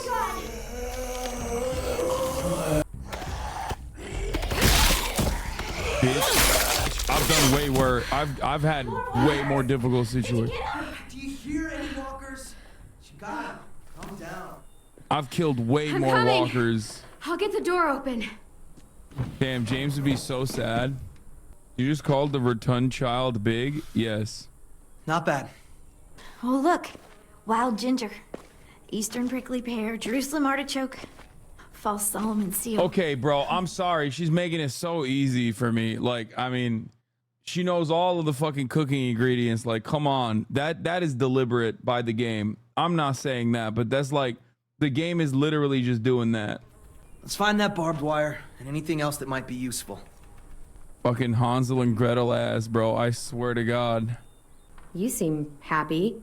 You can only eat the same bland rabbit stew so many times before you go crazy. These herbs are gonna do wonders for morale. You wait and see. What? Could be a weapon.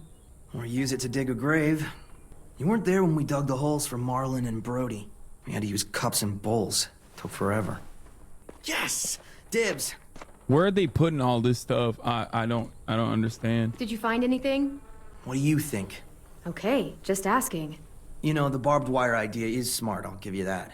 Those assholes Butt try and pocket. climb our walls, they'll tear their guts out. I kinda like to see that. Some mushrooms are edible. Mysterious mushroom, probably not edible. What will it do to me if I eat it?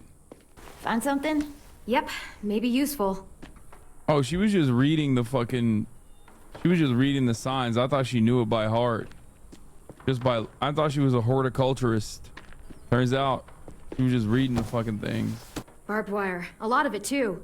That should keep the raiders from climbing our walls. Hey, we can use these. For what? We can make bombs out of these. Bombs? Are you serious? Why does he know that? Totally. It's the kind of stuff I made back home. He used to blow shit up. That's why he's a troubled youth. Guilty. I just need some propane and something to create a spark. And we'll have ourselves a nice little homemade explosive. Why is the ginger one a troubled youth? Bro, that mushroom is staring at me. It's like, come on. I don't want to eat it, bro. You guys... Fuck it. What? This was for science. There you go, chat. How to blow up a pipeline There's a ass. science lab through that door. Maybe there's propane in there. Come on, help me move this thing. Probably Zombonis in there. Your science lab teacher's in there as a Zomboni. You're about to meet God? We can't let Mitch die. He knows how to make explosives. Oh my God. Okay, let's see what's inside. Oh, we got fucking gats now, so... Gonna jump at me. What science are they doing? Rose! What's going on? You alright? We had a scare, that's all. Damn, bro, the zombie was still doing equations. That's your friend, isn't it? Oh no. What? That's like Miss Who was she? Applebaum or some shit. Miss Martin. Our nurse at the school. She stayed when all the others left. God. She looks... Barely recognize her. She's just like all the others. I'm sorry, Ruby. I just wish I could make her look like she used to. Did you say wood? So many chatters are saying wood. Your relationship with Ruby has changed. Wait, what? The fuck? I'm glad that there wasn't a wood option. Chatters would have picked that one to see how fucking the lady. HasanAbi will remember this. One day we came out looking for food. Walkers attacked us. Thought we could fight them off, but there were so many. Miss Martin told us to run, so we did. She taught me how to patch people up. Stitching, local anesthetics, painkillers, fever reducers. I don't think I can take care of her. Would you? I'm sorry. I don't give a shit. Yeah, I'll fucking clap her. Kidding me? Give me that K-bar. Are you okay? Yeah. Just need a minute. Bro, Come on, I am Help me find that propane and we can get out of here. I am literally the #1 at killing people's loved ones, okay? Once they turn, before they turn. That's my favorite thing to do. Second favorite thing to do is cut people's arms off to try and save their lives. The AJ is the worst because he kills them while they're still very much alive. Ugh, looks like piss. Dare you to drink it. Not in a million years. Wimp. Damn, Mitch is trying to... Okay, he's getting a little flirty. Mitch, is this useful? Fucking A. I was hoping there'd be one of those. That's an igniter. We can use it to create a spark. Now we just have to find propane. We can blast those motherfuckers to hell.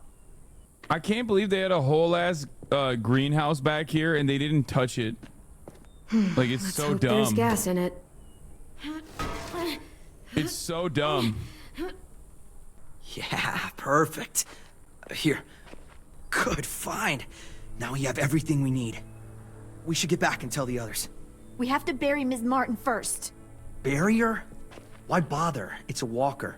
Help me drag it out back. We can burn it. No. Ms. Martin's the reason we're all alive. And? She deserves a proper burial here, next to the greenhouse she loved. That way the others won't have to see her like this. She's been dead for years. There's no point.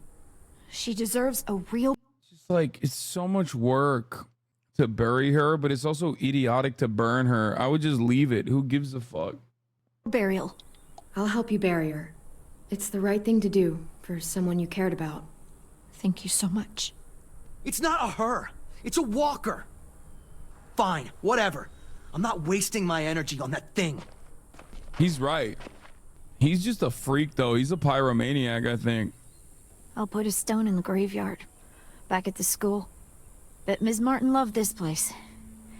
She'll be happy here. I'll make sure everyone knows you helped me.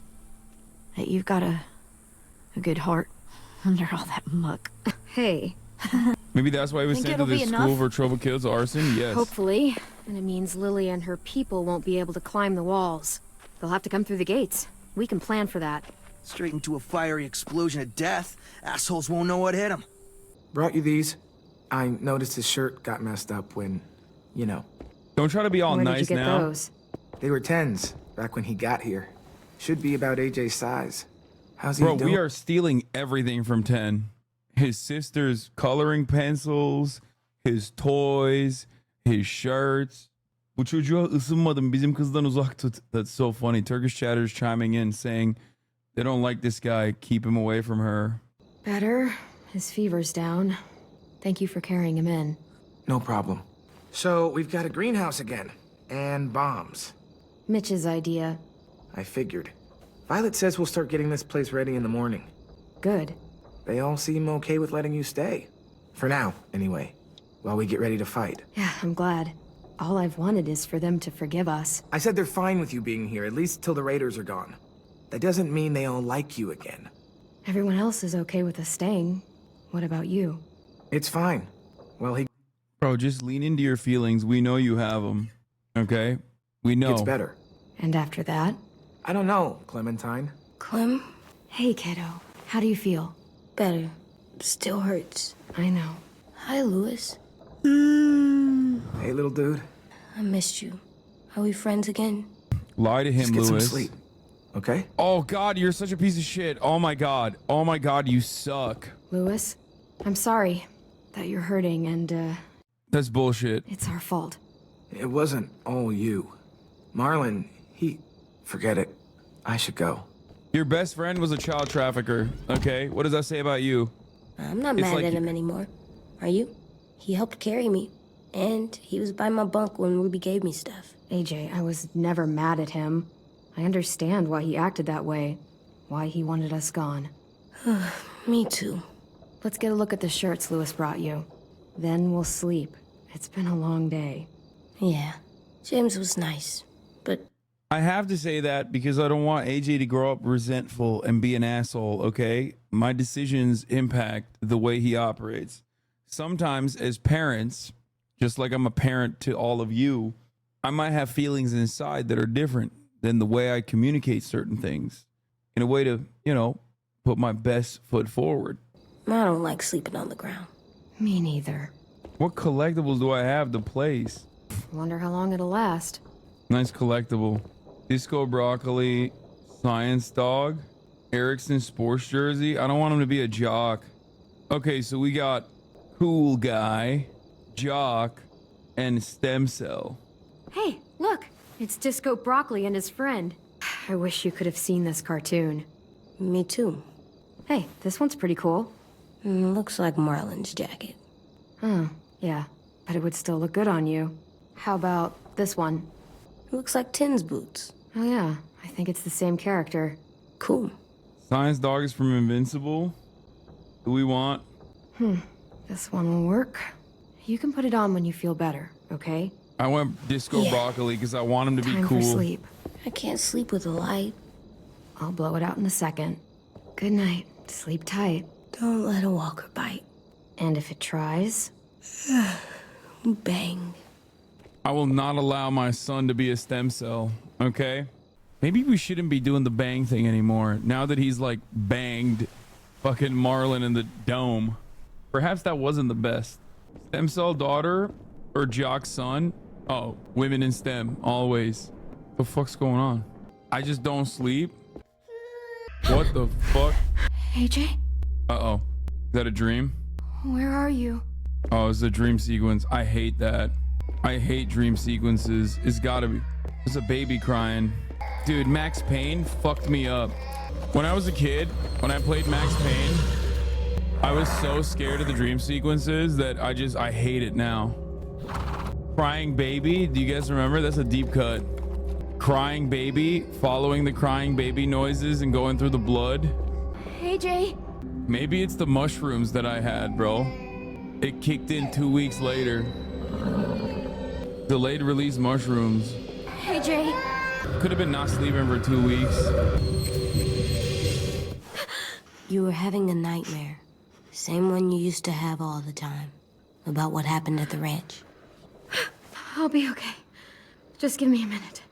Hey, what do you have there? Did you have a bad dream too? Why does he have a knife?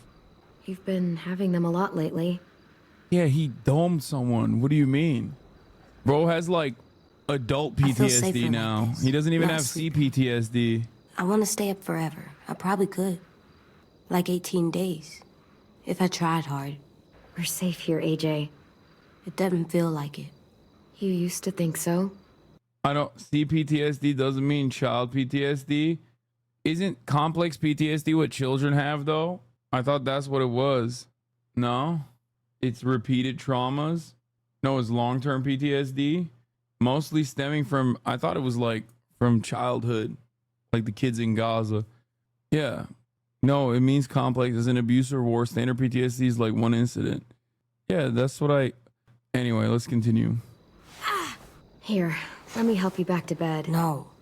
You don't have to keep checking on me. You always say, be tough. So I am. You say, be strong. And I will. All the time. You're the toughest boy I know. Probably the toughest boy in the whole world. Not as tough as you. Well, no one's as tough as me. I'm sorry you had to do all the hard work. To atone me. I'm gonna help you more, so you don't have to do everything. Where are you going? On patrol. Patrol? For danger. Bad people. Monsters. Whatever you have nightmares about. What if you stayed here instead? You're 5, little if you man. go back to sleep, I'll stay awake and make sure no more bad dreams come. You can't do that. You're not magic. How do you know? Maybe I have magic and never told you. No, you don't. What is it? Could I maybe sleep in your bed? Like I did when I was little? Aww. Yeah, come on up. I'm not scared, just tired. Makes sense to me. He's so cute, man. Think you need that? He's much more like a 10-year-old than a 5-year-old. Bro, it's Fucking the AJ? zombo apocalypse, it ages you probably. That's why Clem is like a 40-year-old woman, even though she's 16. She's murked more humans and more zombos than most adults will over their whole lives. You're still little. Yeah, I know. No, not 10. You ready to work today, kiddo? Bad dreams always make me more tired. Me too. I slept better in your bed. It's my turn to be lookout. Uh-oh. Uh-oh. 10, get the fuck down. Get the fuck down, 10. Stuff I need to do. What stuff? Nothing. It's important. God damn it, Lewis. Take this seriously for once in your life. I've been taking this seriously for fucking days. Almost 2 weeks. So has everyone. Get over yourself. Hey. I thought Lily and Abel would show up days ago. I wonder why they're holding off. Don't know. All I wanted was more time to prepare, but now this waiting sucks and everyone's on edge. Need my help? Yeah, actually. Could you check on everyone and make sure they're doing shit right? Sure, I'm on it. Thanks, Clem. I should go board up the back hallway, since Lewis isn't gonna do it. Pretty clear message. Yeah, they'll definitely, if they could read. Hopefully this at least creeps the raiders out. Clem's in the chat. It's our daughter. Still wouldn't want to pledge to that. Shit. What's going on? In a few weeks, or days, or hours, the raiders will be here. Burn down our place and steal or kill us. Trying to learn how to use that I thing. sucked at this. The raiders aren't gonna burn anything or steal anybody. We'll stop it. You sound like Marlon. I mean, not about fighting, but when he was trying to cheer us all up. For years, I sat around making stupid jokes, playing stupid games, while my best friend was left with all the responsibility, all the tough calls, all the sleepless nights, and eventually, a bullet in the head. And I didn't do a damn thing about it. And then when you tried to tell us what he was really like, and AJ shot him, I blamed you. Both of you. If I could take it back, I would. I knew that the Fuck day you, you got Lewis. back. I still do. I forgive you. I understand why you did it. I'm not angry. He was my best friend, almost like my brother, but the things he did, they were fucked up. Here, you take it. Are you sure? I mean, it's Marlon's. Yeah, it was. And he used it to defend the school before he stopped. Go ahead. Try it. Oh In my God. that direction, please. This is no bueno. And just so you know, I'm totally laughing out loud when you miss. I'm a danger with that thing, dude. I'm gonna suck. I can't even do it and I'm... Wait, what? Gamer, dude. Damn. Remind me to never piss you off while I'm standing at a moderate distance with a big red circle painted on my chest. You want to come back and practice more? Just let me know. Okay? Sounds good. Pack watch. And Clem, thank you for all of it. Lewis, the ship sailed without you? Oh yeah, I'm gay as hell. Oh wait, no, I want to back out. Oh God, I accidentally picked up the bow again. We're just wasting bullets now. Just to show him it wasn't an accident, you know what I mean? Like, yeah, dude. Now you know that shit wasn't a mistake. You can retrieve arrows. This ain't a video game, bro. It's gonna be not easy to retrieve arrows. Hey, what are you doing? Test. Gotta see if the bomb will go off. This little thing won't kill anybody. Just gotta see if it'll light. Yeah, it better. Our whole plan rests on that little thing. This is If they real get life, in, dude. I'll need you to set the bomb off You need while to I fix up distract the them. arrows Expect after the you use them. unexpected. Yeah, something like that. I read that on one of those stupid inspirational posters. School used to have them everywhere. As soon as things went to shit, I tore them all down. Stupid shit. Could you? My hand's all fucked up from messing with it all day. Why am I lighting this shit up? There's a bomb, isn't it? Stand back. Fucking shit. If it doesn't work. Fucking shit! I'm sure you'll get it. Keep trying. It's not like I got all the time in the world to play scientist and figure this shit out. I'll figure it out. I just need more time. Alone time. To think. I get it. I'll leave you alone. Thanks, though. For helping. R.I.P. Ted Kaczynski. You would have loved Mitch. Nothing left we can use. Wonder if they ever tried to rebuild it after it burned down. He's cute. I love that he makes bombs. You're insane. Lee horny. In a weird way. What are you doing down there, Rosie? You know what she's doing. good girl. What did Marlon used to do? Rosie will remember that. Who ex Pimpy? Rest in piss, bitch. Poor Brody. I hope it's beautiful where you are, Brody. Spit on Marlon's grave? That's an insane. Ms. Martin, thanks for protecting everyone. It's like a game-changing one too. I don't want to do it. Do it? Bro, that's... Someone's gonna see it and remember it. Why are we putting these fucking heads on these pikes, bro? It looks scary, I guess. Do you think Sophie and Minnie might be with them when they get here? I don't know. Maybe. I'm doing watch, Clem, for danger. Like patrol? No, Clem. Lookout's totally different than patrol. How so? Bro, I hate that they're You standing don't up walk. there. Oh, right. Uh-oh. Uh-oh. This shit's about to pop off. My video game senses are tingling. Back hallway's secure. How is everyone? Okay? Or, you know, a total fucking mess? Well, honestly, it's not perfect, but they're trying. They're doing everything they can. Trying isn't gonna stop them from getting kidnapped. Trying isn't going to stop these raiders from burning down our fucking home. Jesus, Clem. They stopped giving out participation trophies when walkers started eating people. Said none of this libtard Because bullshit. you're boring and your idea's stupid. Oh, I'm being stupid? You're the one who can't think straight. If you could hear yourself... Guys, what the fuck? Violet told us to work on the traps together, but a sim won't listen to anything I say. That doesn't mean you have to scream at each other. Stay out of this. I have an idea for duffel bags filled with bricks. We drop them on the raiders if they get to the admin building. Willie here wants to use a giant, idiotic swinging log to take out one raider at most. It's completely stupid.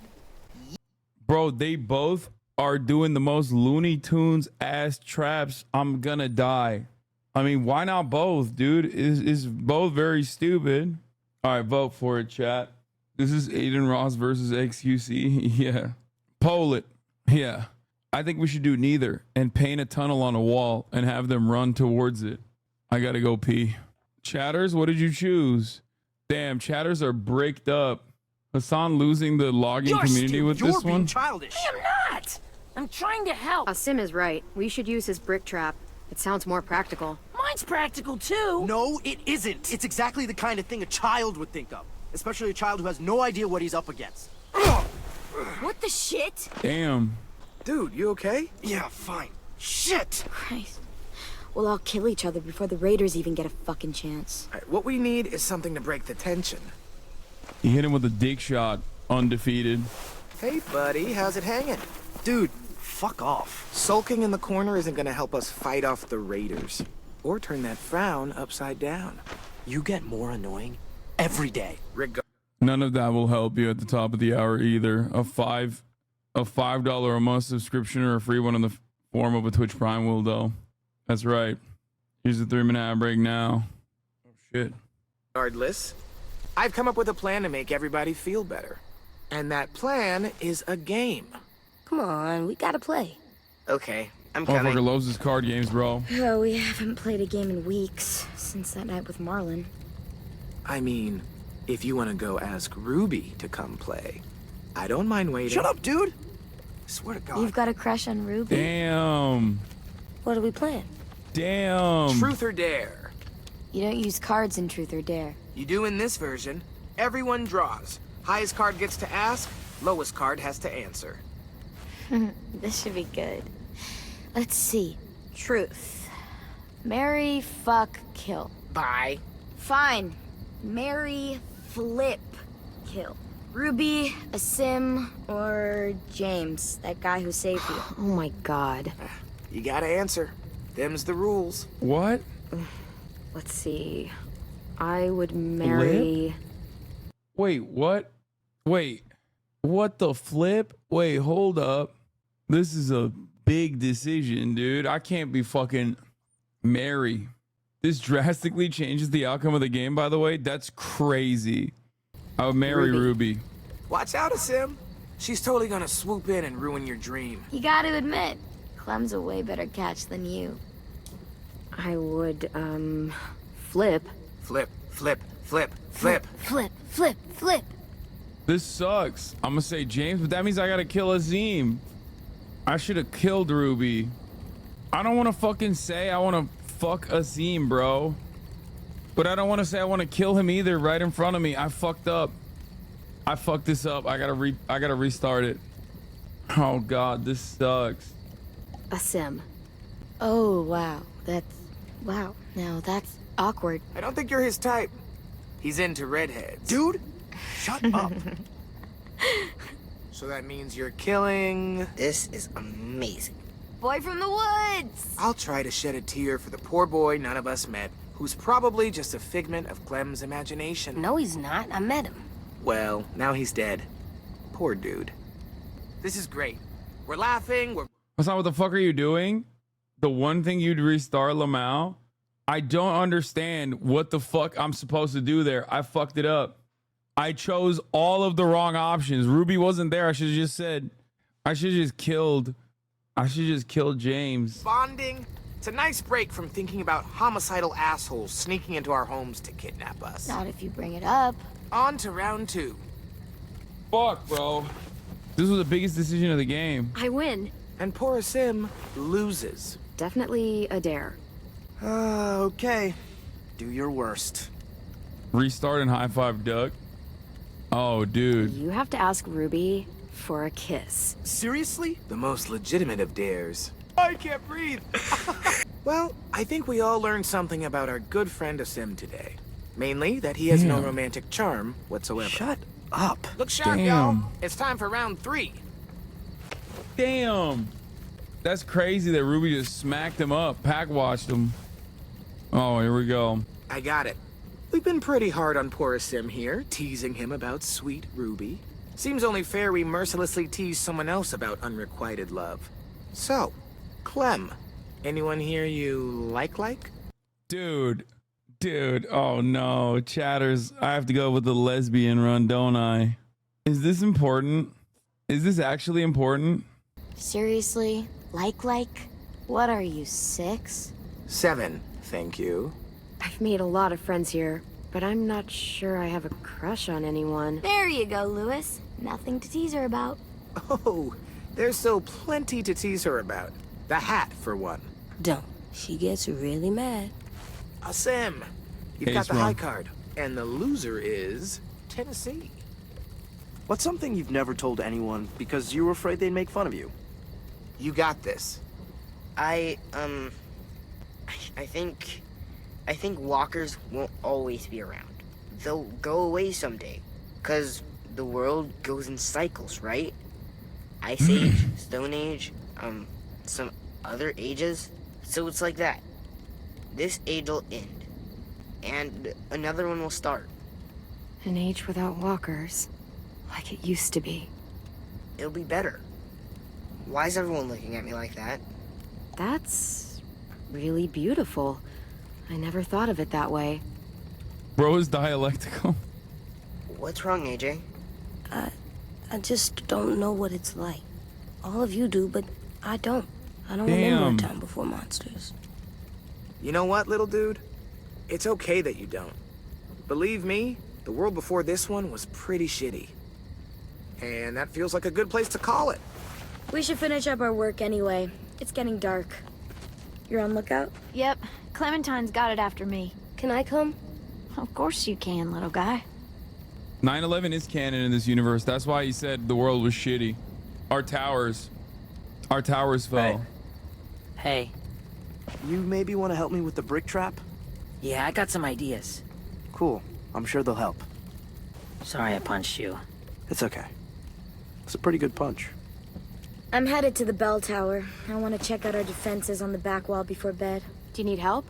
Sure, if you want. You could always help me instead. I am on piano duty. What? I gotta get in some practice before one of you decides to chop it into firewood. I've got a project I want to try, but I need a second person. Wait. God damn it. God damn it. I fucking caved, dude. I caved for the gay run. Only because Violet is the group leader and Lewis is always fucking around. At least Violet is like doing important shit. So, we're checking the walls? Yep, from up there. That's the best view. You ready for a climb? Weeby hates her. Good. Weeby loves Bill Maher and Brett Looks Cooper. a little dangerous. He's the absolute What's more fucking worst dangerous character than judge. walkers? Or that death trap you called a car? Okay. Violet does fair. kind of suck though, actually. Come on, you're not chicken, right? Someone in the chat said Violet is No. kind of No, log about cabin chicken Republican nuggets. coded. Do you remember those? Not really. I do. And they're right. I always got them on Sundays. There was no time for Grandma to cook between church and Bible studies, so fast food. Man, I'd give an eyeball for a chicken nugget right now. What the fuck? Really? Kind of. Yeah. Bro, we're gonna fucking die while we're up here before the Raiders even come. Violet is a Liz Cheney staffer? Jesus Christ. Barbed wire, traps, weapons. It's everything we planned. You made Why it did you do it happen. like that? We couldn't have done it without you. Kiss? You've got lookout duty tonight, right? Yep, me and AJ. Do you have time to hang out first? Yo, what the fuck? Sure. Kissy poo? Dude, why is it that this is the only one where there's like actual dating simulator? Out of all the goddamn games where we were playing adults. Wow. Beautiful. Sometimes I need the quiet just to get away for a while. Violet has a Habsburg jaw? Oh, 100%. Yeah? I know you came back for medicine, for AJ, but after that, you could have just left. Avoided all the bullshit with the Raiders.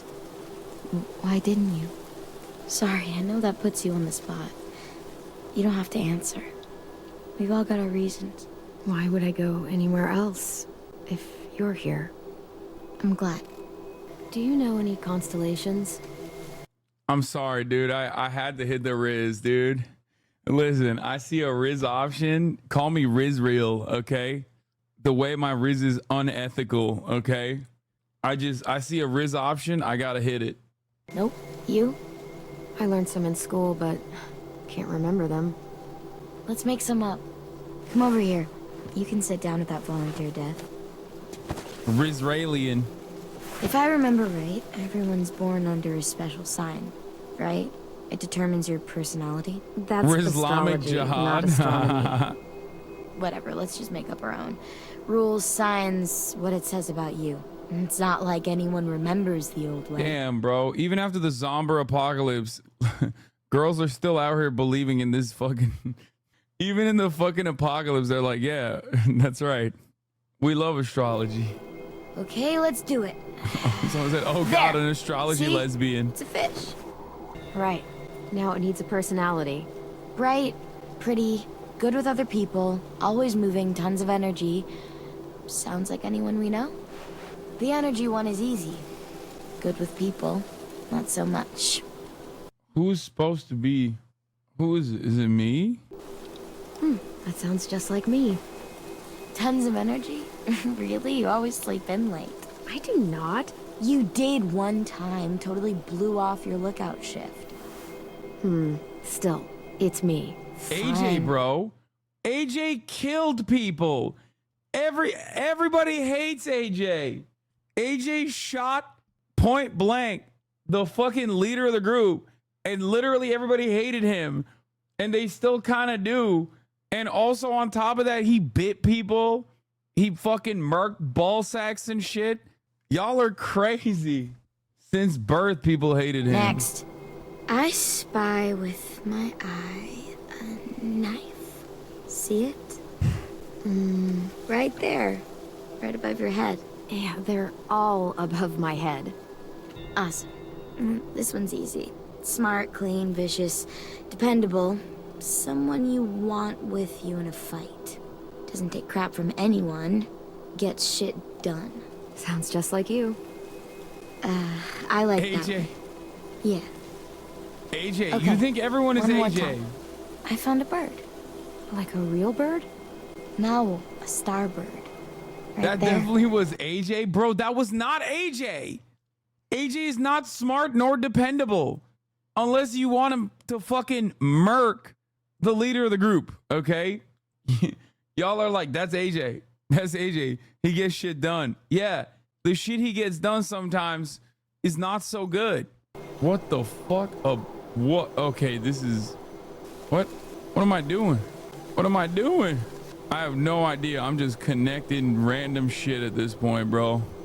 Is that a bird? A bird I is guess. free. It could go anywhere it wanted to. Up and up and up and never come back. Go south, east, west, doesn't matter. You could fly straight into a sunset. It's all of us. Everyone here wishes they could fly away from all of this. Maybe we'll learn to fly together someday. Sorry, I didn't mean to just talk so much. Yeah, get your... It's Stop just yapping. I've Start kissing. watched people leave before. Family, friends. They never come back. But you did. And now I can't imagine what it would be like if you weren't here. Oh my god. Their breath probably stinks bad. That sounds much dumber when I say it out loud. I did it. Fuck you guys. I did it. I caved. I capitulated to the woke mob. I did it. I caved. I capitulated to the woke mob. You guys got your wish. Basically, we're playing Life is Strange now. This is literally just the Life is Strange gameplay. Okay? Angsty teenagers kissing one another in a gay way. Friends are dying. Literally fucking, yeah, not the Walking Dead, Woking Dead, dude. More than friends. And I want... There you go. Holy shit. That's romantic. I mean, holy shit. The Wokes win again, bro. Shit sticks. Probably time for your lookout shift. Ready? Yeah. Fucking Ruby sensed it in the air that lesbian behavior was happening, and she's like, oh golly Josh, Lee is turning in his conservative grave. He's literally a college professor. Who do you think invented gay Marxism? What are you talking about? College professors are who invented homosexuality. The Raiders. That guy. He's gonna be with him. Abel. Yeah. Your bad dreams. They're all about him, aren't they? Yeah. Kenny is gonna be upset Can I about the swear gay yet? stuff. I think it's time I can. No. Come on, kiddo. Quit asking. Because I would swear about his stupid face. Try thinking about something else. Count the monsters you see. Same number as before. Lee wasn't a math professor. 4. He was a history professor. AJ, it's okay if Abel frightens you. You know how to control that. There's 10 monsters out there. And he doesn't frighten me. But when he comes here, I call dibs. I'm the one that kills him. AJ, I don't like the way you're talking. Killing is never... Bro, you're 5. He's like, I got a taste for blood. I got a hankering for vengeance and a taste for blood. Let me at him. It's like, bro, you're 5, okay? Calm down. Let me at him. What? Exiled this dumb baby. He's unsafe.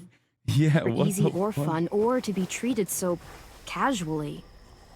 Is it because I'm trying to be good because of Marlon? It's just because you should never think about killing like that. You're turning him into There's Duck? 12 of them now. Duck would never be able to fucking murk people. Are you crazy? I am not turning him into Duck. Duck literally couldn't even kill somebody if he wanted to. But what if we played rock, paper, scissors? If I win, you change your mind, and I get dibs on Abel. I can take him, Clem. Please. Okay, that's fair. No. This kid's a fucking psycho, dude. He turned out. This kid's busted, bro. This kid's busted. Put him back in. We need another kid. This one broke. He's so horny for murder. He's like, I will defeat you in hand-to-hand combat. How the fuck do I say, okay, that's fair? It's not fair. AJ, I said no. Come on. You won't always be able to tell me no. What did you just say? Nothing. I didn't mean it. Damn, he's in his rebellious. He's in the terrible 2s, but at 5. Clem, I see something. Not a walker? Here, you look too. How much longer is this chapter, chat? Uh-oh. I see it. What am I supposed to be looking at? That's not a walker. Good job, AJ. Come on, we have to tell the others. That is so helpful, yeah. They finally show up? Yeah. Stay safe. okay? We're ready. They've got at least 4 more people, all carrying guns. And carts, probably to carry people away. Oh, no. Assholes. I can't believe they're really here. If they get inside, I'll keep them focused on me. That should give Willie and Mitch time to set up the bomb. I'll set it under those carts. It'll work. I promise. If they manage to get in, we fall back. To the admin building. Exactly. Right into our traps. They're in for a rude fucking surprise. Those duffel bags will break bones. Easy. So, any final words of wisdom? You've faced them and won, after all. Well, sort of. No matter what happens, look out! God damn it! Oh no! Shit! Fuck! Shit! Damn, what the fuck? They got an elevated position? Omar! I got him! AJ, hide! Come on! I know you're in there. Clementine! No! Open up, kids! It doesn't have to get any uglier! Damn, they are way better than I thought they were gonna be. I'll be all right. You don't have much time. Go! I don't know why I thought they wouldn't be way better prepared. I got I got dumbified by the game.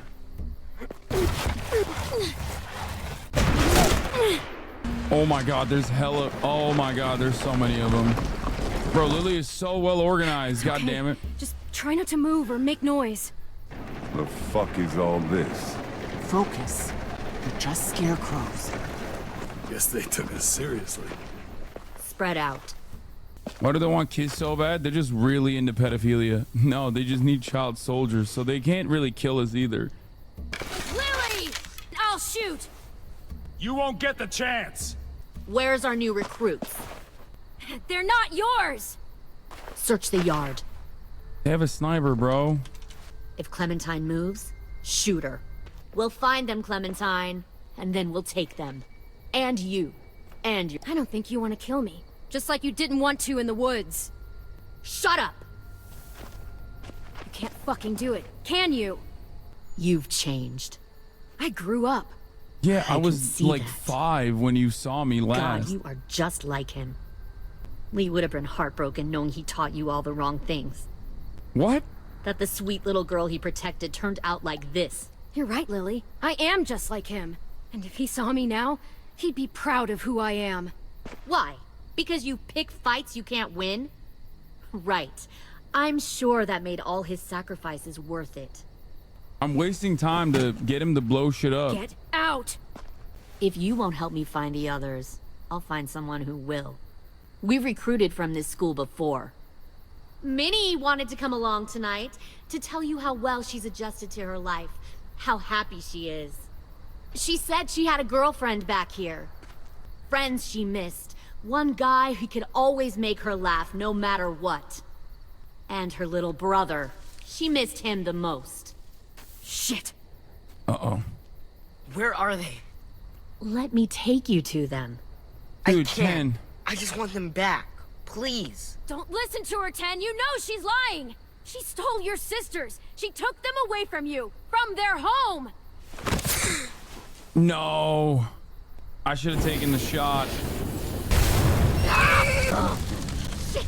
Shit! Hit the sniper first, I think.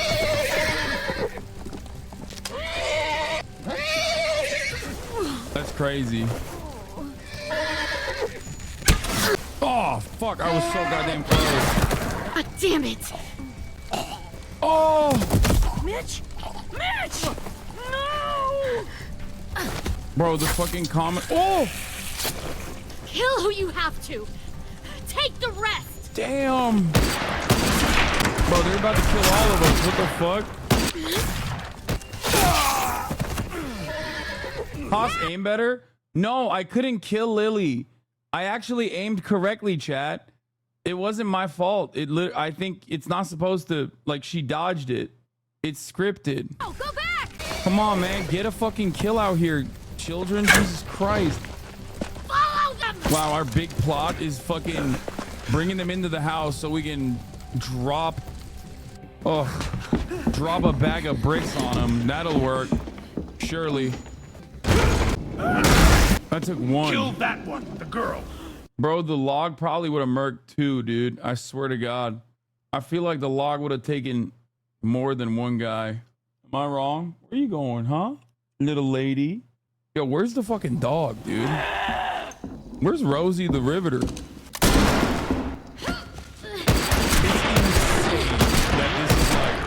Oh, she can't get out of it. Pointless. I told Lily you wouldn't cooperate. Oh my God, it's a Molotov cocktail. What the fuck? Alvin Bragg Jr., get in there. AJ, the door. Lock it. Oh, Your friend shit. Lily ain't around this time, so we'll have a nice little chat. You and me, alone. Bear or man in the woods type shit. Fucking bitch! Oh, that's so dumb. You're so bad at your job. I can't. Stay back. Oh, shit.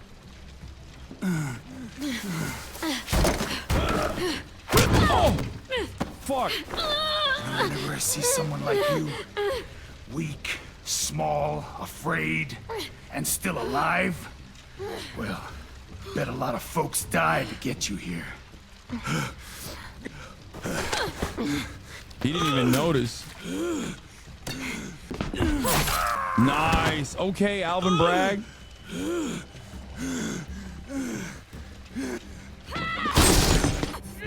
Couldn't get my eyes, bitch. Oh my God, I'm so good. I'm so goated with the sauce. I'm so, oh my God. Oh shit. He took me with him.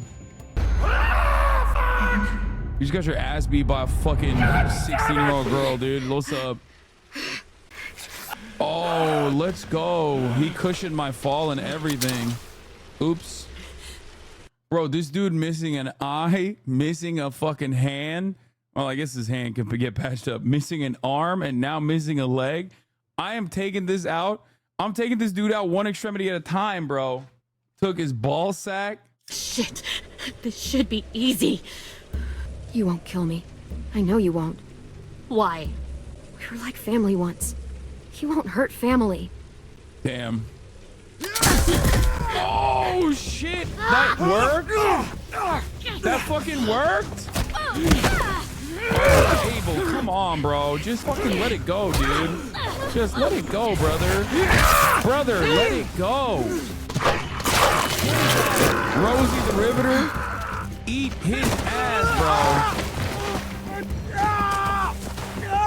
Oh my God. Some ponies. Uh-oh. Save Lewis, save Violet. Oh, chat, come on. I feel like Violet could get out of that situation. Lewis can't. Hello, save Violet? Oh shit.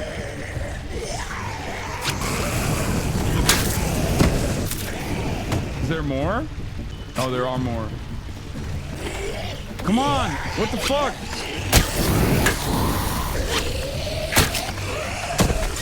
Ah! Wait, what the fuck? Oh, there's one more. Wait, what the fuck?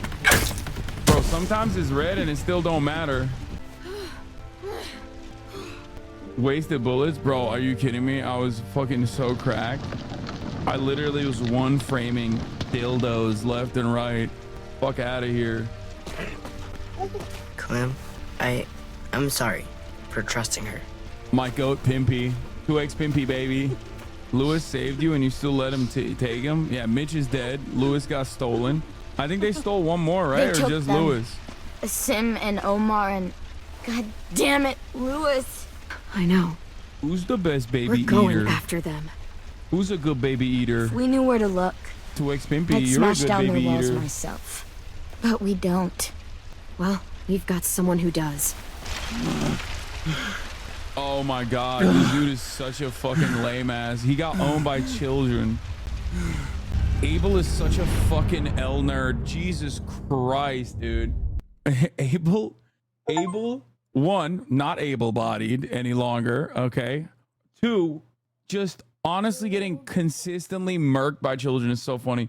UN 64% told AJ to keep his gun. 33% of players gave AJ's gun to Lewis.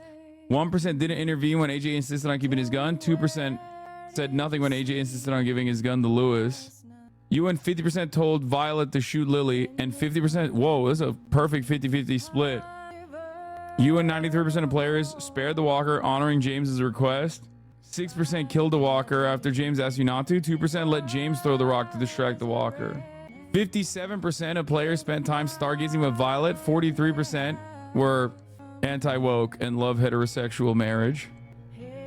You and 53% rescued Violet instead of Lewis. 47% rescued Lois instead of Violet.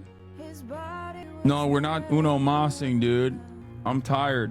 I'm gonna spend time with my family and friends. All right, I love you all, but this game is like 3 hours long. These chapters are so These chapters are so long. Unk is sleepy. Unk has had a long week. You know what I'm saying? The fuck? Anyway. I don't think you're supposed to call yourself Unk. I can call myself whatever I want. I'm Uncle age now. Once you get to Unk age, you can call yourself Unk. It's in the rule book.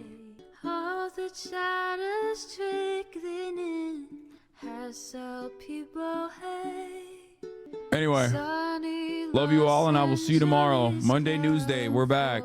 You already know. Peace, everybody.